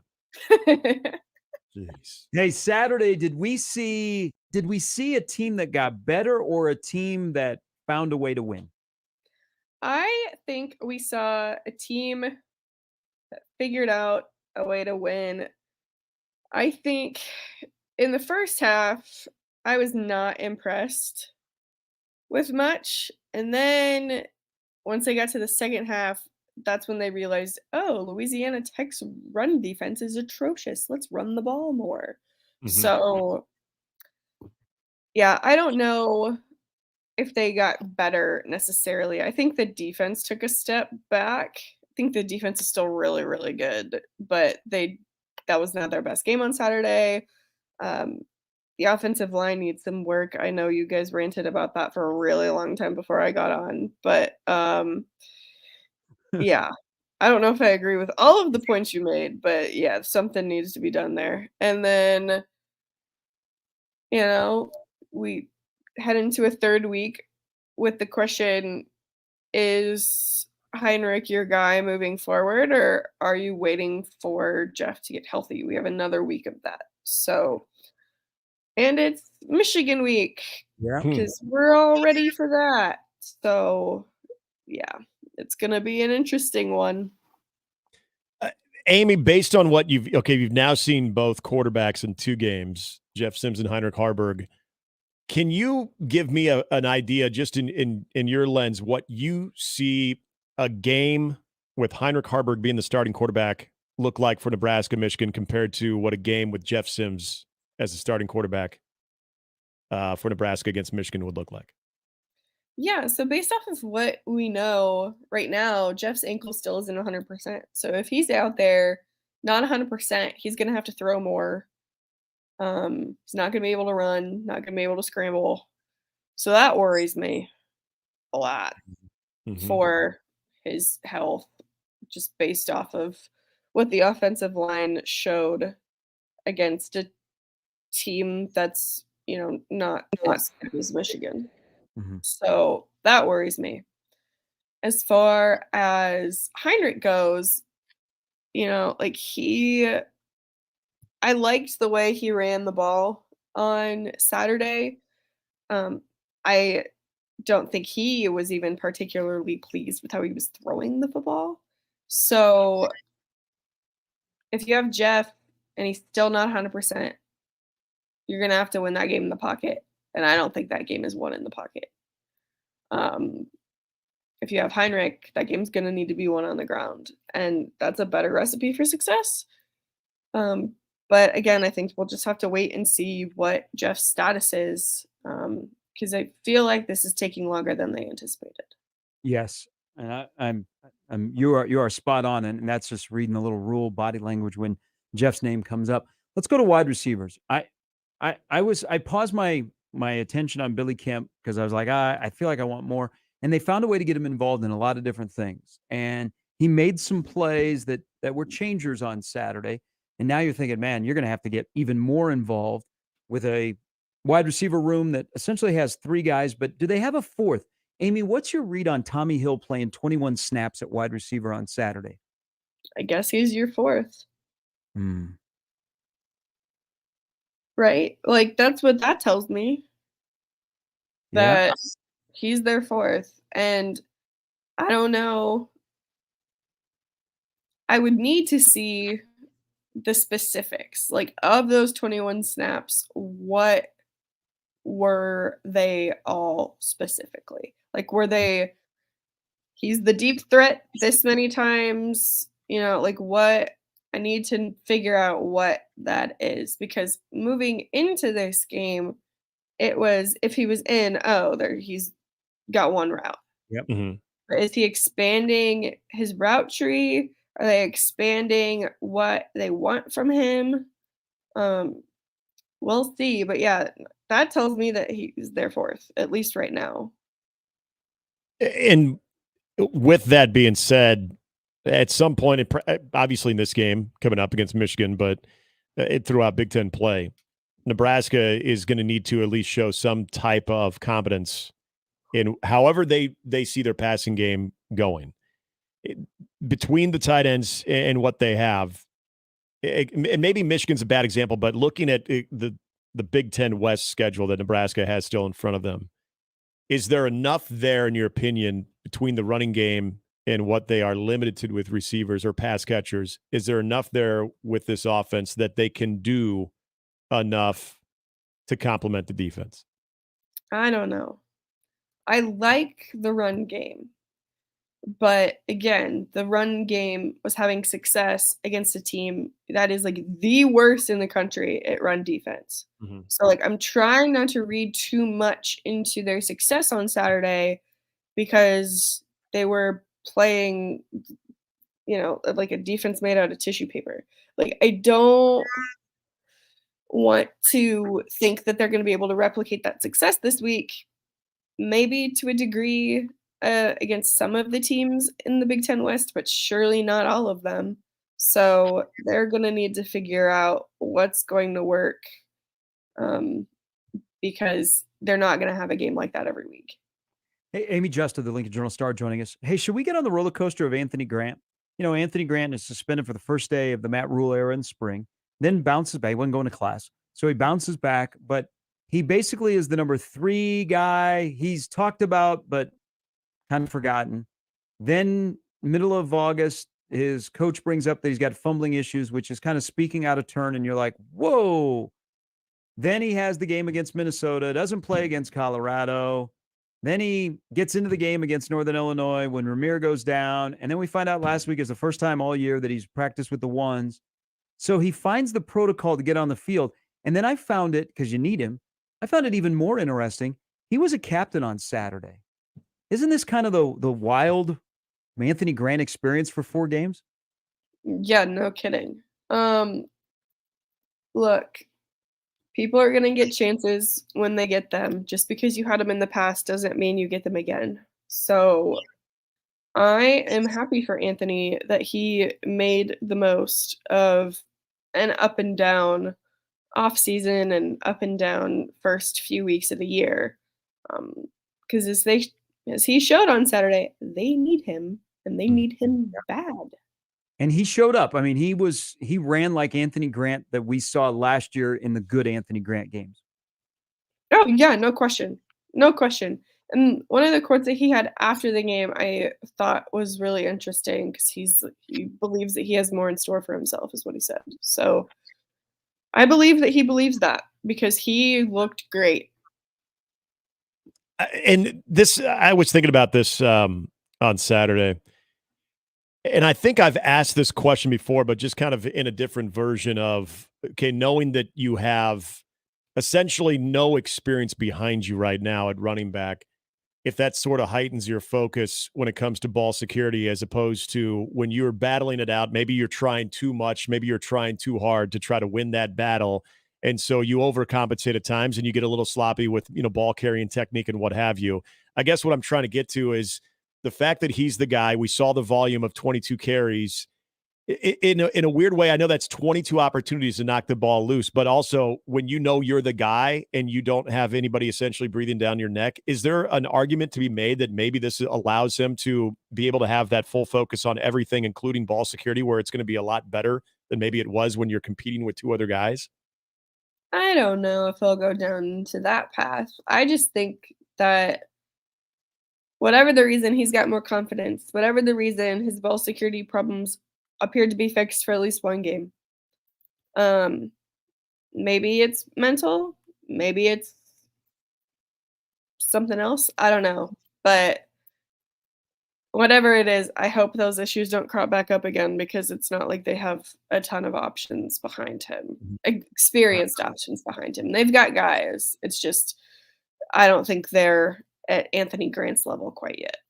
No. And especially, I thought Anthony ran angry. I mean, he had a lot of yards after contact. All right, now 4 in the books. It's off to the Big Ten. And you know what's coming in here.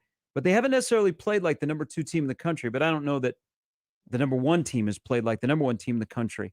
Knowing what you know about Michigan, what we've seen about Nebraska, do you think that Nebraska is ready? Not ready to beat Michigan, but ready to be in a game that's at least competitive for a while on Saturday? The defense will do what they can, but offensively, no. What about the special teams part of it too? So I'm conflicted. Yeah. I think we're gonna have a good conversation here. Go ahead. Because they've done some good things. Like that fake field goal on Saturday was one of my favorite things that the team has done, talked about them all season. Um, and then, that one coffin corner from Buschini I really liked. But they've got some things to shore up there, especially with Ramir out. You don't have that, weapon that could break free at any time in the kick return game. So, yeah, I don't know. I was really high on that unit, well, especially kickoff, when Ramir was on it. But now, I don't know. Like, you've got to figure out a way to change the game there. And I don't know with Ramir being out if they've figured that out just yet. Do we need to be concerned about Alvano at all? I don't know. I didn't go back and rewatch that try. So from the other week. So I don't know. It's a unit, so it's across the board. It's a little disjointed because like one game, Buschini struggles at Colorado, but he's bounced back nicely. I mean, he's punting for over 40 yards per punt. I'll take that every day. Like a little bit better. But it is they've all had their moments, but not where all four parts of it have shined like to help you win a football game.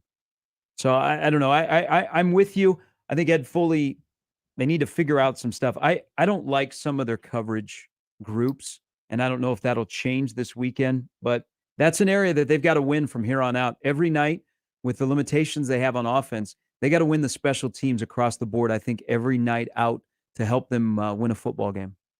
Yeah, absolutely. You see how game-changing it is with other teams. So, I mean, you look at Washington, for example. Their special teams have been on fire lately. And that is complementing a really great offense. Yep. Like, imagine if you have two really, really, really good units. Like, what that can do for a team. But Nebraska's got one. That run defense, man. Woo-wee. That'll change games all day, but you need more.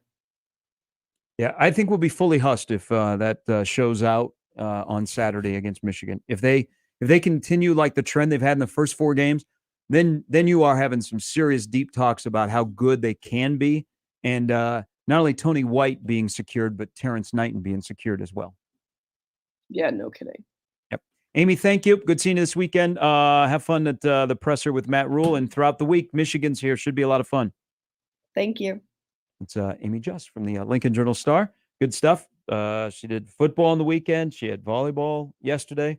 I know she got some things for this upcoming week for Nebraska and Michigan.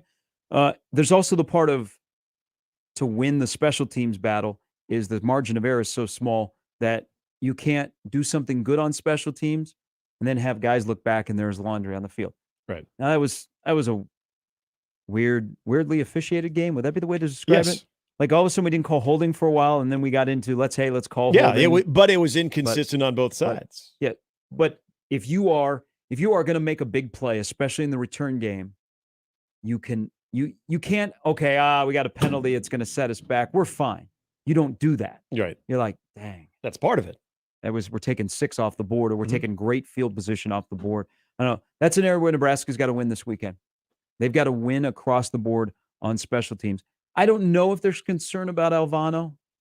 I think you keep running him out there. Yeah. But because he's a freshman, you got to let him work through it. But I still think he'll come around. We can't kick the ball. We can't have a kickoff that goes out of bounds. Right, not twice. And I think there was that conscious decision of knowing that if once you tab Tristan Alvano over Timmy Bleekrode, that you were going to ride with them and through the highs and the lows. You knew that there were going to be things that could present themselves, especially early in the season, where there could be some inconsistencies in the kicking game. And I feel like by making that decision, unless all of a sudden you can tell like it becomes like a mental thing, like if we go like via Connor Culp, then all of a sudden you're thinking, all right, we're hurting our team. We've got to fix this now. Continue to work with the young man behind the scenes, but we got to get somebody out there who just to change things up, to get points when we have opportunities to get points, to be able to kick the ball into the end zone on kickoffs as opposed to kicking it out of bounds. And even Brian Buschini I don't know how much I want to chalk this up to the delay and everything, but he did have the 29-yard punt that ends up leading to a score too. So it's just, I guess with special teams in general, it's just been kind of like one step forward, one step back. You just haven't really seen it sort of take on. Ed, Garrett, Donnie. You mentioned this before the start of the season. I think it was at our roundtable over at Oscars when we talked about the coordinators that have the most pressure on them. Nobody talks about Ed Foley in special teams. Is that something that we needed to pay more attention to, given how important that phase would be? And now, seeing 4 games, how important we truly do know that phase is, because you have one phase that you feel great about the defense, another phase, not so much. You can't get to 6 wins if you're 1 out of 3. If you're 2 out of 3 in most games, guess what? In those games you're supposed to win, you're going to get there. It just hasn't been there every game for special teams. Rules, 4 games in, Rules hires either as his friends or as a favor.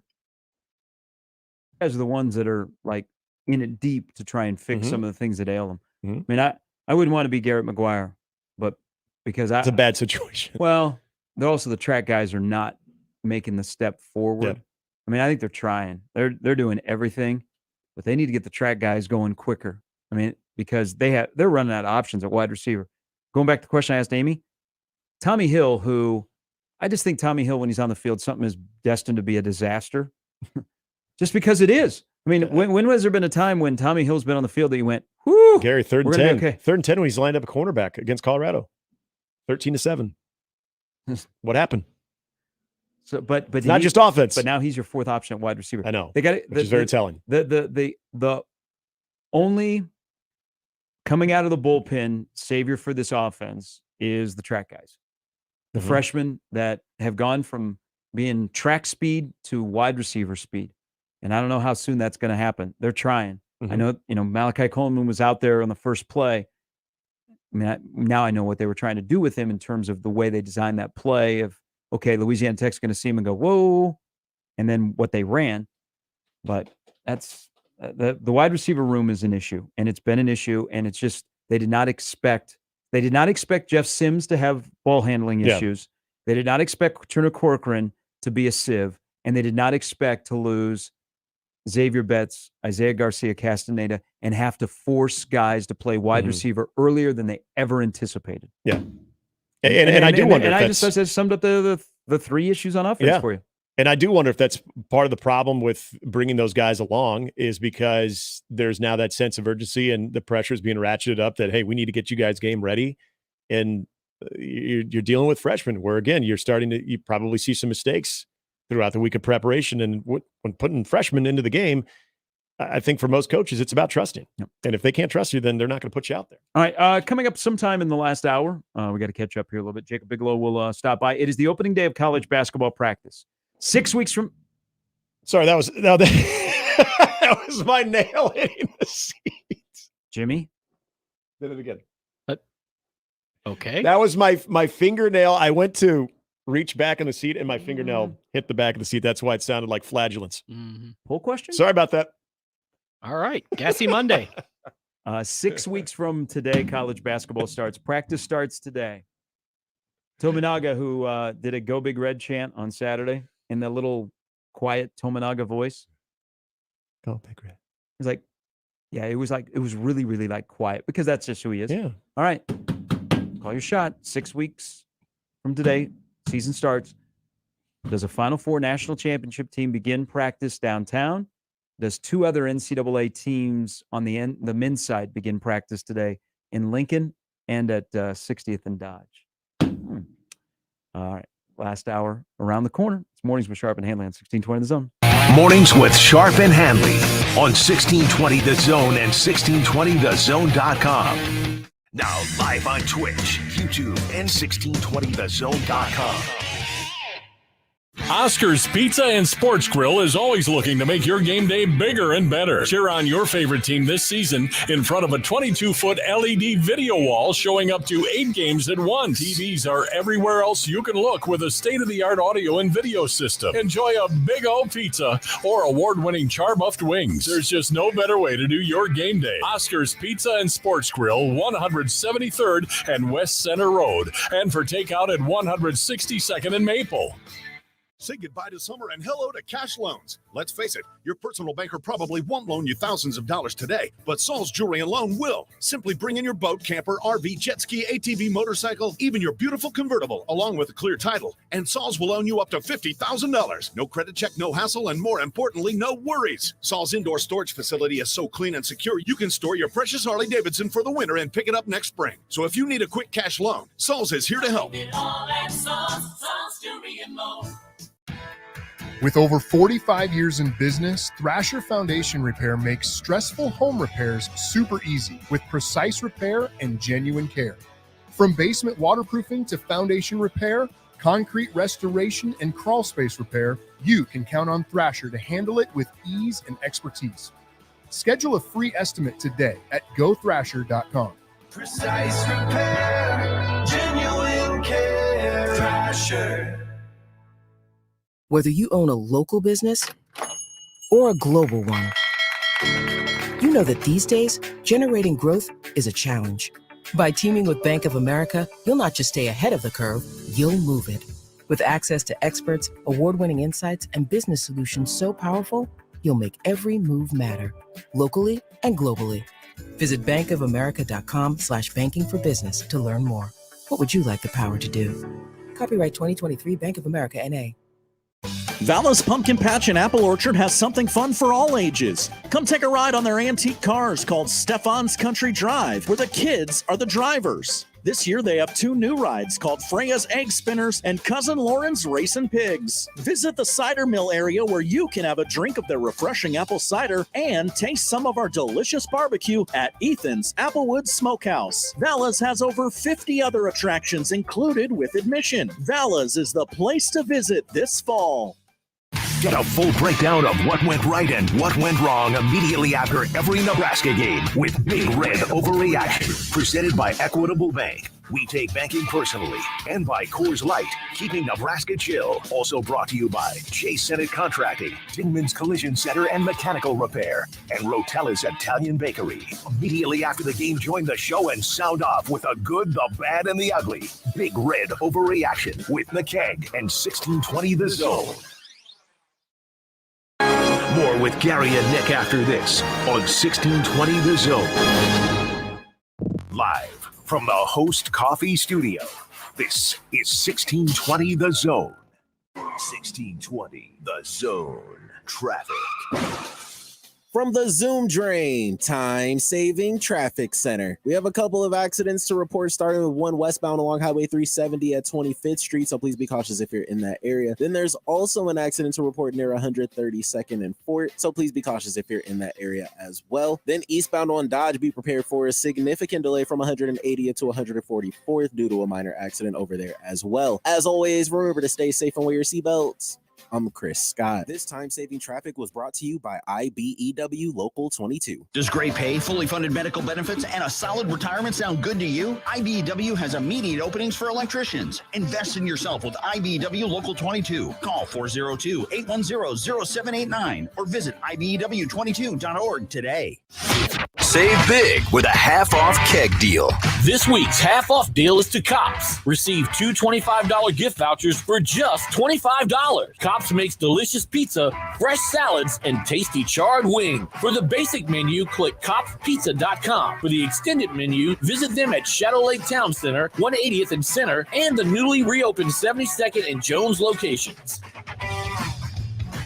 Buy yours now at 1019thekeg.com. From local town councils to Capitol Hill, agents who are realtors are standing up for what's right. We're here protecting property rights. Here advocating for the issues that affect our neighborhoods. Here championing fair and equitable housing for all. Because we are realtors, bound by a code of ethics, driven to serve our communities. We're here for it all. Here for you.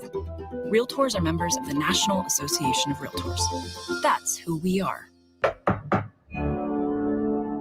The Omaha Farmers Market is celebrating 30 years of farm fresh, locally grown produce, May 6th through October 15th. Open rain or shine in the Old Market every Saturday from 8 a.m. to 12:30 p.m. and in Exarban Village every Sunday from 9 a.m. to 1 p.m. To keep up with what's in season, visit omahafarmersmarket.org and follow us on Facebook and Instagram. Presented by Methodist Health System with media sponsors KETV Channel 7 and Sweet 98.5. Finding great candidates to hire can be like, well, trying to find a needle in a haystack, but not with ZipRecruiter. Its powerful technology actively finds and invites qualified candidates to apply to your job. So while other companies might deliver a lot of hay, ZipRecruiter finds you the needle in the haystack. See why 4 out of 5 employers who post a job on ZipRecruiter get a quality candidate within the first day. Try ZipRecruiter for free at ZipRecruiter.com/free. That's ZipRecruiter.com/free. Let it fly. Your elevated sports bar experience. KOZ and Bellevue, Omaha, Council Bluffs. This is 1620, The Zone. Now back to mornings with Sharp and Handley on 1620, The Zone.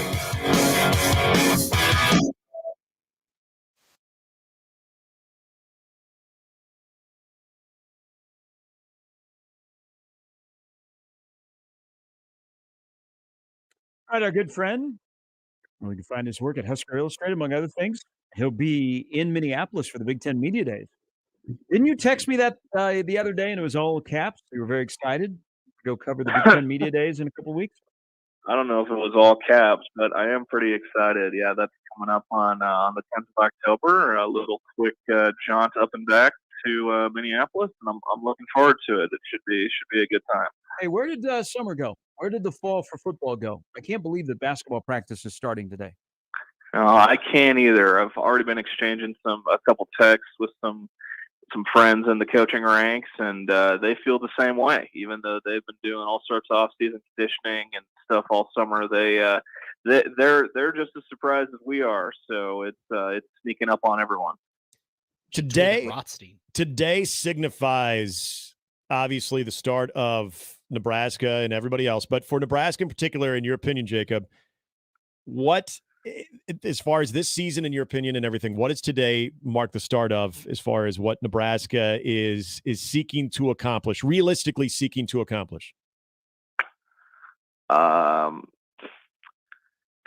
I mean, you could plain and simple. You could just say postseason play. If you want to get even more specific, avoiding Wednesday. Meaningful basketball in Lincoln in the month of February, and one game in March. I mean, there's all sorts of ways you could look at it, but I think first and foremost, it maybe the combination of avoiding Wednesday and playing in the postseason. See, I'm sick of this stuff of, they've got a whole new – get out of here with that stuff. There is a path to being 500 in the Big Ten this year. Would you agree or disagree?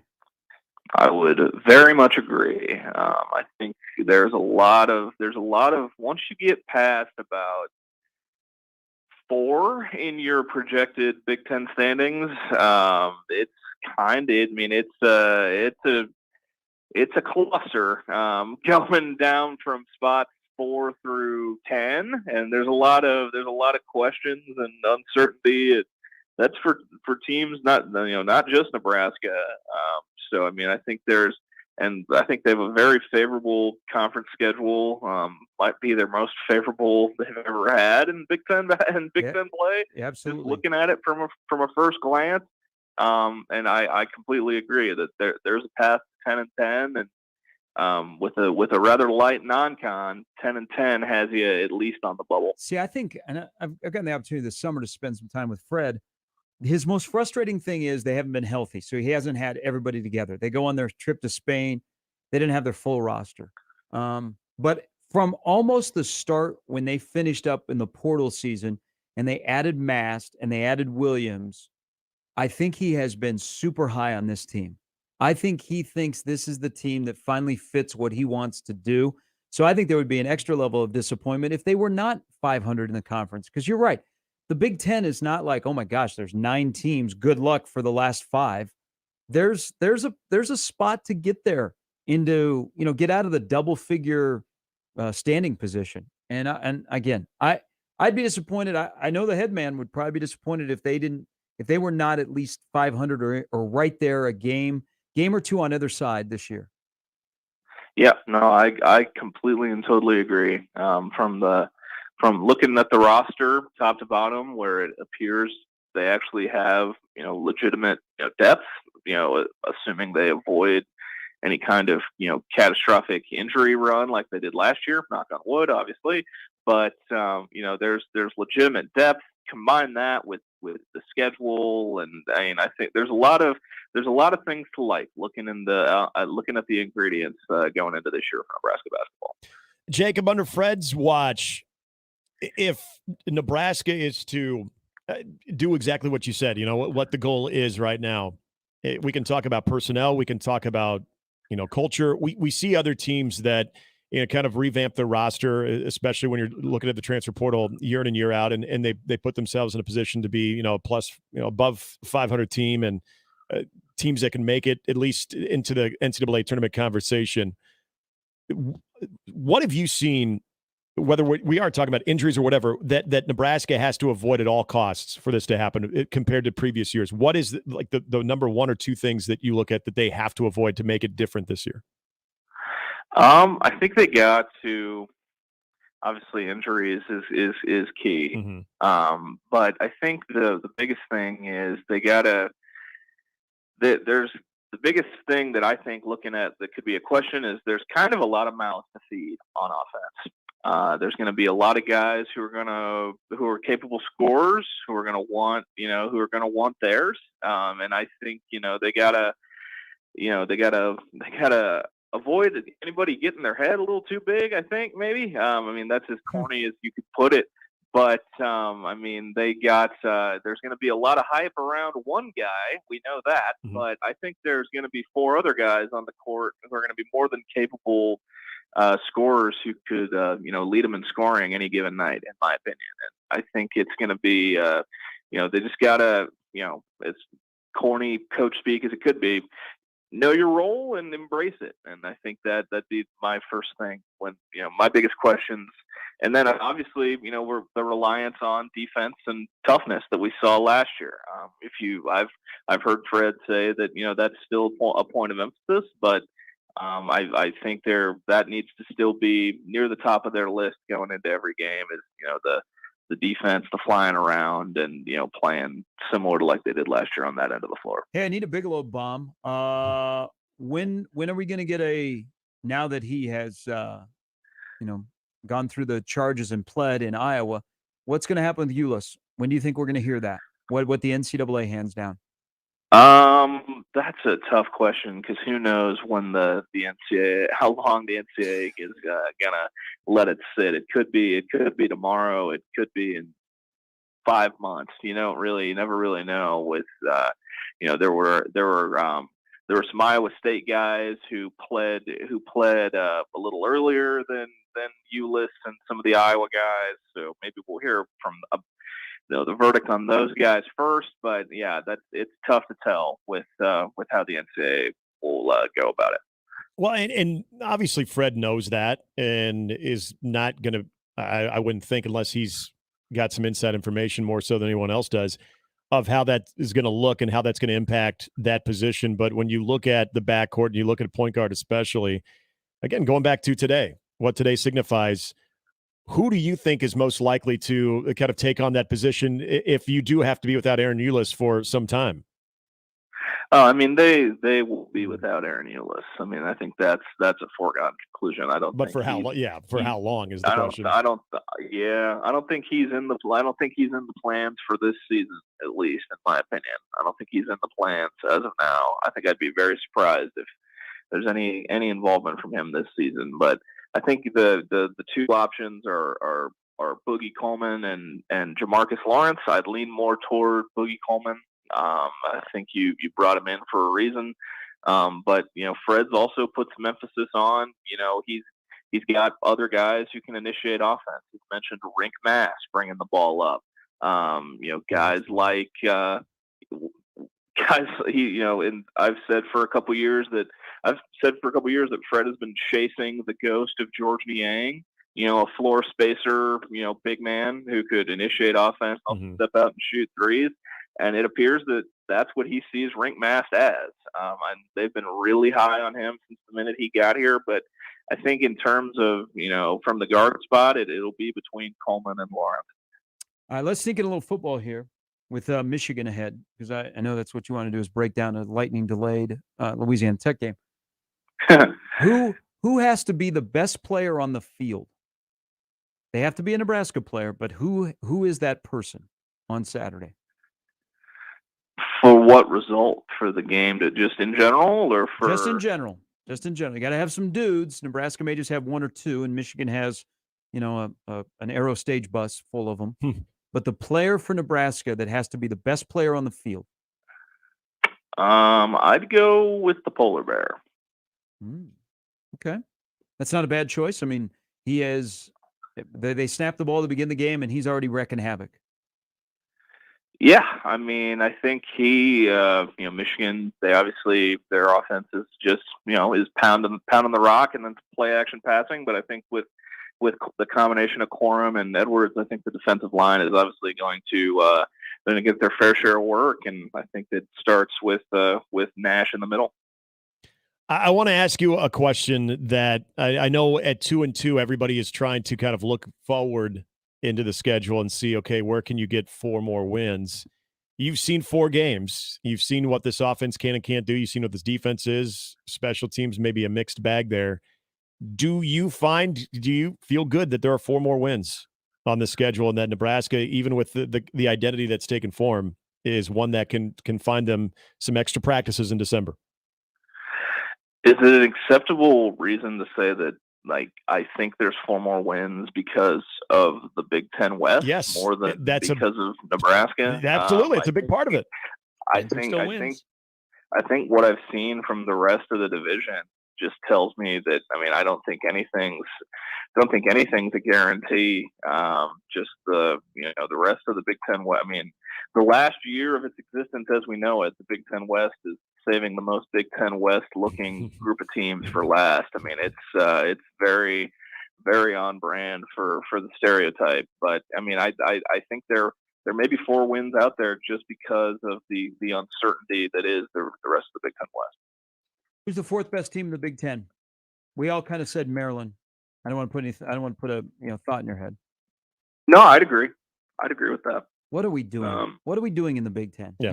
That Maryland is the 4th best option. Team. What is Maryland doing in the Big Ten? Well, that's a good question too. But the West has not been much to write home about. I don't think Iowa's going to ever be wearing those black pants again. That's for sure. Those were cool though. I wasn't a fan of that. Really? I thought it was a clean look. Mm-hmm. No, I wasn't a fan, but the West hasn't been much to write home about, but that does kind of say a lot about the current state of football. Maryland, the 4th best team, but they've looked solid all around, in my opinion. Nothing really set the world on fire. Good, but they're just solid. Jacob, as always, we appreciate it. Have a good week. Maybe a Bigelow bomb this week. Just go ahead and get one out there for us. Now I got to study DDG's catalog for Friday night. That's what I'll be working on. But But I appreciate the time as always, guys. And, hey, what do you think? Are you going to be waving a towel around? We'll see if I have that much energy on a Friday night. I don't know if I'll have that in me, but what do you do during the day that you'd be worn out Friday night? Yeah, you're young. Just got your own place. I don't know. Yeah, that's true. I don't know. Just the 9 to 5 grind. I have to take a toll, and then go from the 9 to 5 grind to DDG and Nebraska opening night. And it could, I could be a little sleepy. I don't know. You gotta set the tone. Hey, you know who you sound like when you say, "Oh, that 9 to 5 grind." Remember when Kramer just showed up and started working? Yeah. That's what you sound like. And then he'd come home at night, and Jerry'd be so disappointed. There was one night he had dinner made for him. That's what you just sounded like. I don't Yeah, I don't know how to respond to that comp. I don't know if I'm a fan of that, but that's definitely something for me to think on for the rest of the week. Yeah, my friend. Swimming in it. All right, be good. We'll see you later. Just need a glass of Hennigans. Yep. Appreciate it, guys. Thank you. See ya. The old Hennigans. Yes. That episode was on just What was last week. What was the? I'm trying to remember the old. He goes, old man. So his boss, old man, so and so's just breathing down my neck about these reports here. He's like, I'm swimming it tonight. I'm trying to remember that. That is one of the great episodes where all of a sudden Kramer just shows up and then he gets fired. He goes, I don't even work here. Because that's what makes this so difficult. It was Mr. Wilhelm. Oh, yeah. No, Wilhelm's that's George's boss. George, that's right, George's the big boss. Project. There was the what was Penske. his There was name? the Penske file. I remember that, but that was Costanza, I think, too. I can't remember. It was old man so and so is breathing down my neck. I don't know, but that is one of the great episodes. When I mean, maybe I have to have the Seinfeld talk with Jacob and say this job is killing you. Yeah, it's killing us. You have to give up that 9 to 5. Now he works at a pretty good place at 9 to 5. Here's back to the rush defense, and this is the greatest test. This is another sign like of the Tony White reestablishing identity of Nebraska football. I like that guys now are talking about pride. Like they're very well aware. They put the stats up on Husker Vision. And I don't know how many guys check them during the course of a game, but they're starting about taking pride in shutting teams down. You cannot overlook 4 straight games they've held the opposition to 60 yards or less on the ground. Yeah. That's pretty damn impressive. It is. I don't care who you're playing. They haven't done that since 99. But the fact that they say that they take pride in it, so they talk about it. They talk about it a lot, like as a goal. Good on them.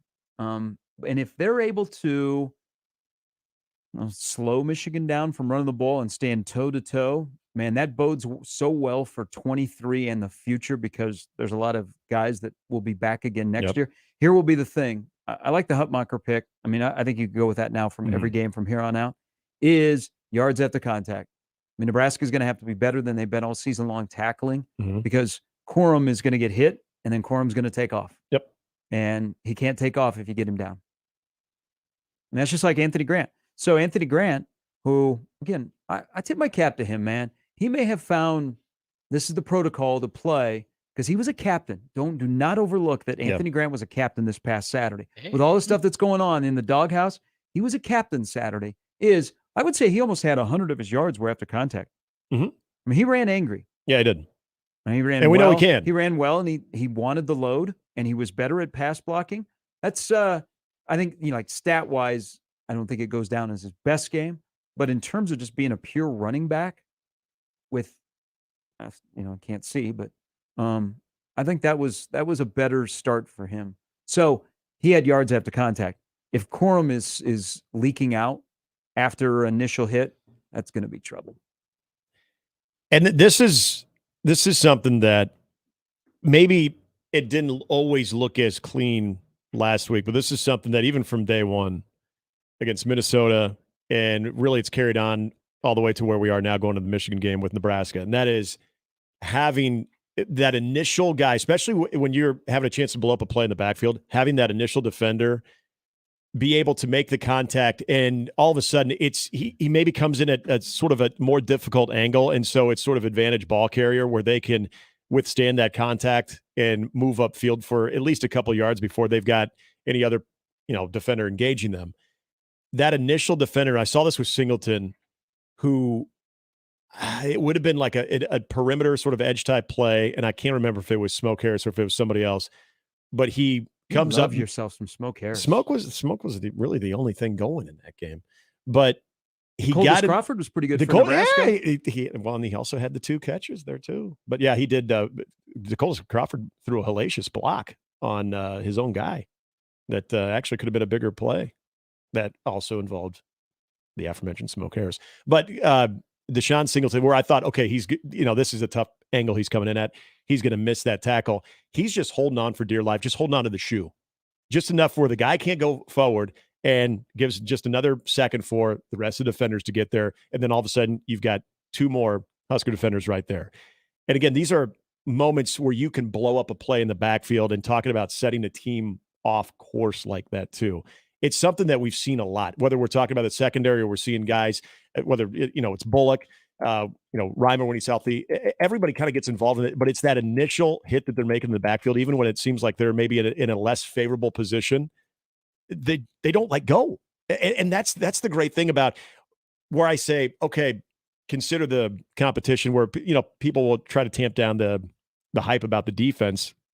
To me, that's skill. To me, that's fundamental. To me, that's being in the backfield, seeing a ball carrier, and being able to engage him and not let him go. And then before you know it, that tackle for loss situation is exactly that, as opposed to the guy being able to elude danger and then get upfield and make a positive. Nebraska doesn't let that happen a lot. Like the yards after contact is pretty minimum compared to what you've seen throughout college football, but especially what you've seen with this defense in previous years too. That to me is kind of a big factor in this game as well. All right, Adam says here, this discussion, because college basketball practice begins today. I feel like we're grasping at straws, trying to find a way for Nebraska basketball to be anything decent this year. It's the simple things, Adam. So I went to barttorvik.com. You guys know Bart, right? No, I don't know Bart. You follow, but you're into the college like analytics. Yeah, like that, right? So he's one of them. Okay. So he has Purdue winning the Big Ten at 15-5. Mm-hmm. They got the Big Maple is back. Yep. Michigan State at 14-6. Michigan State has a really good roster. Yep. Then, lo and behold, and the Big Ten is way down this year. All right, don't even come at me with the Big Ten against the Big East because I'm going to laugh at you. The Big Ten's going to be down this year. Yeah. But they could have some depth of a bunch of 11-9, 10-10 teams. Yep. So in Bart Torvik's projections, Illinois, Wisconsin, Maryland, Indiana, Northwestern, Ohio State, all 11-9.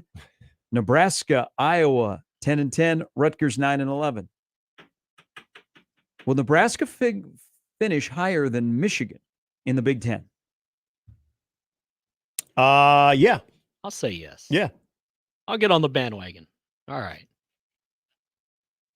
What was there? Four or five teams that were 11-9 last year. Michigan, that's been a rocky offseason there. That's Juwan Howard's not that I'm not trying to say there's no pressure on Fred, but there's some pressure on Juwan there.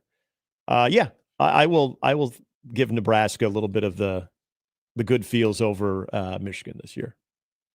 Give them a game or two better. Nebraska is not in some sort of postseason this year. What are we doing? I think we know what we're doing. Well, we're not, but we know what Trev's doing. I just looked at Michigan's roster is almost unrecognizable. Mm-hmm. That game at the end of the year. But that game at the end of the year on March 10th in Ann Arbor between Nebraska and Michigan could mean a lot. Trying to avoid Wednesday is what it could mean. Or trying to avoid, dare I say, trying to avoid being team number 14 either. No, I don't think it's going to be that bad for Nebraska. But to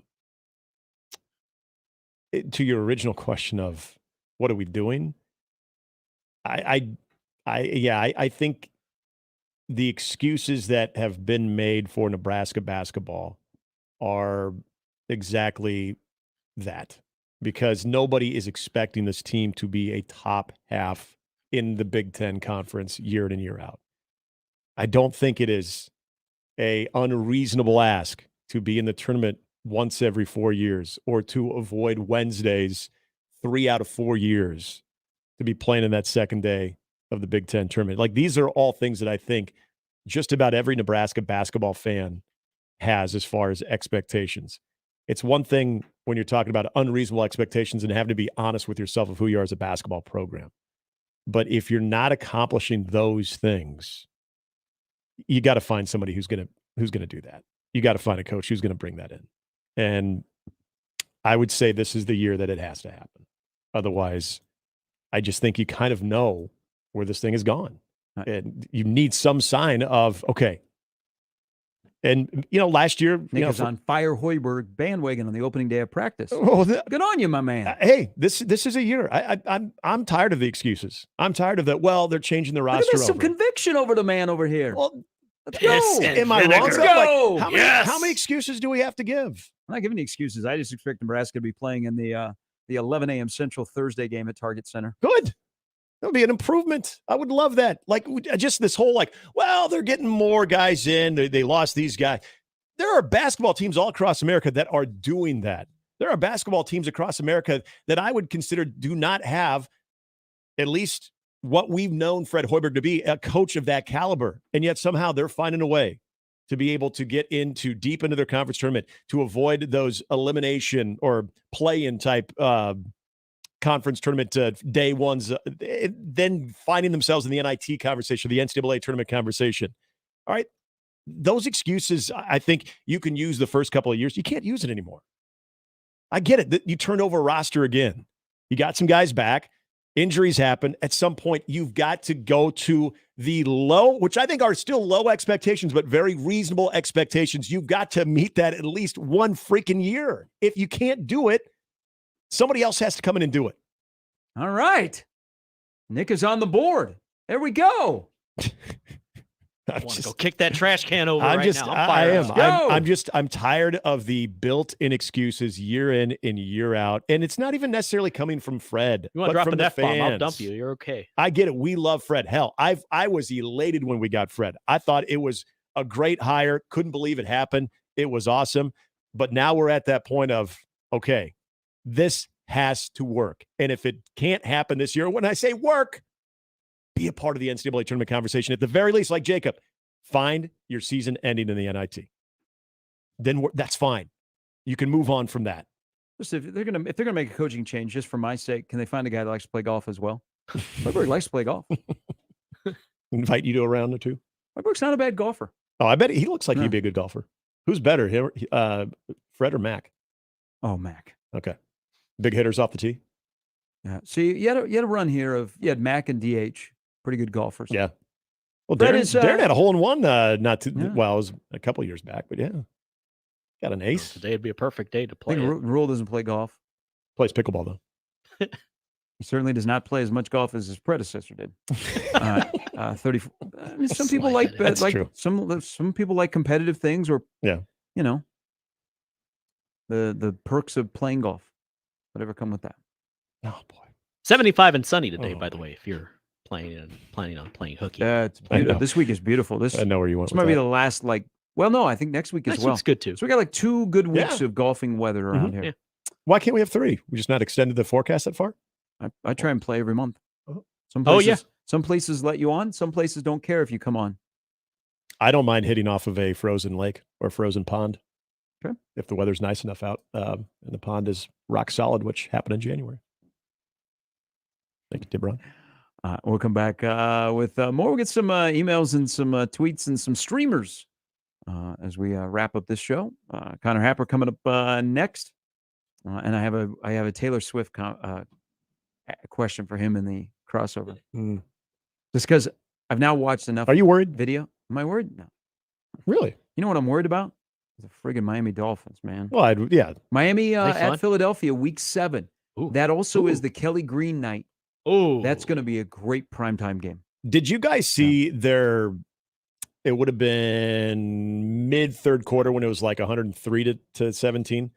That when McDaniel looked down at his play sheet and he was just staring at it for the entire time the camera was there. So it was at least over a minute and just had this big old crap eating grin. I mean, and why wouldn't you? Every one of these plays are going to score. I was waiting for the memes of like him looking like, kid first time seeing his first nudie mag or something like that. Like he's just looking down, just like, and I get it. Like everything you're calling is gold, Jerry. Just imagine if the Bears had him with that roster. I don't play that game because somehow the Bears would screw that up. It's just the reality I live in. How about CJ Stroud? Man, CJ Stroud looks good. Yes. Yeah. Made history yesterday too. He went to Ohio State, didn't he? He sure did. No. Back it can happen. After this. Gary Sharp, Nick Handley, and Jimmy Chavez. Mornings with Sharp and Handley. Weekdays 6 to 10. On 1620 The Zone. And 1620thezone.com. Mornings on 1620 The Zone is brought to you by MD West 1 Orthopedics, Neurosurgery, and Spine. Caller 4 right now, 402-951-1620. Qualifies for 1620 The Zone's 4-quarter pick'em.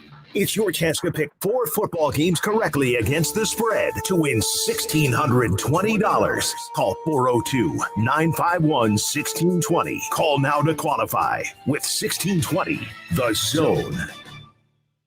Previously on The Crossover. A shotgun to beer. It was horrible. Whoa. Damn, John. It's harsh. Yeah, and that was for a while I decided to stay away from beer. But this is everybody's path. You drink your first beer, you hate it, and then you're like, where's the stuff that tastes better? And the stuff that tastes better is like UV blue or something like that. And then after a while, you're like, this is actually gross. And then you have beer, and you're like, wow, this is good now. Mornings with Sharp and Hanley. The Connor Happer Show. Unsportsmanlike conduct. 6A to 6P. 1620. The Zone. Your Omaha area forecast from Canoyer Garden Center and KETV Newswatch 7 on 1620 The Zone. A beautiful day ahead for Monday. Expect sunshine in the morning with a few more clouds in the afternoon. A little breezy at times with northwest winds gusting 15 to 20 miles per hour. Highs around 80. I'm meteorologist Sean Everson from KETV Newswatch 7. Hey everyone, Josh Peterson here for my friends at Miracle Hill Golf and Tennis. Their annual Big Baller Big Cup Scramble is coming up at the end of September. On the 30th, 4-person scramble, only $320 per team, 9 a.m. shotgun start. The Big Cups are in play on the 30th. Get signed up today by visiting miraclehillgolf.com/store. Of course, the golf, the cart, Big Cups, as I mentioned. There'll be prizes. You'll get fed, and you'll have a great, great time. Sign up today at their website, miraclehillgolf.com. Follow your imagination to the Bellevue Berry and Pumpkin Ranch. Bring the whole gang and explore for treasure on the pirate shipwreck. See how the West was fun. Pretend you're a superhero as you jump on giant bounce pads. Maybe reserve your own campfire rental where you can roast marshmallows and tell stories. It's all up to you. And of course, go on a hayride and grab your own pumpkin. Priced by the size, not the pound. Follow your imagination at the Bellevue Berry and Pumpkin Ranch. 48th between Cornhusker and Highway 370. More info at BellevueBerryFarm.com. Prescriptions require an online consultation with a healthcare provider who will determine if appropriate. Restrictions apply. See website for details and important safety information. Subscription required. Price varies based on product and subscription plan. Hey guys, did you know there's a generic form of Viagra that works just the same, but is 95% cheaper? And you can get it online? Just go to hims.com/radio. Through Hims, you'll get a free medical consultation, discreet shipping if prescribed, a 100% online process, and trusted generic alternatives to the name brands at up to 95% off. That's right. Get generic for Viagra, the same active ingredient as brand name Viagra, but for 95% less. It's the same medication, still prescribed by a licensed medical provider, but with zero copay, no expensive appointments, and no awkward face-to-face conversations. To start your free online visit, you need to go to this exclusive address, hims.com/radio. That's hims.com/radio for your free online visit. HIMS.com/RADIO. Our Cox mobile plans are like a band. The more people you add, the better it sounds. So, add more lines to save more. Pay as low as $30 per line when you add 4 or more gig unlimited lines. It's easy. I like the sound of that. Visit cox.com/mobile. 4 lines required for $30 per line. Price max of 5 lines. Prices exclude taxes, device activation, and other fees and charges, which are subject to change. Cox postpaid internet required. Other restrictions apply. It's the Genesis Health Club's anniversary celebration sale. We're celebrating 37 years of fitness by you joining for just 37 cents and get the rest of the year for free. Just 5 days left. Hi, I'm Rodney Stephen with Genesis Health Clubs, and we're celebrating our 37th anniversary. Every day, Genesis members celebrate their health and fitness by feeling great and loving life. The better your health is, the more you enjoy each and every day. Regular exercise is the #1 ingredient to a healthy and more prosperous life. Join Genesis Health Clubs today for our 37th anniversary and join for just 37 cents and get the rest of the year for free. With a 37-cent enrollment fee and a savings that make the rest of the year for free, it's easy to get going and start celebrating today. 5 days left. Join today at GenesisHealthClubs.com. This time next year could be your 1-year anniversary of a happier, healthier, more confident, and more energetic version of yourself. Genesis Health Club will help you every step of the way. Join Genesis today for just 37 cents and get the rest of the year for free. Now that's something to celebrate. At Metal Supermarkets, we're here so you can get a bigger boat. How so? We're the one-stop shop for metal, which means you can get any metal, cut to any size, ready real fast. saving you valuable time to convince your other half why a twin-engine center console makes sense for you and your entire family. Happy fishing, soldier. Metal Supermarkets, open to the public. Visit a Metal Supermarket store near you. Equitable Bank. We take banking personally. EquitableOnline.com. Now back to mornings with Sharp and Hanley on 1620 The Zone.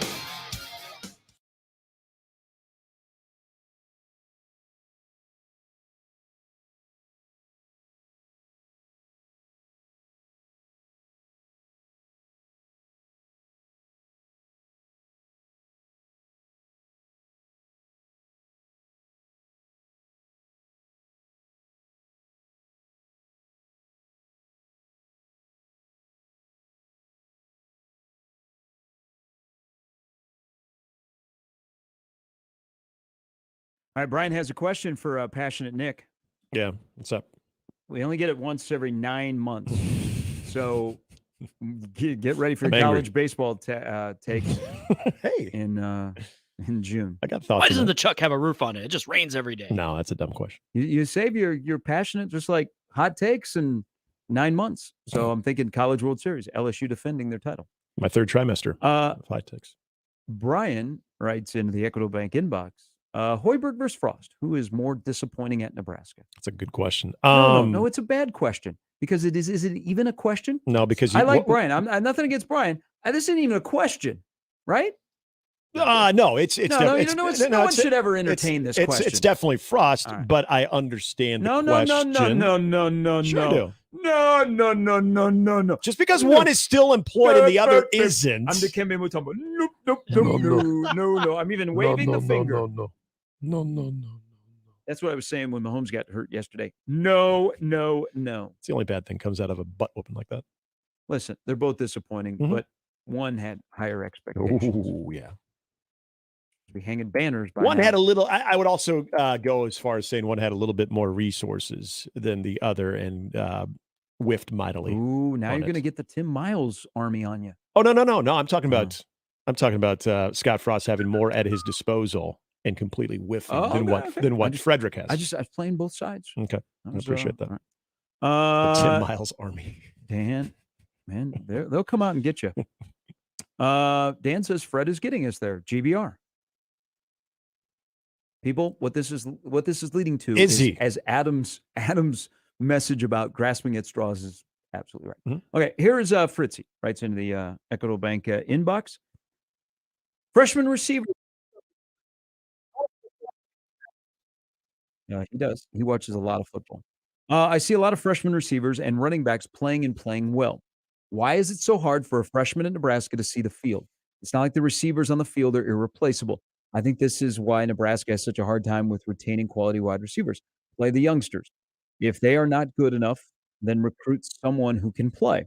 I would take a player like Jordan Westerkamp or J.D. Spielman's guys that may not be a true speedster, who actually could catch a ball thrown to them, but then again, I realize someone has to get them the ball as well. Harberg's sidearm throwing style will never work for down the field passing game, so I guess we are stuck with what we have and really don't see any light at the end of the tunnel. Nebraska needs to find a quality passer who has some ability to run instead of a runner who has the ability to throw. Thank you, Fritzy, into the Equitable Bank inbox. There is a lot in there. Yeah. I'm sorry, but we have to bring the previous regime back into this. Mm-hmm. That wide receiver recruiting was an absolute dumpster fire, and I'm being kind to the dumpster. Nebraska, in terms of recruiting and retaining and developing wide receivers that were their own, you'll get thirsty.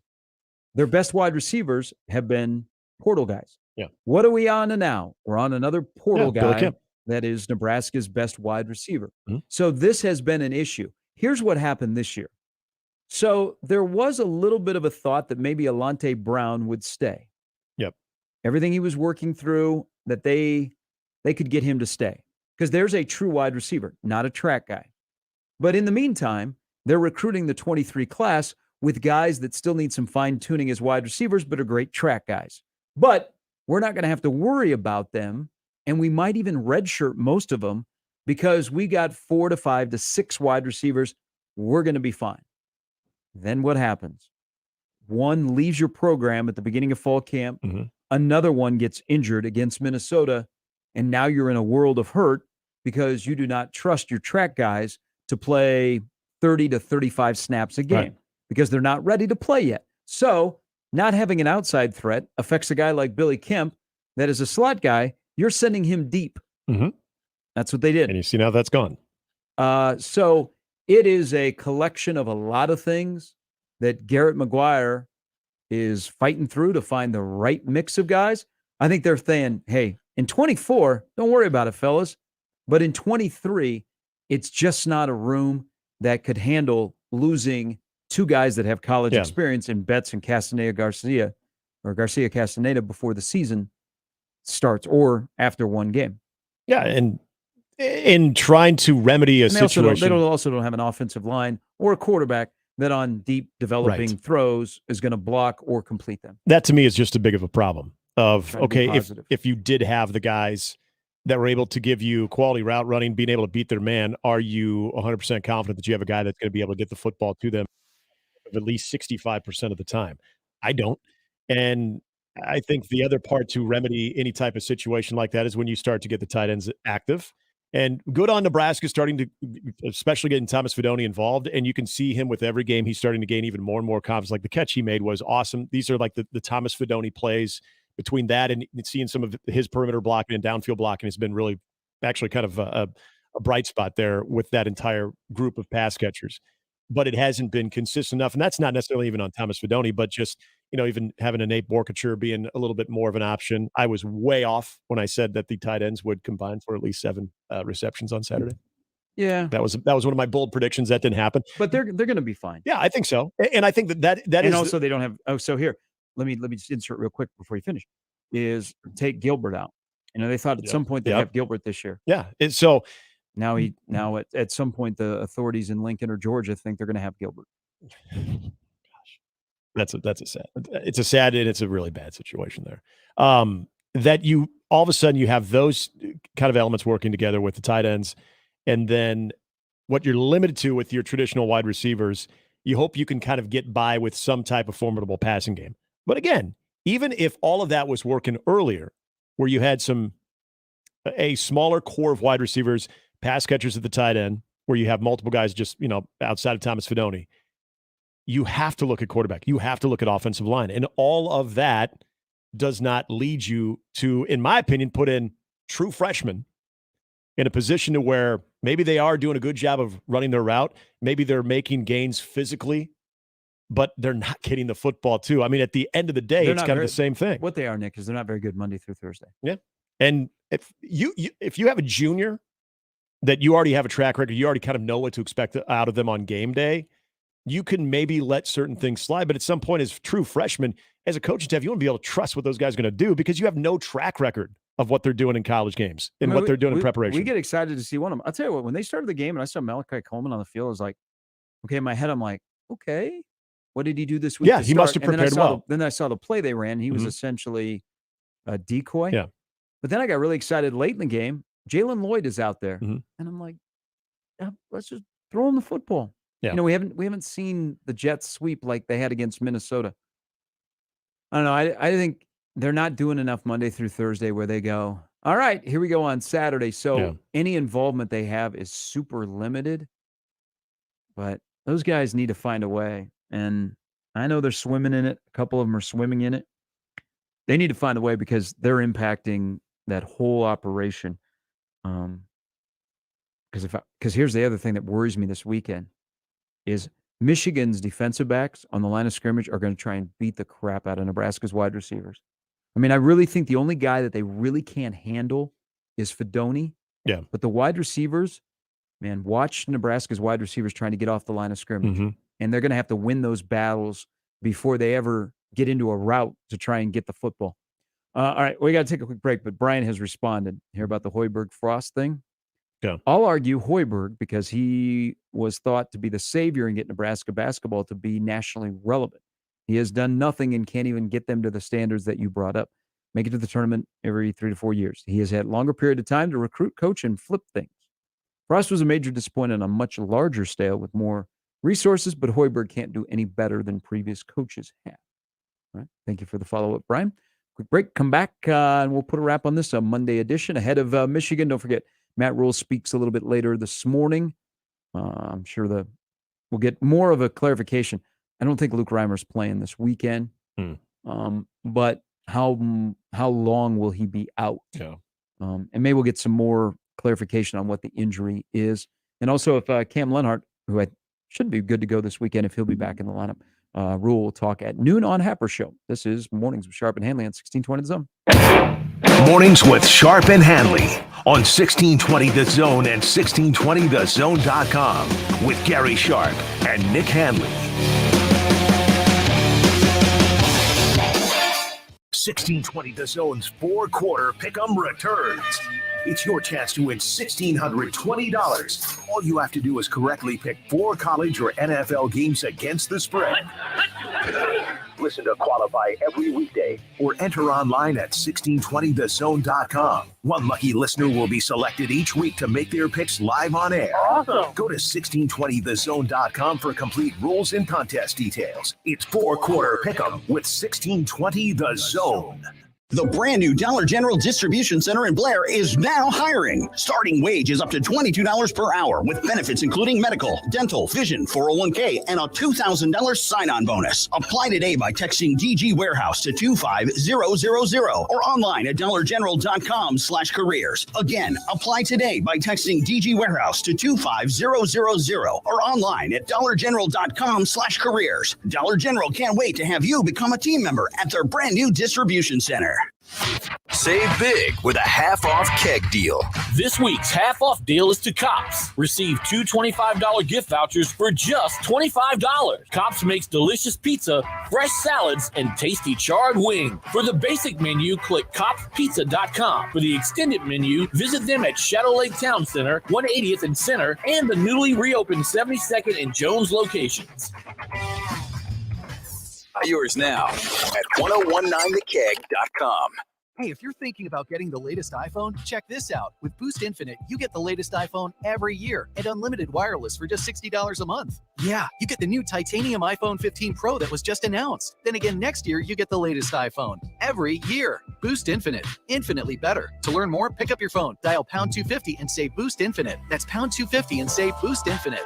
Terms apply. After 30 gigabytes, service may be slow. Receive a comparable iPhone model each year with acceptable trade-in every year. Requires credit qualification and 36-month loan financing agreement. You'll have the option to receive a one-time auto-dial text message from iHeartMedia. Hey folks, is your concrete in need of repair? Kent Pavelka here to talk about your local concrete experts and a Best of Omaha winner, Everlevel Concrete Repair. They can completely restore and repair your concrete at a fraction of the price compared to replacement and offer long-term transferable warranties. I'm so glad I chose Everlevel for my driveway. There's a reason they're a Best of Omaha winner. Give them a call for your free inspection. That's Everlevel, Everlevel, Everlevel. Try saying that 3 times fast. Follow your imagination to the Bellevue Berry and Pumpkin Ranch. Bring the whole gang and explore for treasure on the pirate shipwreck. See how the West was fun. Pretend you're a superhero as you jump on giant bounce pads. Maybe reserve your own campfire rental where you can roast marshmallows and tell stories. It's all up to you. And of course, go on a hayride and grab your own pumpkin. Priced by the size, not the pound. Follow your imagination at the Bellevue Berry and Pumpkin Ranch. 48th between Cornhusker and Highway 370. More info at BellevueBerryFarm.com. I didn't ask to be thrown in the streets with nowhere to go, but I did ask for help, and Covenant House was there for me. 1 in 10 young adults will experience a form of homelessness this year. For these kids who didn't ask to be put in this unthinkable situation, Covenant House is there, providing hot meals, a safe place to sleep, medical care, and love. They just really genuinely just wanted to help me succeed, and I'm succeeding. To learn more, go to safeplacetosleep.org today. And we're back. Mornings with Sharp and Handley. Here's Gary, Nick, and Jimmy on 1620 The Zone.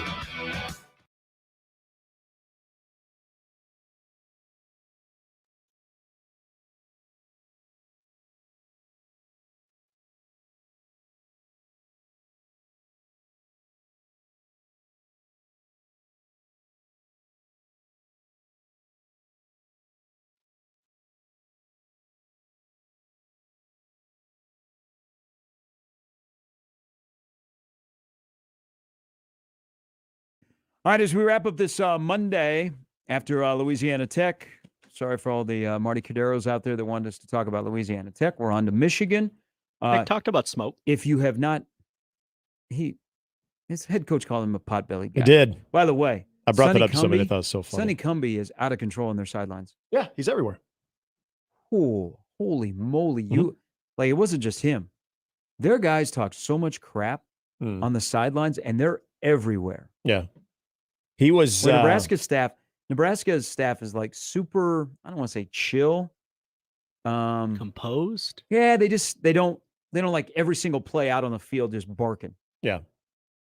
Except, well, not out barking, but there was one thing I noticed on the TV broadcast that after the fake punt and they go to the sideline after the touchdown, the get back coaches were having their hands full. I mean, you had two of them like keeping the guys back away from the boundary. Like it was pretty impressive the way that these two guys, it was just two coaches that were pretty much handling, I would say, about a dozen players that were just so excited, so amped of what happened. And they were, just jumping them down. I mean, these guys are just shoving them back. It was, I don't know if it's a concerted effort, but I have noticed watching them closer to the last 2 weeks. They do a lot of coaching when their units come off the field. Like, a lot of times the units will just pass them and go sit on the bench, and then maybe the OC or the DC will come over. And I notice a lot of the position coaches, and maybe this is because every assistant coach except the tight end coach is on the sidelines, is they talk to their units. I mean, there's a lot of interaction. Like Terrence Knighton is impressive, man. Those guys, he commands a lot of attention. I've just noticed when he's talking to his defensive linemen, man, they're not looking in the stands. They're not looking at the Husker vision. They're looking right at him. He throw him with Tony White in terms of guys that are like the real deal in terms of coaching. One of the best things I saw all weekend was not the great college football. If you have not seen it, go find it. If you watched it in real time, you have to agree with me. Well, I'm not putting words in your mouth.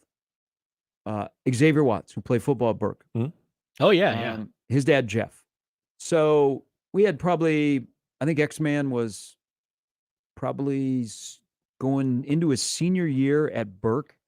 And we had him and his dad, Jeff, and the whole family were here in studio. And Jeff is confined to a wheelchair. Tragic incident when they were living up in Minneapolis. ESPN told the story on game day. It was fantastic. It's a great family. You see the bond between son and father and the lessons that X-Man has learned from his dad and his dad has passed down. Best thing you'll see all weekend. So if you've not seen it, you know the story. You watched Xavier play at Burke, and you know the Watts family. Go find it, because ESPN did a really, really good job of telling the story, but really telling the relationship of the whole family. And that was very well done. That was the best thing I saw all weekend. Yeah.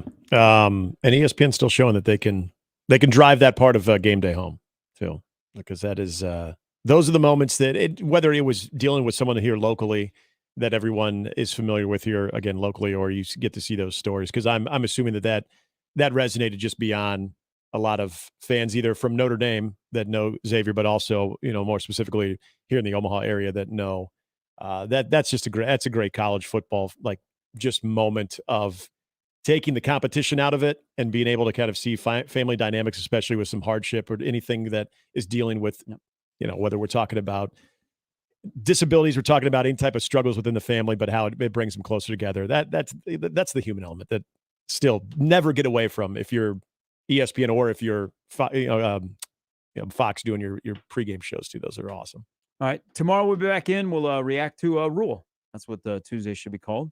Also, don't forget on Friday ahead of Nebraska, Michigan, we'll be at the 180th and Pacific.